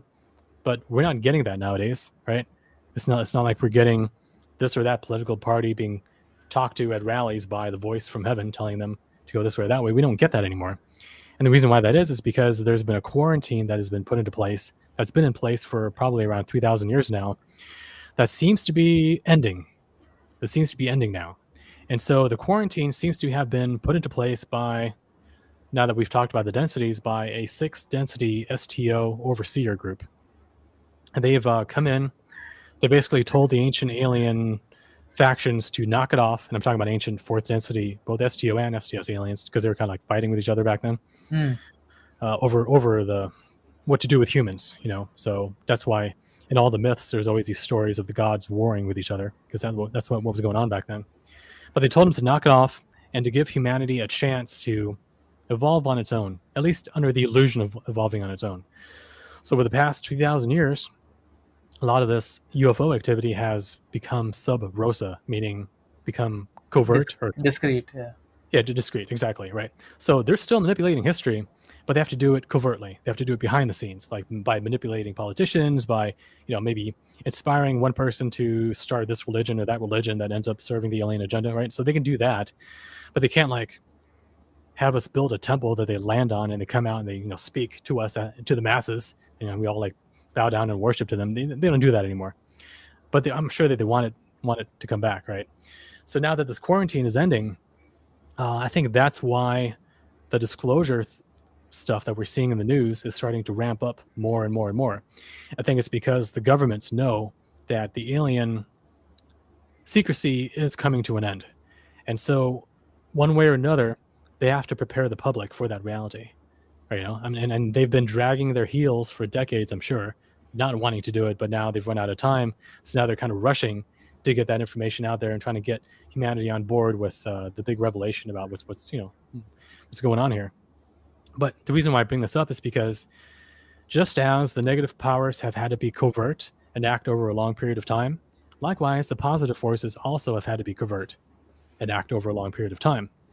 And so one thing you'll notice is that all the steps that the negative forces have done over the past decade or the past century, there's been a positive intervention as well that has also happened, but it's not at the same level. It's not like the negative aliens took over the government and created certain political ideologies like fascism or communism or Marxism, and therefore positive aliens have created some other ideology and some other political party that goes to war against. No, it's not like that.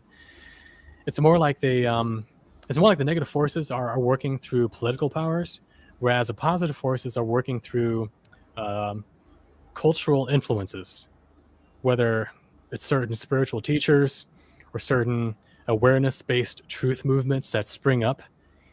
Something that's more organic and not as top down, something that's more like the bottom. And the reason they can get away with that is because what I mentioned earlier about how they have access to more probable futures in terms of what they can see than the negative forces. So they don't need to have the dictator in power enforcing a positive agenda. They don't need that. They just need the right people in the right place at the right time to believe in the right things and to do the right things. And that ends up being a butterfly effect that when in the future the time counts, it comes together in the most miraculous way and ends up kicking out the legs from underneath the big war machine, the big machine of the negative alien forces, right? And that's a problem because if you and I look at the news right now and look around in the world, it seems like the negative forces are winning. Obviously, it seems that way because we've got war with Russia about to break out. We've got India recently banning exports of all rice except for basmati, right? So we got food crises going on. We got Russia bombing the Odessa ports, which limits the grain exports from Ukraine to other parts of the world. Okay, so we see all this in the news. We see that. We see the heavy-handed political correctness, which at this point has become total mental illness. The cultural degradation. But these are things that we see in the news, in videos that are obvious 3D level things. They're things that are sensationalistic, so that's why it spreads virally online. That's why it's in the news. Like the news, it's not. I mean, except for news doing like silly puppy rescued stories or this charity story. This guy who like hands out presents to blind or children or something.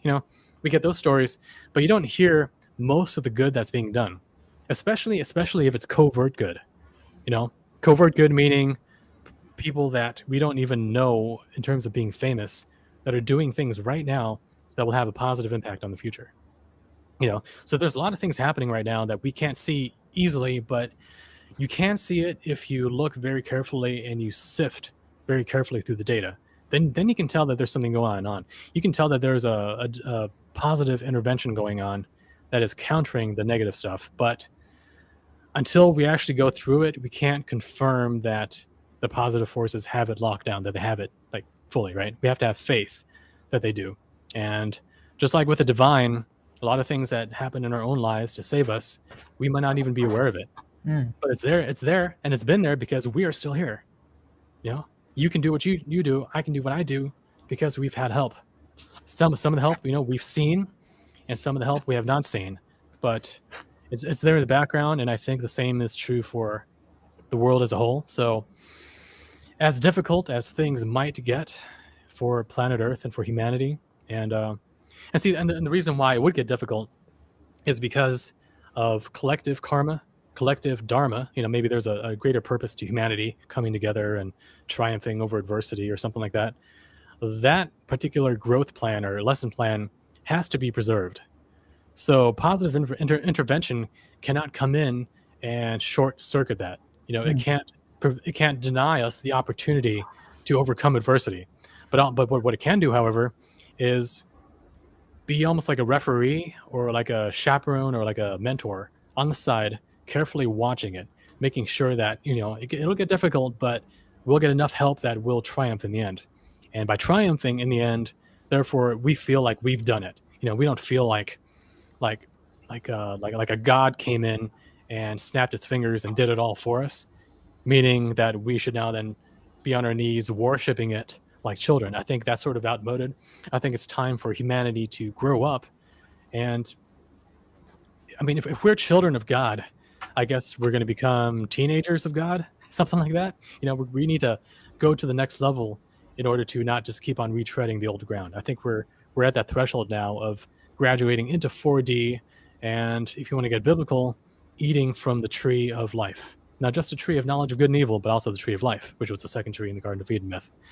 So when we eat from the tree of life, well, that is what fourth density is. That is, more etheric energy, more psychic power, living longer, being beyond linear time. That is the next phase of humanity.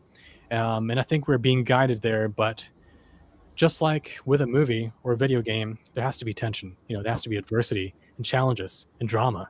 In order to get that glory, that growth, and that character arc that we're moving through in our human evolution. So I really liked in your book how you tied the entire like scientific physics aspect of this with the shift that's going to happen, Mm, because you're talking about how there's like a black hole in the center of the galaxy that's radiating this gravitational potential which can eventually take us out of this reality into a kind of time space reality rather than mm, like a space time that you were talking about. And that also lines up with a lot of ancient kind of prophecies with respect mm, to this time that we're going through and about to enter. Like I was hearing an interview, you were talking about the Zoroastrian texts. That's the religion that I happen to be born in, so they have their own version of this time where there's going to be battles between different alien factions, and even the Bible has its own version. So looking at all the stuff that's happening with disclosure now, like there were hearings at the Capitol Hill recently with David Grush and a couple of other people who were presenting. So a lot of people in the alt media have this kind of view, particularly the people who've gotten recently, that this is all part of Project Bluebeam and the government's just gonna mm, like fake an alien invasion, and then the humans are gonna take over and create a world government. I find that a view really really ignorant, because it kind of assumes that, oh, the humans are going to fake an alien invasion and the mm, humans are going to take over, not realizing that it's the aliens who've been running mm. it all along. Yeah.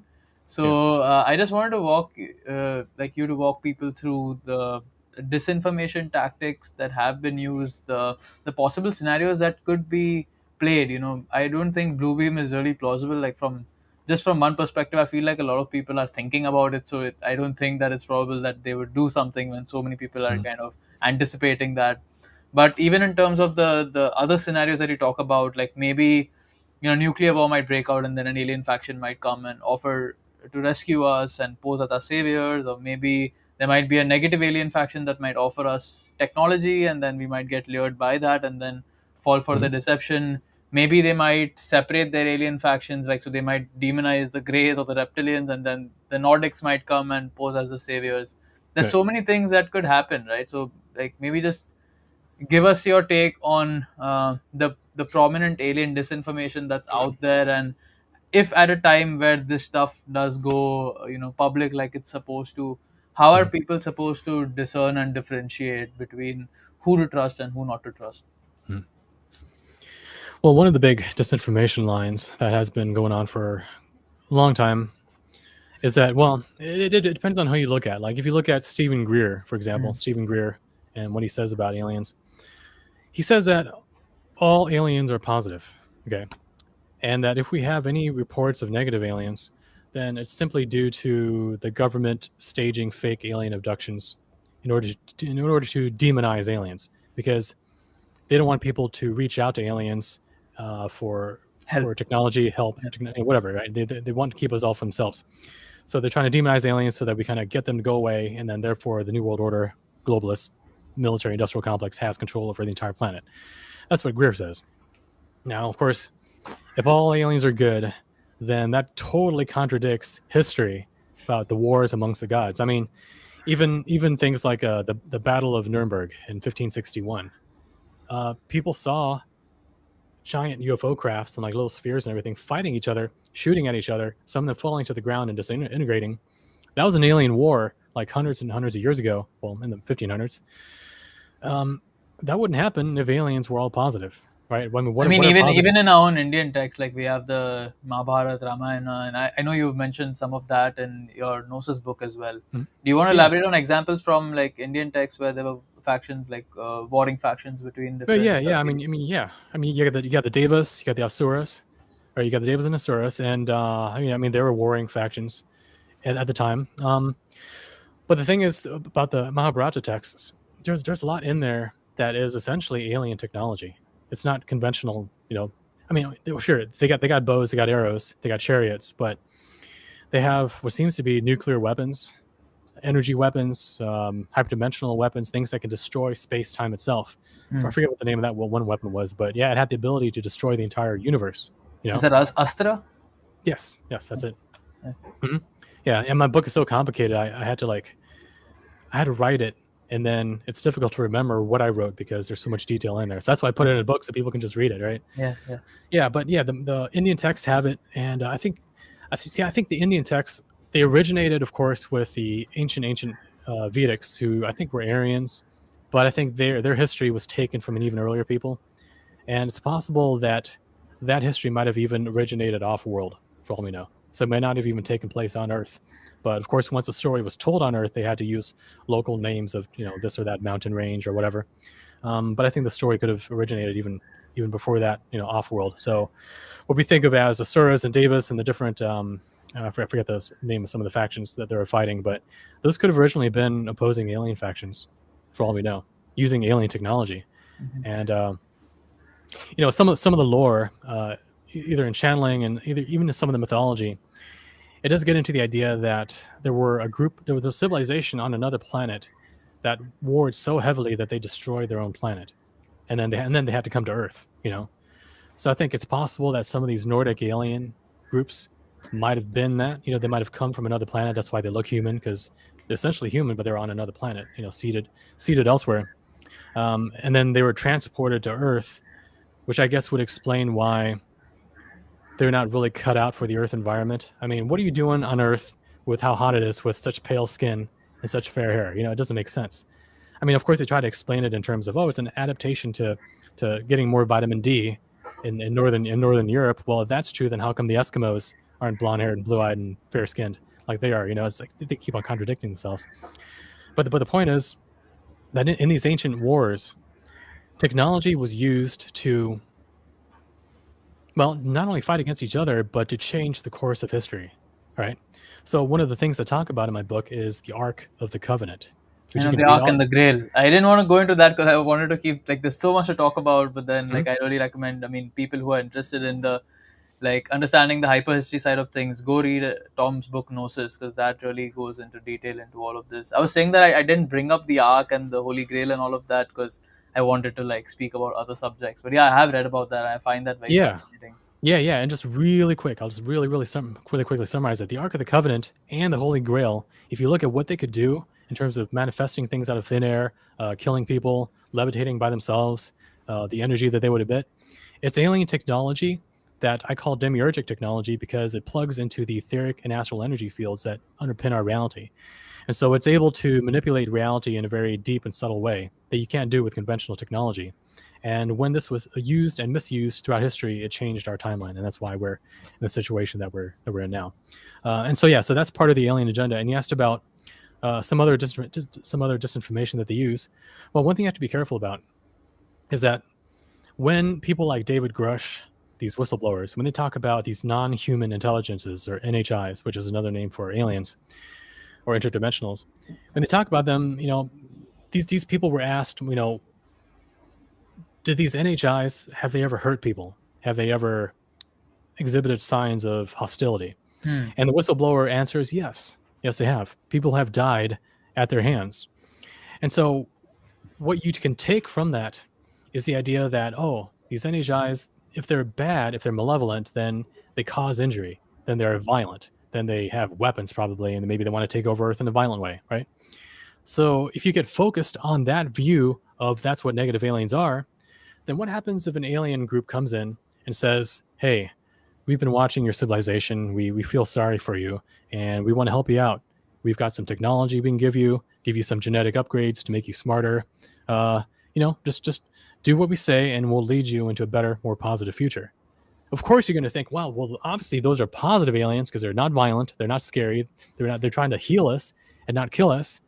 But little do you know that they're actually cosmic con artists who want to, you know, get in here, gain our confidence, gain our trust, and then using their technology, using whatever they offer us, act as a Trojan horse to genetically manipulate us to become more obedient, maybe less independent thinking, right? Mm.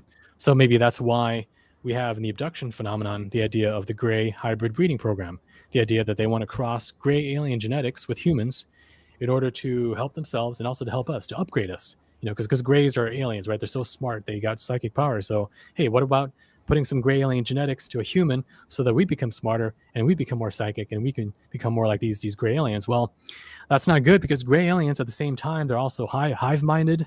They lack independent thinking ability. They're very easily controlled. They're like a slave species, all right? I guess like a slave product.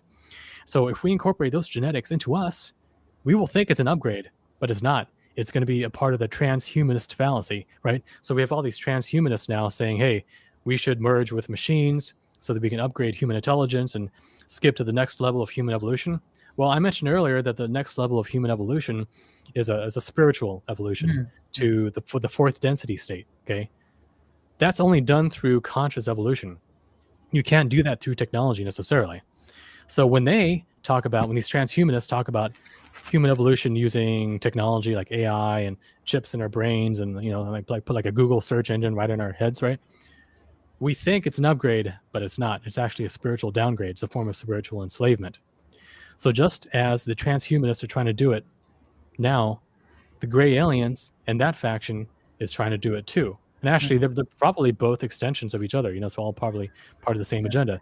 Because obviously, if humans can get used to the idea of modifying ourselves through technology and genetics, then when gray aliens introduce, hey, we've made hybrids, then we're supposed to be like, oh wow, look, they already did it. You already got these awesome like superhumans who are like part alien, part human, and they've got the technological upgrades. Let's do it too. And if we go along with that path, then we will become dumbed down spiritually, right? So that's one of the disinformation lines, the idea that negative aliens are necessarily violent, um, you know, injurious, warlike. Not necessarily. They can be con artists who can take over the entire planet without firing a single shot. So the real threat isn't necessarily violent aliens. It is aliens who are imposters, who pretend to be the good guys, who pretend to come here to save us, to rescue us from World War III, from climate change, to give us food, medicine. You have to watch out. You have to watch out, because whatever they give us, that in itself can be a Trojan horse. And whatever they make us give up in exchange for those good things is part of the deception too, because that's how they gain control. So it's that saying, beware of Greeks bearing gifts. So beware of grays bearing gifts. You don't want to take gifts from the devil. You don't want to make a Faustian bargain. So that's a big disinformation ploy, for example. So you have like a summary I was seeing on Twitter recently. You summarized the main points through which we can differentiate between positive aliens and negs pretending to be positive. Could you elaborate on some of those? Yeah, definitely. I'm going to pull it up here so I can refer to it. I mean, I know it in the back of my mind, but it's good to Yeah, have this is it. good if we have all the points covered. Yeah. Mhm. All right, let's see. Going to my Twitter. All right, here we go. I got some crazy stuff on my Twitter. It's pretty entertaining. I know, man. I'm a really big fan of your Twitter account. I try to track every post that you send out. All right, so here we go. Here are the 10 key ways to distinguish between positive and negative aliens. All right, number 1, positive aliens encourage discernment, freedom, and spiritual empowerment, whereas negative aliens seek control and dependence. And that's sort of obvious when you think about it, but a lot of people skip over that. So, for example, it's not even just aliens. It can also be spirit guides, or people think are spirit guides, but they're not actually spirit guides. In Mm. some cases, they're actually demons, right? So a person considers themselves psychic. They consider themselves having spirit guides, and they hear voices or little nudges or whatever. But these voices are very controlling. They're almost like control freaks, like micro-controlling a person's life. And that's not at all a sign of a positive spiritual being. That's a sign of either a discarnate human who just wants to play with a living human and kind of sadistically run their life, or it's a sign of a demon who just wants to gain more and more control over a human being, almost like a spider wrapping a fly in a cocoon, to start feeding on it. That's how it works. So the positive aliens, they definitely do not want us to become dependent on them. whereas the negative forces do want us to become dependent on them, because that is what slavery is. Once a crack dealer has a person hooked, then they can Pull the supply them strings. drugs, Yeah. pull their strings, supply their drugs, lead them into worse things like turn them into a human trafficking victim, right? So dependence is one. So that's number one. Number two, positive aliens are very careful. Well, I already said that. Positive aliens are very careful to not create dependency. Negative aliens want followers and they want worship. Well, it's because they're pulling on our religious strings to. Yeah, I was just gonna ask that actually. That was like a mini synchronicity. I was literally just gonna say like talk about the religion. So does that mean that there is a big negative alien influence in the religions, or do you think that the religions itself had positive figures, but then the power structure kind of hijacked them in order to make us worship even these positive gods and maybe make our awareness and intentions and our prayers go to the wrong address? Right. Yeah, I think it's both and more one or the other depending on the religion. Okay. Hmm. Like in the case of Christianity, for example, not to get too deeply into the history of Christianity, but you had the original group that taught a certain Gnostic type belief systems, and they're called the Essenes. So you had this Essenes, which was it was a Jewish sect, but they were more spiritual than other Jewish sects at the time, which were more ritual, tradition oriented, right? So they had like real spiritual knowledge, and at least one person from that group went around teaching those teachings, and that became the basis of the historical Jesus Christ. And there were others who also had good knowledge, like Apollonius of Tyana. He was also a guy who did similar things at the same time as the fabled Jesus. All right. Now, after this historical character died and went away, there was about 20 years where the group, the cult, the sect surrounding it started growing more and more and more. And these were the earliest true authentic Christians. Well, the Greek and Roman powers at the time, they saw that and they tried to suppress it, but it was too big of a threat. And so they concocted a plan to hijack it and to incorporate it into their own empire. It took a couple hundred years to fully get off the ground, but eventually Rome became Christianized, and that became eventually the Roman Catholic Church.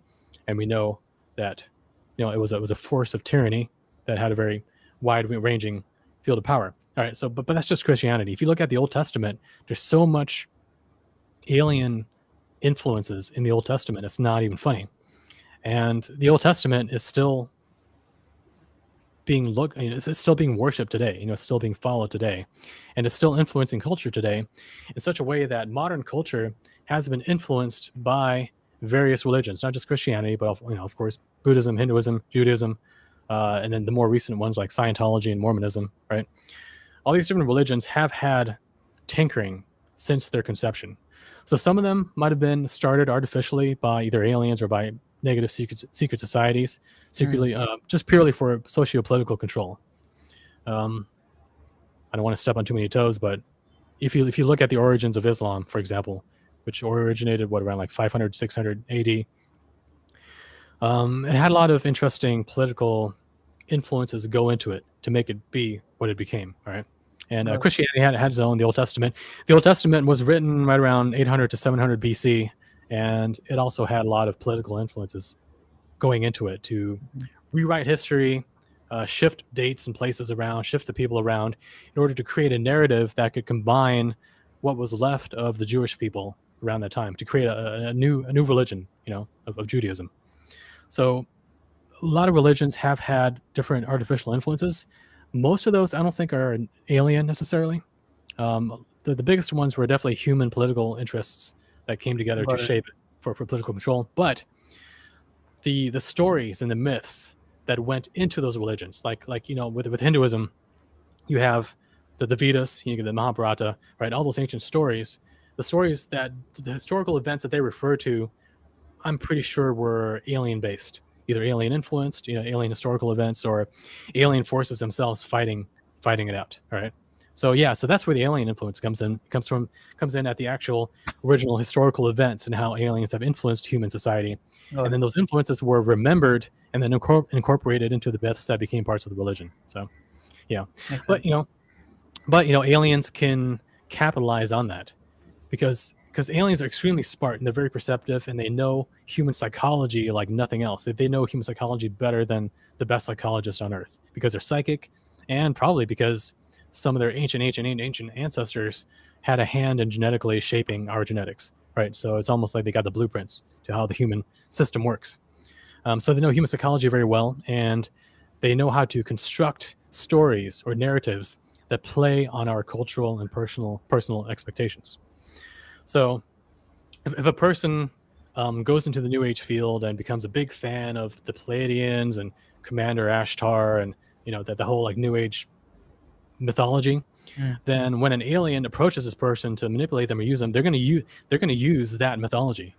They're going to present themselves as oh, I'm a Pleiadian, and you're you know you're my third cousin in an ancient life and on another planet, and so therefore you have a destiny that is Yeah. in line with our destiny, so we're going to make you into our spokesperson.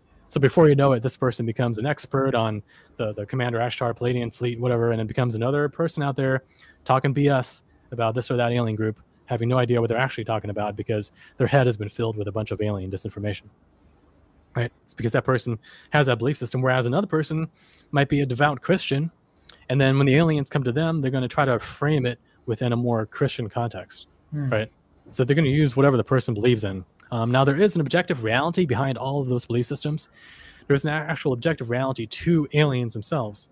And that's a whole subject in itself, because a lot of aliens that people encounter, they're not like us. Like, see, we are born into this body, and we don't leave this body until we die, other than like astral projection or dreams or something. But for aliens, a lot of their bodies are they're temporary biobots. They're temporary avatars that they inhabit. So when you meet, let's say, a Nordic alien or a reptilian, their true form might not actually be that. Those might just be Mm. biological spacesuits that they're wearing that looks that way. Now, I'm not saying that's the case across the board. I do think that some Nordic aliens could be time travelers from our own future. They could be descendants of ancient offshoots of the human race that diverged, genetically, and maybe they even left Earth, went to another place, and then came back now. So, but because they all look human, we tend to call them, oh, they're just all Pleiadians or they're just all Nordics. Well, it's not that simple. You could have time travelers, you could have aliens, you could have, biobot suits that are inhabited by something that doesn't even look human, right? So when these aliens show up one day, we have to be mindful that what we see isn't necessarily what they are, right? If they come out all looking like beautiful space Fabios and Barbies, maybe it's because those are bodies that have been genetically engineered to play on our ideas of what beauty is, right? Because we see that all the time with guys, where some woman can be a total psycho, but because she's pretty, the guy just kind of goes Mm. along with it, kind of makes excuses for this person, or vice versa, right? Some real good looking guy and a girl will fall goo over him, even if he's a psychopath, even if he's a total con artist and liar. Well, aliens, of course, they know about this principle, and of course they have. Well, and since they have genetic engineering abilities, of course they would use that to create clones or biobots or artificial bodies that play to our cultural expectations. But that's in parallel to, and not mutually exclusive with, the possible idea of them being time travelers or ancient offshoots. So I think different possibilities are going on, and but it all ties back, yes, to religion, in the sense that religion is yet another one of those cultural things that they can play on, right? Yeah, so we just have to be aware, because this is, I mean, it's about the dynamic more so than the group that, or the belief system that we're talking about, because they can use our beliefs against us, and it's about knowing the principles and knowing in which ways that we can differentiate, so that even if a, like a religious, like a alien uses a religion, or an alien uses some other belief of us and tries to deceive us, then we can have the ways of vetting them or testing if they're actually positive or they're just trying to play on our beliefs, right? Exactly, right. Yeah, so let's finish up the list here. Yep. So number 3, positive aliens provide information to help us make wise decisions, while negative aliens withhold information and manipulate. And that is true. So if an alien is positive, it's going to want to ensure that we make more informed decisions in life. So it's going to tell us about the alien agenda. It's going to tell us that, yes, there are negative aliens here, there are deceiver forces here, and here's how you can differentiate who they are. Whereas if it is a negative alien pretending to be positive, they're not going to get into that territory because that's going to expose them, right? They don't want to have us even be thinking about it. And so that's why we have people like Stephen Greer and others who say that all aliens are good. So that way, that question never even comes up. The possibility of having to differentiate between imposters and actual negative aliens, or imposters and true positive aliens, the question doesn't even come up. And he's been asked that in interviews in the past. And you know what he does? He just kind of like smiles smugly and then avoids the question, because I think some part of him knows. I think he might know what he's. There's a lot of nefarious influence behind him. I think there's a lot of Rockefeller involvement and his involvement with like a couple of government insiders also that go back. I'll send you like a couple of good videos on that if you haven't come across. I think Truthstream Media did a good video on Greer and his connections to the Rockefellers and all of that. Yeah. Yeah, there's certainly that faction, and the Rockefellers, of course, they also tie into Hillary, the Clintons, right, and the Obamas too, in a way, and John Podesta. That whole crowd is tied into that. And funny enough, back in 2016, Hillary Clinton, she was called the ET candidate. There was all these news headlines about how Hillary was going to be the ET candidate because she was very involved in the disclosure subject, right? Yeah. But I think that disclosure subject, or that disclosure pathway, was a different pathway from what we're seeing now with David Grush. I think that pathway would have been more like, interestingly enough, right now, the Obamas are involved in producing a Netflix series on the Betty and Barney Hill abductions of 1961, which was the first public gray alien type abduction that we know of. Okay. So the Obamas themselves are also involved in this alien disclosure subject, but they seem to be more pro gray alien, more pro painting grays as the helpful next step in human evolution, which is the opposite of David Grush coming out and saying, yes, there have been rogue military groups. They've made deals with negative aliens. NHIs have been hostile. They've injured people, right? You can see how those are two different types of disclosure pathways. Yeah. One of them is partial and disinformative, and the other one is more awareness oriented, like trying to give us a fuller picture. And so I think what's happening there right now is that we have one military/government faction that is taking a different approach from the other military government faction, and they want to give a fuller disclosure sooner in order to preempt the other one, which is going to be a little bit longer term, more disinformative, more like leading us into the transhumanist, gray, socialist, hive mind state, great reset, right? So the whole like great reset versus great awakening, those are manifesting right now within the disclosure process, because we've got different factions trying to do it differently. One towards the great reset future, one more towards the great awakening future. And I think those two government factions, or whatever they are, I mean, they might not even be government. They could be military. They could be like non-governmental organization or secret society.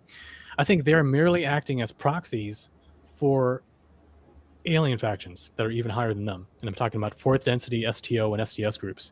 Because if these higher negative and positive alien groups are going to want to steer human history, but they have to do it covertly, they're going to want to work through the points of power within our society. And that's military, government, scientific minds, influential authors, people like that. Those are the ones that they're going to try to influence. So yes, you're going to have some military and government groups that are probably more under the influence of positive aliens, and some more under the influence of negative aliens. And then all we see is, oh, well, that's weird. Like you've got this group here pitching for the grays, and you got this group here saying aliens are possibly negative. So you're going to get contradiction.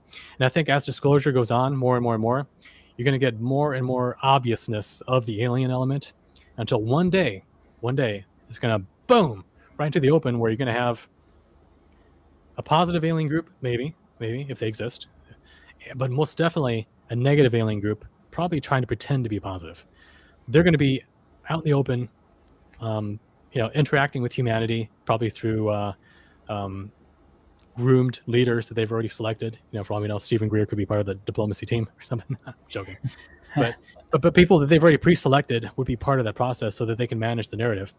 And then it would be up to positive researchers like us, positive aliens, and maybe some sort of sympathetic positive group within the military and government groups to counter that narrative with their own, information, data, warning, advice, and so on. So yeah, I think we're going to get a polarization between the positive and the negative within the disclosure process as we move on. Yeah, and that's why it's so important to have these principles, right? Because rather than knowing who to trust, it's like an exercise in discernment, as you were saying. And Mhm. the I mean, the impression that this whole thing gives me is that our perceptions are very important to the alien disinformation program, because that's one thing that they've been trying to vehemently control and steer the narrative in different directions. So I don't think that people, even in the audience, like when this interview will go up and more people will watch it, like the most important thing I feel with the entire alien subject is just us getting more street smart and realizing how to wade through it. Because if we are discerning enough, then half of the ploys will fail, because Mhm. we'll have the necessary awareness to be able to distinguish. And why are our perceptions so important in order for them to take over? Like, why can't they just come and enslave us by force? Like, why do they have to psychologically get us to fall for their antics instead of just being able to take over? Yeah, that's one of the key questions, and I think if people ponder that, and when we know that's the case because we know that that's happening because aliens have existed throughout history. Okay, aliens exist right now, and they're ramping up their disclosure process right now. Mm. So they're moving towards a takeover, but they've had thousands of years to do it, but they haven't. So we have to ponder the question. And so I think there's three reasons. I think there's three reasons why that is. The first reason is simple matter of efficiency. As I mentioned earlier, if they wait until the fruit is ripe and they pluck it, in other words, when we are technologically self sufficient to be able to police ourselves and imprison ourselves, then they barely have to do anything. They just have to be the royalty that comes down. They tell the top secret leaders what to do, and then everything, the pyramid kind of goes down from there. And you got that, and you got that, and you got that. You got the world governments, you got the militaries, you got the police, right? And the entire society is on lockdown, and we just become like a slave race essentially to them managing ourselves. So that's one reason. Um, because if they come in by force, they would only have to come in by force if it's one premature, and number two if we can't enslave ourselves. So that's they're smart enough to be efficient, and like I said, they just want to do the minimum amount of effort necessary in order to control an entire planet, and that precludes Mm. the ability to use force. So that's one. The other reason I think would be that higher powers that are even above them don't allow the use of force right now. I think the quarantine that I mentioned earlier, the quarantine is still in effect. It's starting to be lifted, but it's still in effect. So the aliens can't come out right now and start shooting each other or trying to take over the government. They still have to be covert, but we're starting to see more and more of them coming out. So we're moving in that direction. And then I think the third reason, one of the only sources that really gets into it is the Allies of Humanity books, where it talks about how Earth exists within a greater community of cosmic life, and we're actually in a quite busy part of the universe. It's kind of like like we're like the Central Park in New York, where it's this green park, but it's surrounded by nothing but dense urban jungle. So we think we're in the middle of a forest, but we're not. We're actually surrounded by city. So we think that we're alone in the universe, but we're not. There's actually lots of different alien civilizations around, and because it's so busy, they have set up laws about about what can go on within that space. So we're actually under the jurisdiction of these cosmic laws, which don't allow an invading alien force like some of these negative alien factions to directly take over this planet. They have to do it by consent. So if they come Got it. in, if they petition us, and if enough people of the planet consent to going along with them, then they would have full legal right to this planet, and then therefore the positive forces, if they exist, they wouldn't be allowed to come here and undo that. So just different reasons, but all reasons support exactly the same conclusion, which is that negative aliens cannot do it by force yet.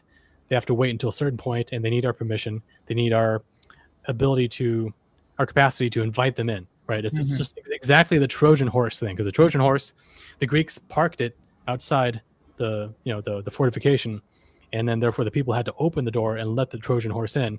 Little did they know that there were soldiers inside the horse that were going to be climbing out, and therefore helping to defeat those people. So it's exactly like that.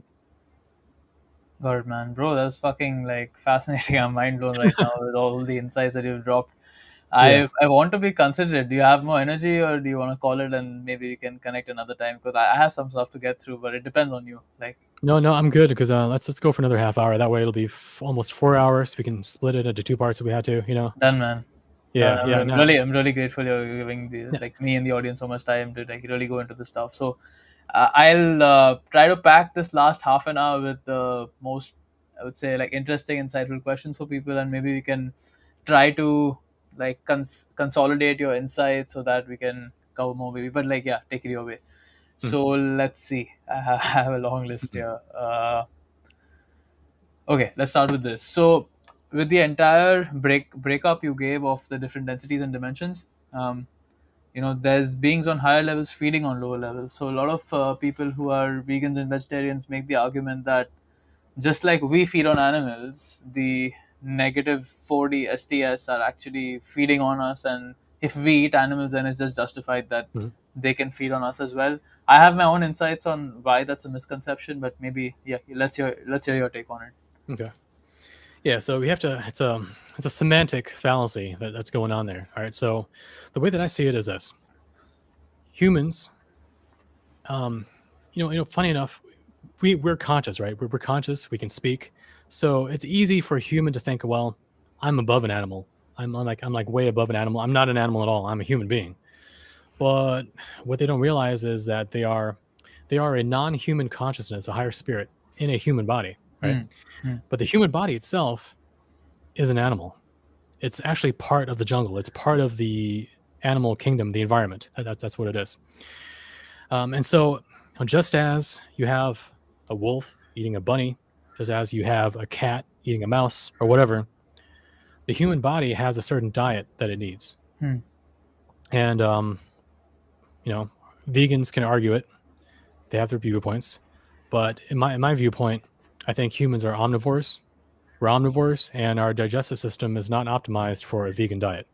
So we can get by, we can survive on a vegan diet, but it's not optimal. And so therefore, humans, if you want to be at top capacity, to be your tip-top operational condition as per your biology, you're going to need animal products, especially organ meats, for example. Things that you simply cannot get from the plant Hmm. kingdom. You can't get it from that. You're going to get certain deficiencies. So you have to take supplements, and then you end up with a diet that's like half supplements. But what kind of diet is that? It's not even natural anymore, right? It's like a chemical diet. It's a vegan, but it's chemical. People watching will probably say Johan takes 30 supplements as well, and he's not a vegan. So I mean, anyway. Yeah, yeah, I know, but I mean, okay, I'll say this: there are different genetics, and it loosely correlates with blood types, but not exactly. But it's just different genetics. Some do better on a vegan diet than others, right? So if you're someone that does really well on it, that's awesome. I wish I could be that way. I'm not, because I've got a different blood type. I got different genetics, so I do need animal products to be at my tip top shape. All right. And I think a lot of humanity does currently. So we'd have to genetically modify ourselves in order to get by awesomely on a vegan diet, right? But I don't think we're there yet. So it's a fallacy to think that all humanity can switch to it and therefore be okay with it.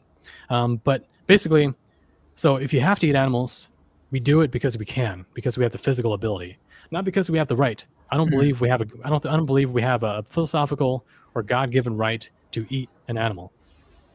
We do it because we can. It's the law of the jungle. And Hmm. the law of the jungle says one animal eats another because it must and because it can, not because it has a right to, like some sort of Hmm. legal right or philosophical right or spiritual right. All right. So likewise, aliens prey on us because they can, right?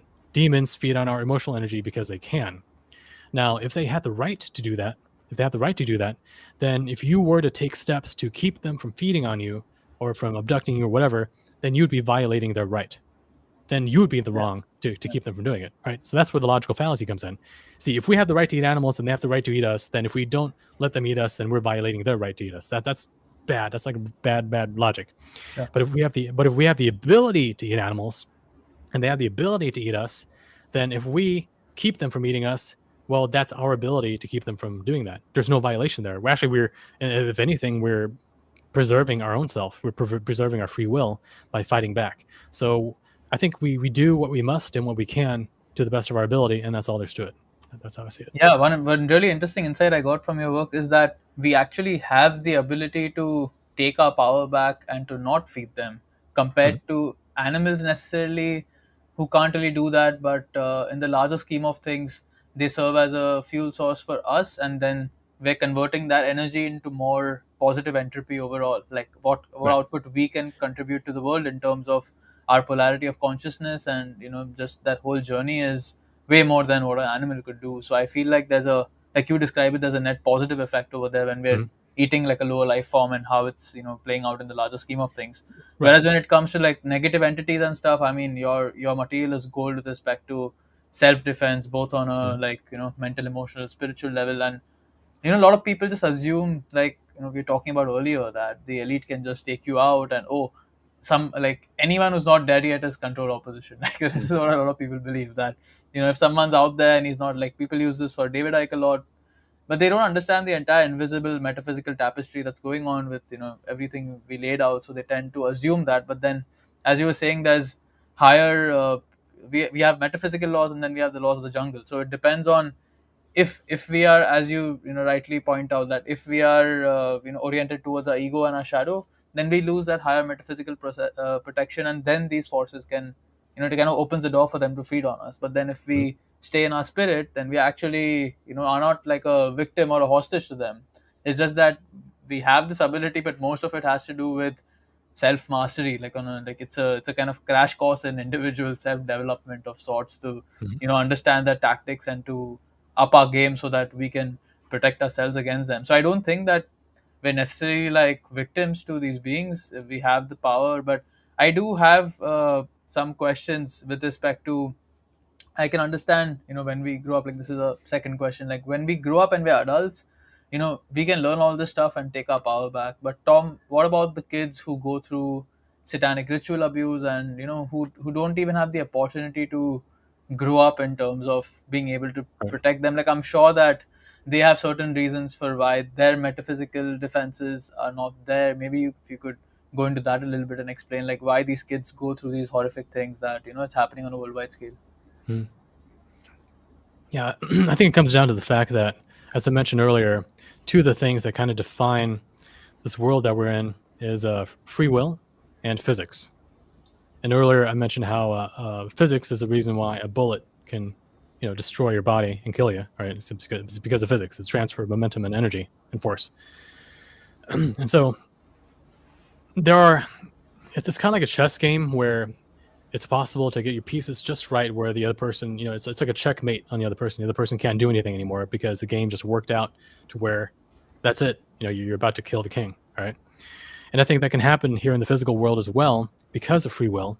And see, the thing about free will is because it exists, not everything can go perfectly to plan, Hmm.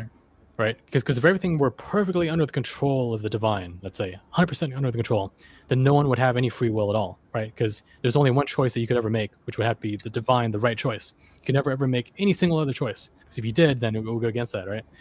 So because free will exists, there are pockets within this grand chess game where negative forces have the upper hand over. They're winning locally. They might be losing globally, but they're winning locally.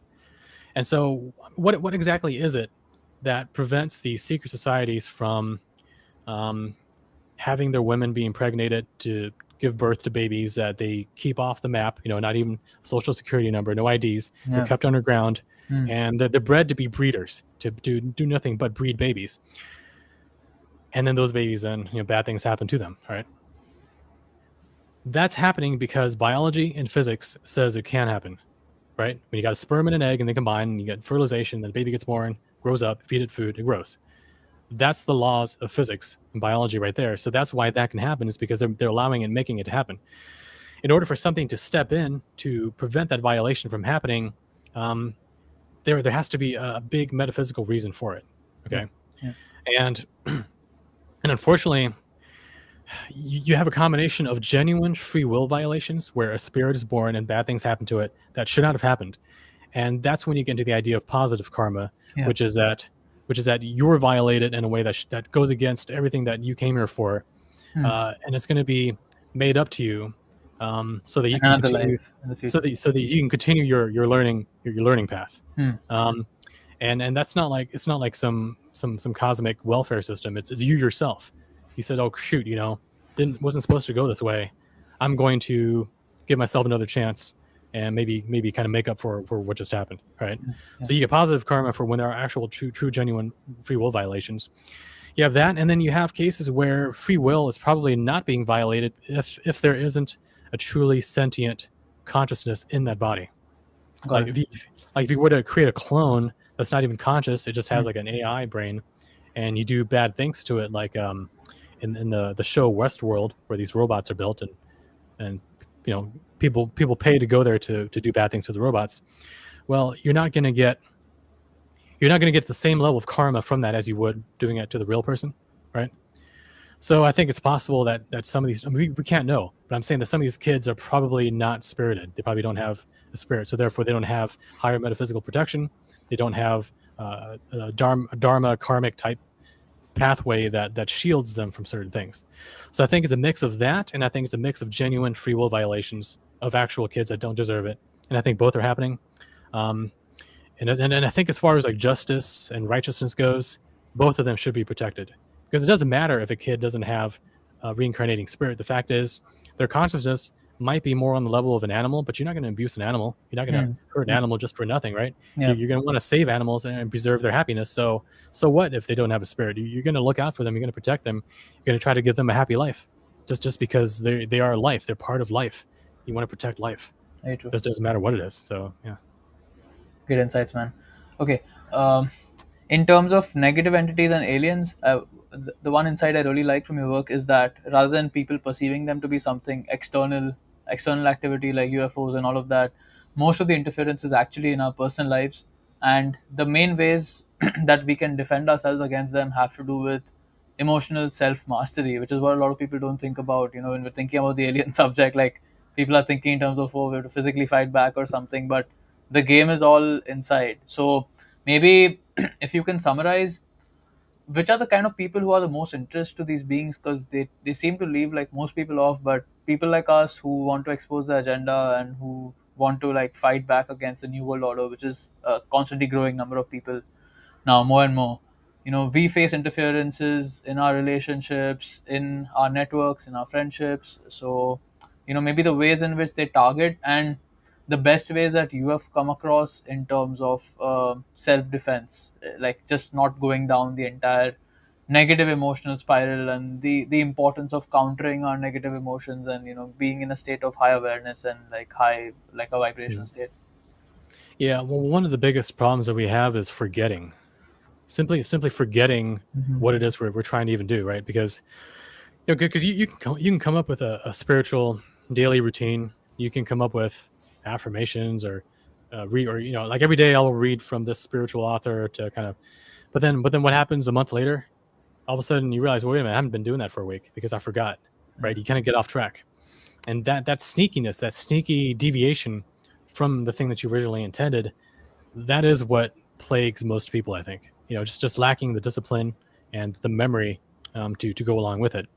So finding a way to stick with it, that is a hard part. And I mean, ultimately it does come down to a choice, because part of you, because when you start doing it and when you start not doing it, there's that in between period where you should be doing it but you choose not to, right? Yeah. You And kind of that's go the back part. to your old patterns, and then you have to push yourself back to get on the path. Yeah. Right. No, granted, I've had it where I was definitely on a positive trajectory. Okay. I was on a positive trajectory, doing exactly what I need to do. I go to bed one night. I'll wake up the next morning feeling like it's 2 months later. Okay. Like something had been done to my mind where I'm not even in the flow anymore or connected with Hmm. it. I think something was done, either an abduction or some sort of a night visit by some telepathic entity, a demon or whatever, that it erased the habitual pattern that I had been in, and kind of like broke it up, like moving away fog. So you Hmm. just kind of move it all away, but to disrupt the pattern. So now my mind is blank. It's not even in the flow anymore. It's not even connected to what I was connected to just the night before, right? So that can happen too. And I find the best way to deal with such things is to have something written out, like a mnemonic, or some sort of like a list of things that you can put on a wall, like quotes or something that you see on a regular basis, and especially to recognize when you do get off track. And as soon as you recognize it, you have a process that you can go through to get yourself back into the flow, right? So I'm like, all right, shoot, I haven't been doing this in a week.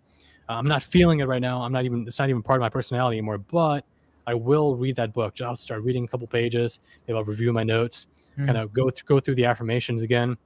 And when you start doing that, then you start getting back into it. Then you realize, yeah, I remember what this feels like. And you start getting more and more back into the mindset. Now, it might take a couple minutes, it might take hours, even days of doing this, but then you'll be back into it, you see. The one thing you don't want to do is simply go on your feelings, which is like, oh, I don't feel like doing that anymore. And then you just stop, right? At some point, you have to almost like same way that you handle a drunk person when they're about to get in a car. You take away their keys. You have to take manual override of their natural impulse, which is to get on the road while they're drunk. Well, when you're not feeling it, you're intoxicated, you're drunk. And some part of you has to kind of step in and say, nope, you're going to go ahead and go through that routine again. You're going to read that book again. You're going to go through your affirmations again. And you're going to start immersing yourself back into it. And that's how you do it. Because the way that we progress in life is through feedback loops. If you think about a smoke ring, when you blow a smoke ring, right? That's a feedback loop. It's called a soliton. That's where the smoke kind of curls in on itself, and it's self-reinforcing. It's like self-reinforcing feedback loop, and that's why the ring can kind of like go into the air and maintain its form, is because it's self-reinforcing. Well, when you get into a habit that makes you happy and gives you a sense of fulfillment, that makes you want to do more of it. Okay, and so as you do more of it, the feeling becomes stronger, and so as you go, that feedback loop builds. And as long as you ride that feedback loop, it becomes easy to maintain a certain routine or a certain habit. The problem is when you wake up one morning or gradually that smoke ring just dissipates and now you're no longer feeling it because the momentum is gone. Well, the way you get back into it is by getting that smoke circulating again. You have to like start dipping into it. It takes effort. It takes willpower initially to get into it. But then once you ignite that flame, then you feel it and now it becomes self-sustaining and now you're back in it and you're back in the flow. And it's easy again, right? So you don't want to take the effort to get it going to be a sign of how it's always going to be. It's like, oh shoot, I hate reading the stupid book, but it's not always going to be like that. You're going to actually get into it, and then it's easy to keep continuing it. So that's sort of how I do it. But in addition to that, there's other things that can help, like simple things. Like I like taking power naps in the middle of the day. So just like laying down for 15 minutes, maybe 20 minutes, just kind of like dip down and sleep just very briefly. When you do that, when you come back from a power nap, you're not groggy. You actually have a lot of energy. And now you have more ability to deal with the matrix, with research, with dealing with people, work, whatever. So power naps are really important. I love power naps. I think some of that Wim Hof breathing method, where Wim Hof, he's all over the Iceman. Yeah, the Iceman. He's got a breathing method that's good too for oxygenating the body in a certain way. I do like the Buddhist inner smile meditation. So the Buddhist inner smile meditation. I mean, if you look it up, a lot of people, they have versions of it that are just way too complicated, like visualize this, visualize that. No. All you do is you get into a meditative state and you just try to make yourself happy, like you're smiling from the inside. That's all you have to do. So, I mean, the New Agers would call it upping your vibe, but you can call it whatever you want. But that is incredibly important because that's like putting fertilizer and water and sunshine on your soul. It helps to water your soul. It helps to water your heart, your spirit, your inner child. And it also kind of magnetizes you per the law of attraction to positive probable futures that you should be moving towards more, right? So yeah, you have to keep up on that. I mean, the world's not going to do it for you. Like, you can watch as many movies and talk to people as you want, but you're not going to get the happiness and fulfillment that you could by simply meditating on those very ideas and kind of starting your own inner fire manually that way. So I like that. I do like the idea of sending blessings towards other people, just like anyone you love, anyone you care for, even people you might know too well, but just sending them positive energy. And then what happens when you do that is you're exercising the part of you that is your divine spark. So it's good for you. And it also affects them in a way that doesn't violate free will, because it's merely amplifying the part of them that has the free will to begin with, the spirit within them. You're giving it an upper hand. Like, it's probably being beaten down by their shadow, by the matrix, by all the bad things that happen in life. But if you can give them some positive energy, you're lending a helping hand to the part of them that matters in the end, the divine part. All right. So blessing others, that's good. Also love, as I mentioned earlier, contemplation, right? Because with contemplation, what that is it's like holding a mirror to your consciousness. Because when you write things down, when you write down your questions and you come up with brainstorm with ideas to your problems, you're getting it down on paper, and then you can like look at it and you can come up with more ideas without having to juggle all those things in your head at the same time, right? So Mhm. you're kind of like freeing up RAM inside your head in order to pull in more data from your higher self, from your intuition, from your heart. And so, the same way that you can do math better on paper than you can in your head, the same way you can also solve metaphysical problems and personality issues and life issues on paper than you can simply in your head. So it's good to have a journal. It's good to have something to contemplate within, spend time with yourself, introspect, and kind of work things out, Mhm. because that's like that's where the real catalyst happens within a person, when they kind of reflect back on their life and learn from it, and so on. So Got it. those are some of the things that I like to do. Yeah, I can tell some of the things I've learned from you that you probably missed. So one thing that really helped me a lot is actually to the realization itself that your thoughts are not your own, and just Mhm. the vigilance that you have to maintain with respect to intrusive thoughts. Because reading some of your chapters on alien interference, and they can just kind of be there anytime. It's not like they're physically bound that they can't come into your room or something. They can just project themselves anytime where you are, and they're telepathic, so they can read your thoughts. They know your weaknesses, they know your strengths, and they use all of that against you. So like being very mindful about our own weaknesses, our shadow aspects, and wanting to conquer that ourselves and not being a victim to them, so that they can't use that as an entry point to kind of get Yeah, into our right. psyche and then fuck with us. Second is I was watching one of your interviews and you were recommending advice for targeted individuals and people who face a lot of like abductions and things like that. And one of your best advice I feel was just to get your mind off that and go towards like Mhm. the mundane. That it might seem like counterintuitive that truthers are actually talking about times where there might be like a use for going into mundane subjects, but I found that to be very useful as well. Just you know, and this can be applicable for any challenge in life. I don't think necessarily for these subjects, but in terms of interpersonal challenges, also like just not feeding that whole thing you're stuck in and diverting your mind and going to something else. Like I feel that helps a lot. And in terms of what you were saying about habits, I feel like I've struggled with this because I was going through a difficult time, since the last couple of months. So in the beginning, it's very difficult, as you were saying, to kind of opt out of your old state and to shift into a new state. So it does take a lot of effort. But once you get the habits dialed in, like just wake up, breath work, meditation, take a proper schedule, and practices throughout the day, everything's like planned, and you just keep doing that and reading the material day after day. It kind of cements in and creates like a positive thought form. So the negative thought Mhm. forms, as you were talking about earlier, they get energized in the astral realm, and then they're kind of triggering us to seek more of that emotion out.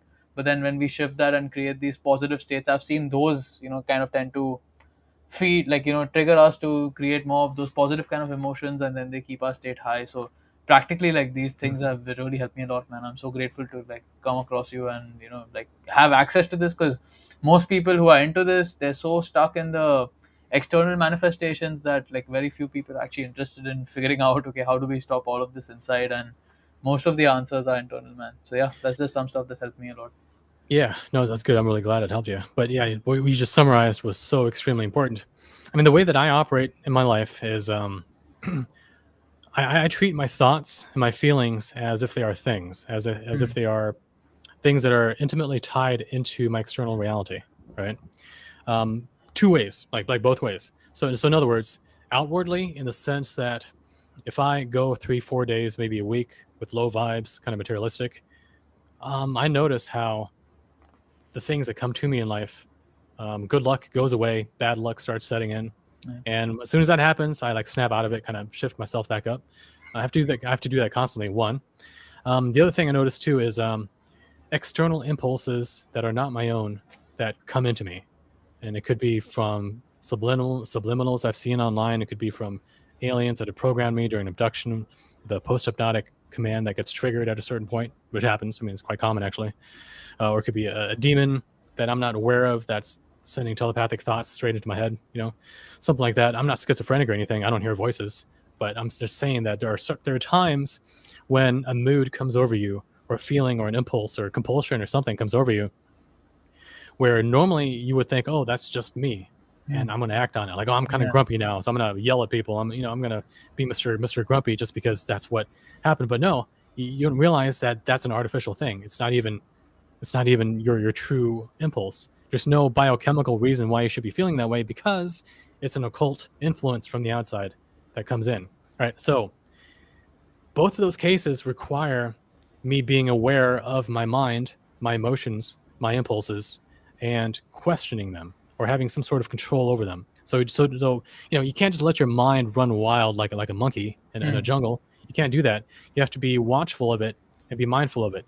I mean, the same way, like when you're on public at a restaurant, you practice etiquette, right? Like, oh, chew with your mouth closed and use Yeah. a fork in this hand or whatever. Well, that sort of etiquette or hygiene process, you have to practice that within your own mind, even when no one's watching, because some part of your mind is watching you, and entities are watching you. Entities are trying to trip you up, like in my case, because I mean, I deal with occult forces a lot. They're always trying to take me down. I have to Hmm. be careful.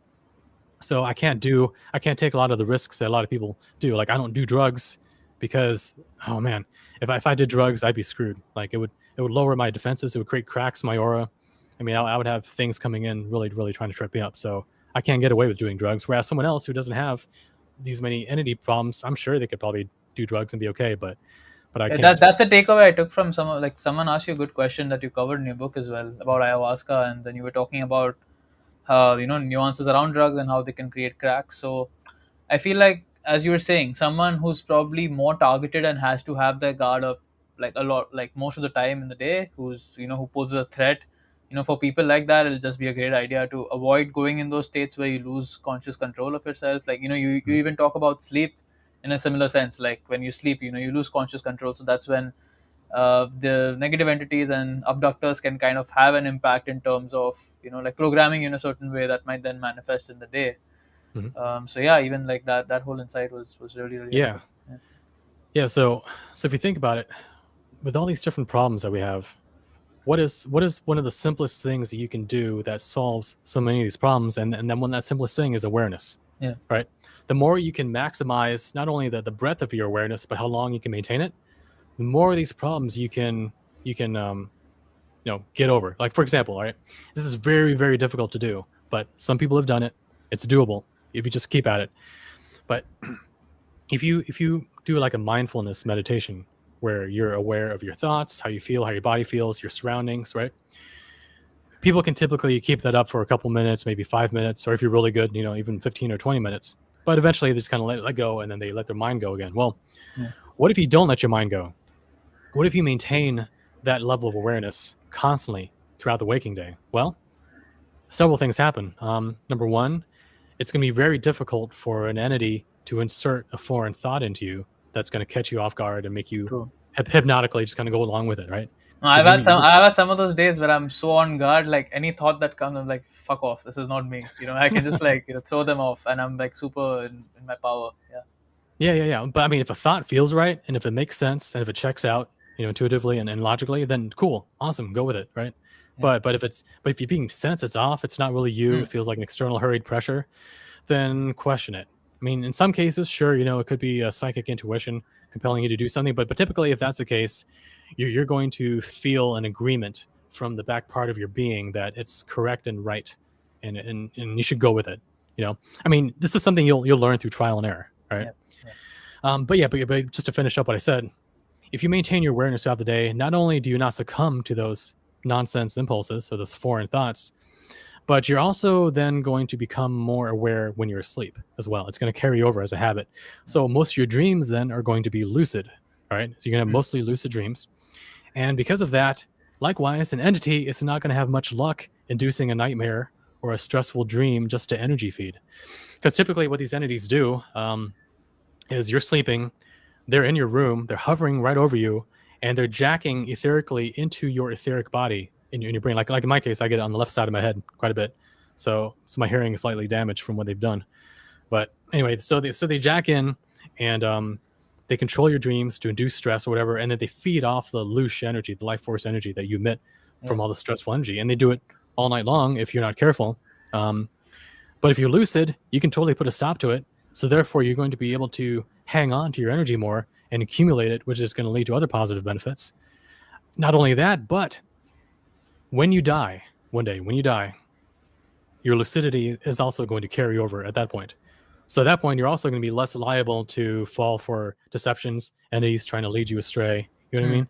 Hmm. Like you're not going to be like in this weird dream-like stupor. It's kind of like wandering off into the lower astral planes and being there for a Yeah. while nonsense happens. Hmm. So awareness is the one of the fundamental shields or weapons that we have against this whole matrix thing.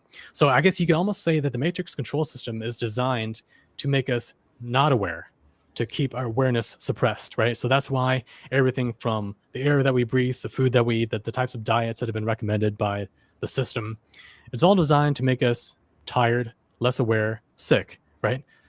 To so that we don't have that key shield or weapon that we need in order to make it through these obstacles.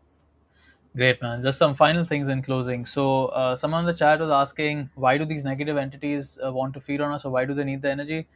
I mean, in my opinion, it's a pretty simple thing. Like they've chosen to go off the path towards evolving to the creator, and then they're going to the other side. So they don't like, they cut off from that energy source that they're powered with, which is why they kind of have to use our weaknesses and manipulate us in different ways to get that loose energy out of us. I've heard you talk about how different researchers have actually spoken about how there's actually etheric tubes attached to us, which are then Mhm. feeding into the demonic astral realms, and they're constantly triggering us. Like you were talking about demons being in every household, and I just feel like once people understand the paradigm that their minds are open to these entities and they are constantly like scanning them and using it against us, and triggering these low vibrational emotions which they need, which is why they try to maximize our pain during certain happenings as well. Like when we go through shit in life, they're always trying to extract the most. So, as you said, it's a gamble between we have the chance to evolve or we have the chance to descend. Mhm. So, yeah, I just want to like answer that for someone who's asking it. Secondly, the one of the benefits of like going into this positive emotional state is experiencing synchronicity. So I was really fascinated reading your detailed like videos and chapters on synchronicity, because I actually wrote my synchronicities down that I've had in the last 2 months, and I could like fit almost like two, three in one category. So you talk Hmm. about manifestation things, I had like two, three going in there. You talk about opportunity things, I had two, three going in there. So it's just like when you shift into that state, uh, like space time bends for you. You Mhm. can feel like reality is very fluid and it's constantly responsive to thought, and just the way in which you're changing your mind is constantly being reflected in my reality. So I like plan to do a video on this where I want to go through the different types of synchronicities you lay out, and then my personal experiences of what I've had and like where they fit in. So that will be really interesting for people. Yeah. Well, you know Last, why that is. yeah, You tell know me. why that. You know why that is though. The I've, reason I've why read that you happened. I've read your explanation on that. Basically, you say that when we shift into the state, we're kind of changing the timeline. So, which is why a lot of these improbable things tend to manifest, rather than if we were to stay in the most probable timeline before. Like that's the typical thing, right? Once we go through a negative experience, the most probable thing is that we won't learn and we'll just keep going on with Mhm. it. So probably because I shifted my state and became more powerful, which is why like reality is glitching so much. That's my theory. What's your take on that? Yeah, no, totally. Like if you're deviating onto the positive timeline, I think that's Yeah. part of it. And I think the other part of it too is when you shift your inner state, your inner vibration to that more positive state, you're accessing parts of the astral plane that you're not normally accessing. And earlier, when I mentioned how reality is probably a collective thought construct within the astral, and how there's a programmed part of it, which is the etheric, which leads to physics, right?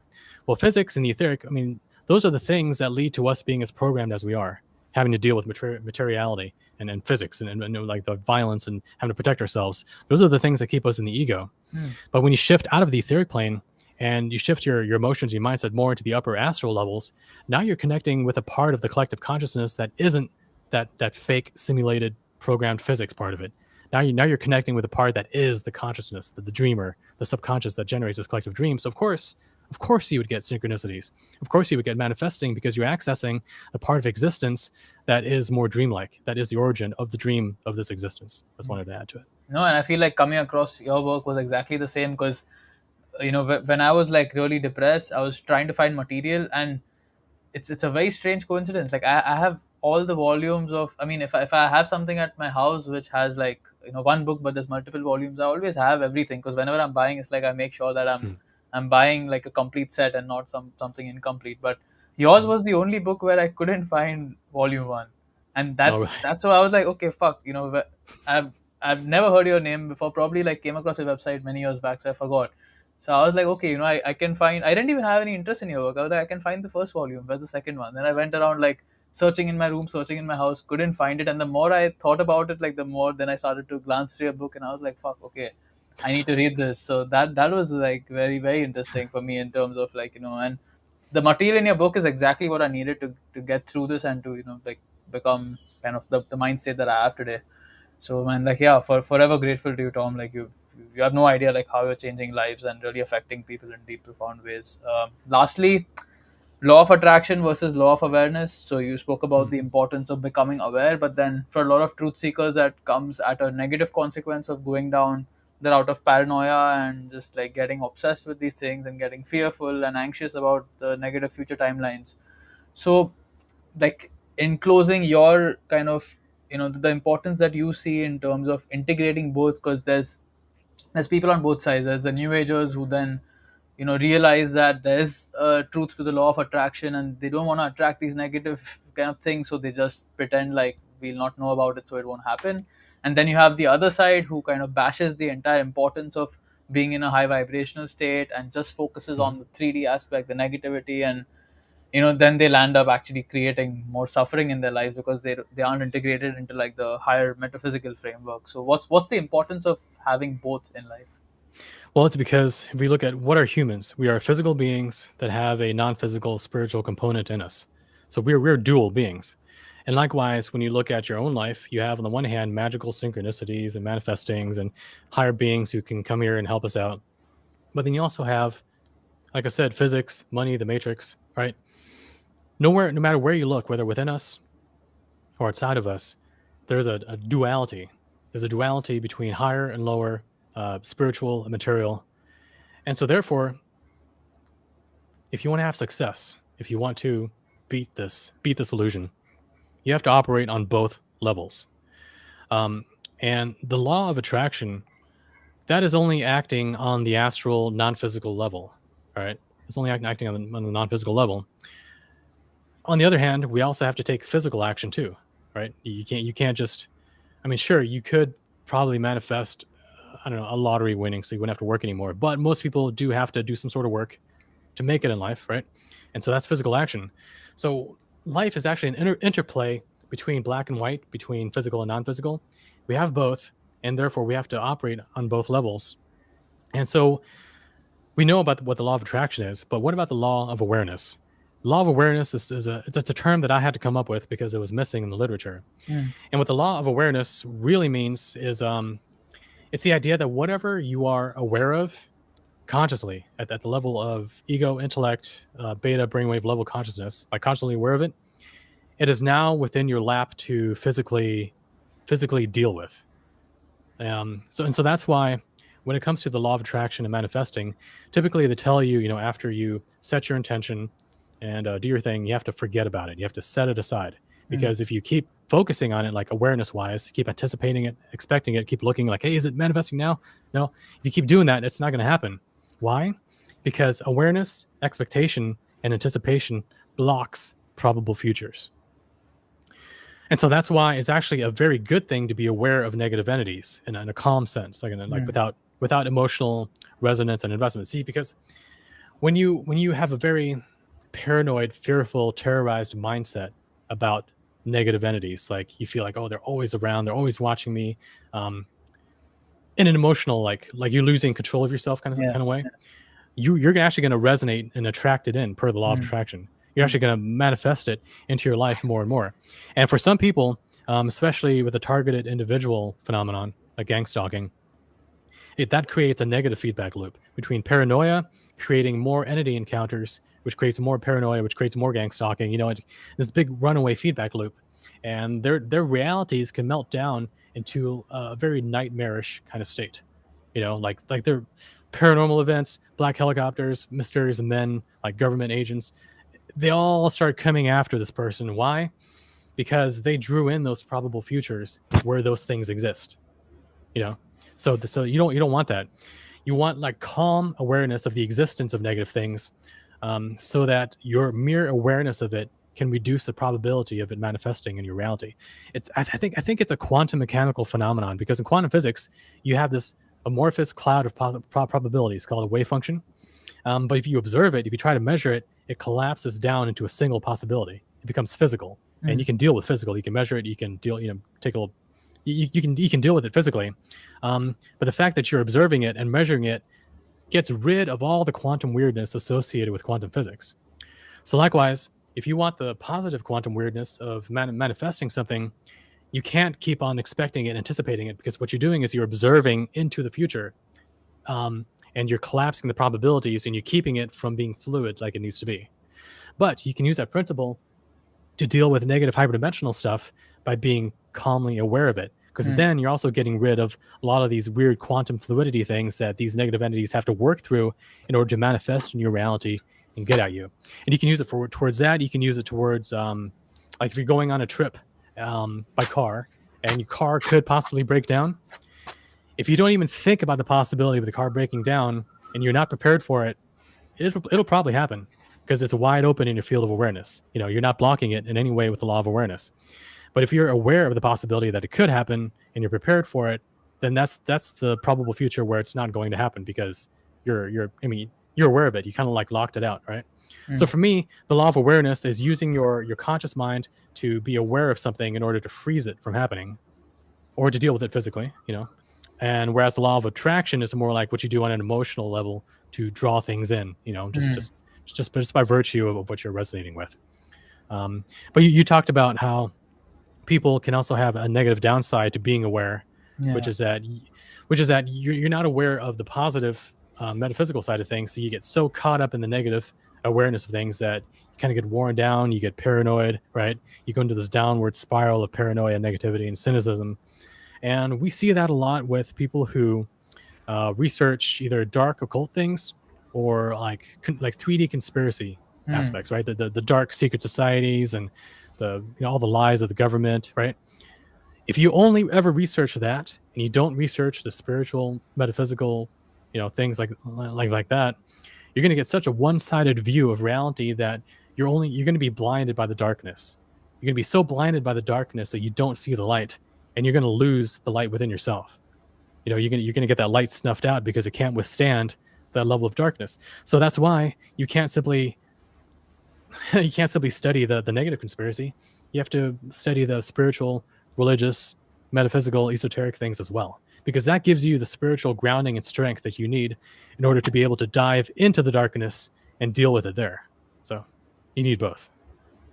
Awesome, man. I had like some more stuff that I just want to like let people know, and then let people know that you can find the answers to these things in Montauk's work, because he does like write about them pretty extensively. So I was thinking about talking about why free energy technology never gets out, your thoughts on the soul trap, tunnel of light. So I know that you've like written, so people have asked you those questions and you've Mm. elaborated on them pretty extensively in your book. So that gave me a lot of insight, because I used to resonate with some of that earlier. Since you have a science background, I don't know if you've covered this in your questions a lot, but what's your take on the entire carbon dioxide and greenhouse gases contributing to climate change that the elites are pushing?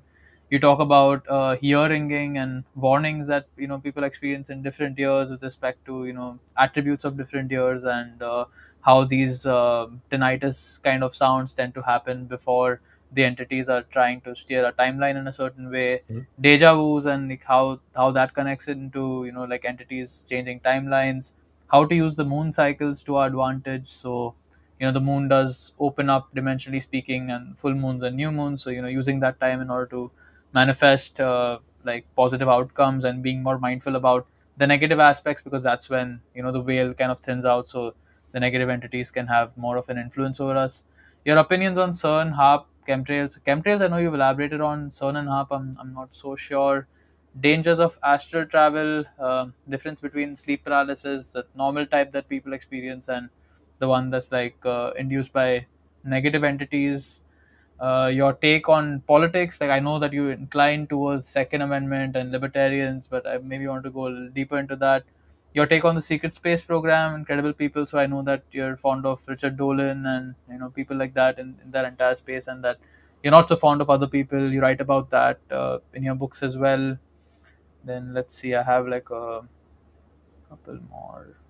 How to fight nanobots in case of technocracy, best and worst AI scenarios. I know you've written about that as well in your writings.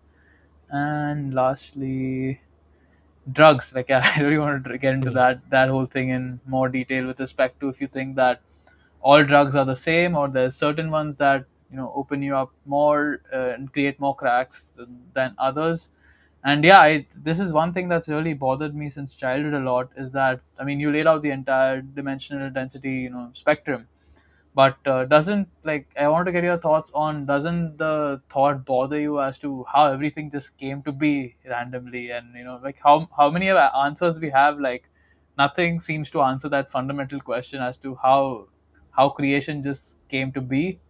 Mhm. So yeah, I don't think I'm not sure if that's something you've answered or not, but that's probably like one of the important things I wanted to ask you. Most other things I'm pretty sure that you've covered. Even like Tom's work on synchronicity, and he has like very good animated videos on his channel. You guys can go and check out, where he's gone to detail in the alien presence and synchronicity, and it's done in like a very short, concise way. And I know that you've kind of transcribed that, and you have chapters written as well. So yeah, man, Mhm. bro, like really, really grateful you've given us 4 hours 15 minutes. I don't want to keep you any longer. Any final thoughts, and then we can close.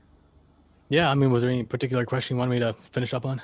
Yeah, I can maybe address it's it. just that last one. Like, what do you think about the ultimate question as to how everything just came to be? From Mhm. nothingness into creation, or how consciousness even started in the first place. Yeah, yeah. Well, I think it started with, well, if we go by the myths, right? We talk about how in the beginning there was the void, the darkness. Before there was even light, before there was even something, there was nothing. But nothing wasn't nothing; it was everything. See, when we start talking about things that are this abstract, you start sounding like a crazy philosopher, right? With these abstract terms. But the thing is, in order for, oh wow, is this, I do sound like a crazy philosopher now. In order for everything to exist, it had to exist at the very beginning, right? So nothingness has to contain everythingness. So it was infinite potential. Now, I mean, I do think that if there is even just one consciousness that existed at the very beginning, what would it do? Like, it can't just be But by itself doesn't it fuck your forever. mind as to how that consciousness could even just come to be? Mhm. Like, I think that's the root question. Like, how did it even start off to begin with? Yeah, yeah. Because when we talk about starting and ending, now we're talking about time, right? And Okay, did got it. time even exist back then, right? Or does eternity always exist? Eternity always exists. It always will exist, and therefore that is all there is. Now, I mean, ultimately, I do think that creation is. I think it is infinite consciousness. I think it is infinite consciousness that is experiencing itself in an infinite variety of finite ways. So you're finite, I'm finite. Of course we're finite, because if you and I were not finite, then we would both be infinite, and there would be no separation between us at all, not even in form. And so therefore I wouldn't be able to think things independently of you. So the fact that you have free will and I have free will means that we are separate in function, even if we are united in essence. So I mean, the same core I within you, like your inner self within you, is the same one that is within me. It's just we are two instances of the same thing. It's kind of like having a bunch of broken mirror glass, and they're all reflecting exactly the same candle light. So there's one candle reflecting light, but we see 1,000 candles before us because those are individual mirrors. So each of us, you're a mirror, I'm a mirror. We're all reflecting the same candle light, but because the mirror has its own autonomy, it can reflect the light however it wants. Brightly, dimly, this way, that way. And so I do think that we're all finite beings traveling finite paths, because it's finite because it has a beginning and has an end. But it's all started and it's all merging into the infinite. So I think the infinite is where it started, the infinite is where it ends. And so ultimately, yes, we are all one in essence, we're all one in origin, and we're all one in where we will end up one day.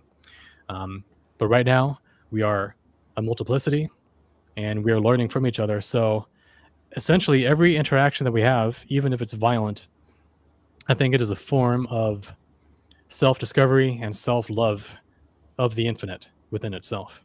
And I think in context of eternity, everything turns out well. So I think that's why some of the bad stuff that's happening now, I don't want to say it's excusable, but it's being watched carefully and not interfered with too much by certain positive forces, because they have a very long term viewpoint and they understand that there is a script and a story and a purpose to this.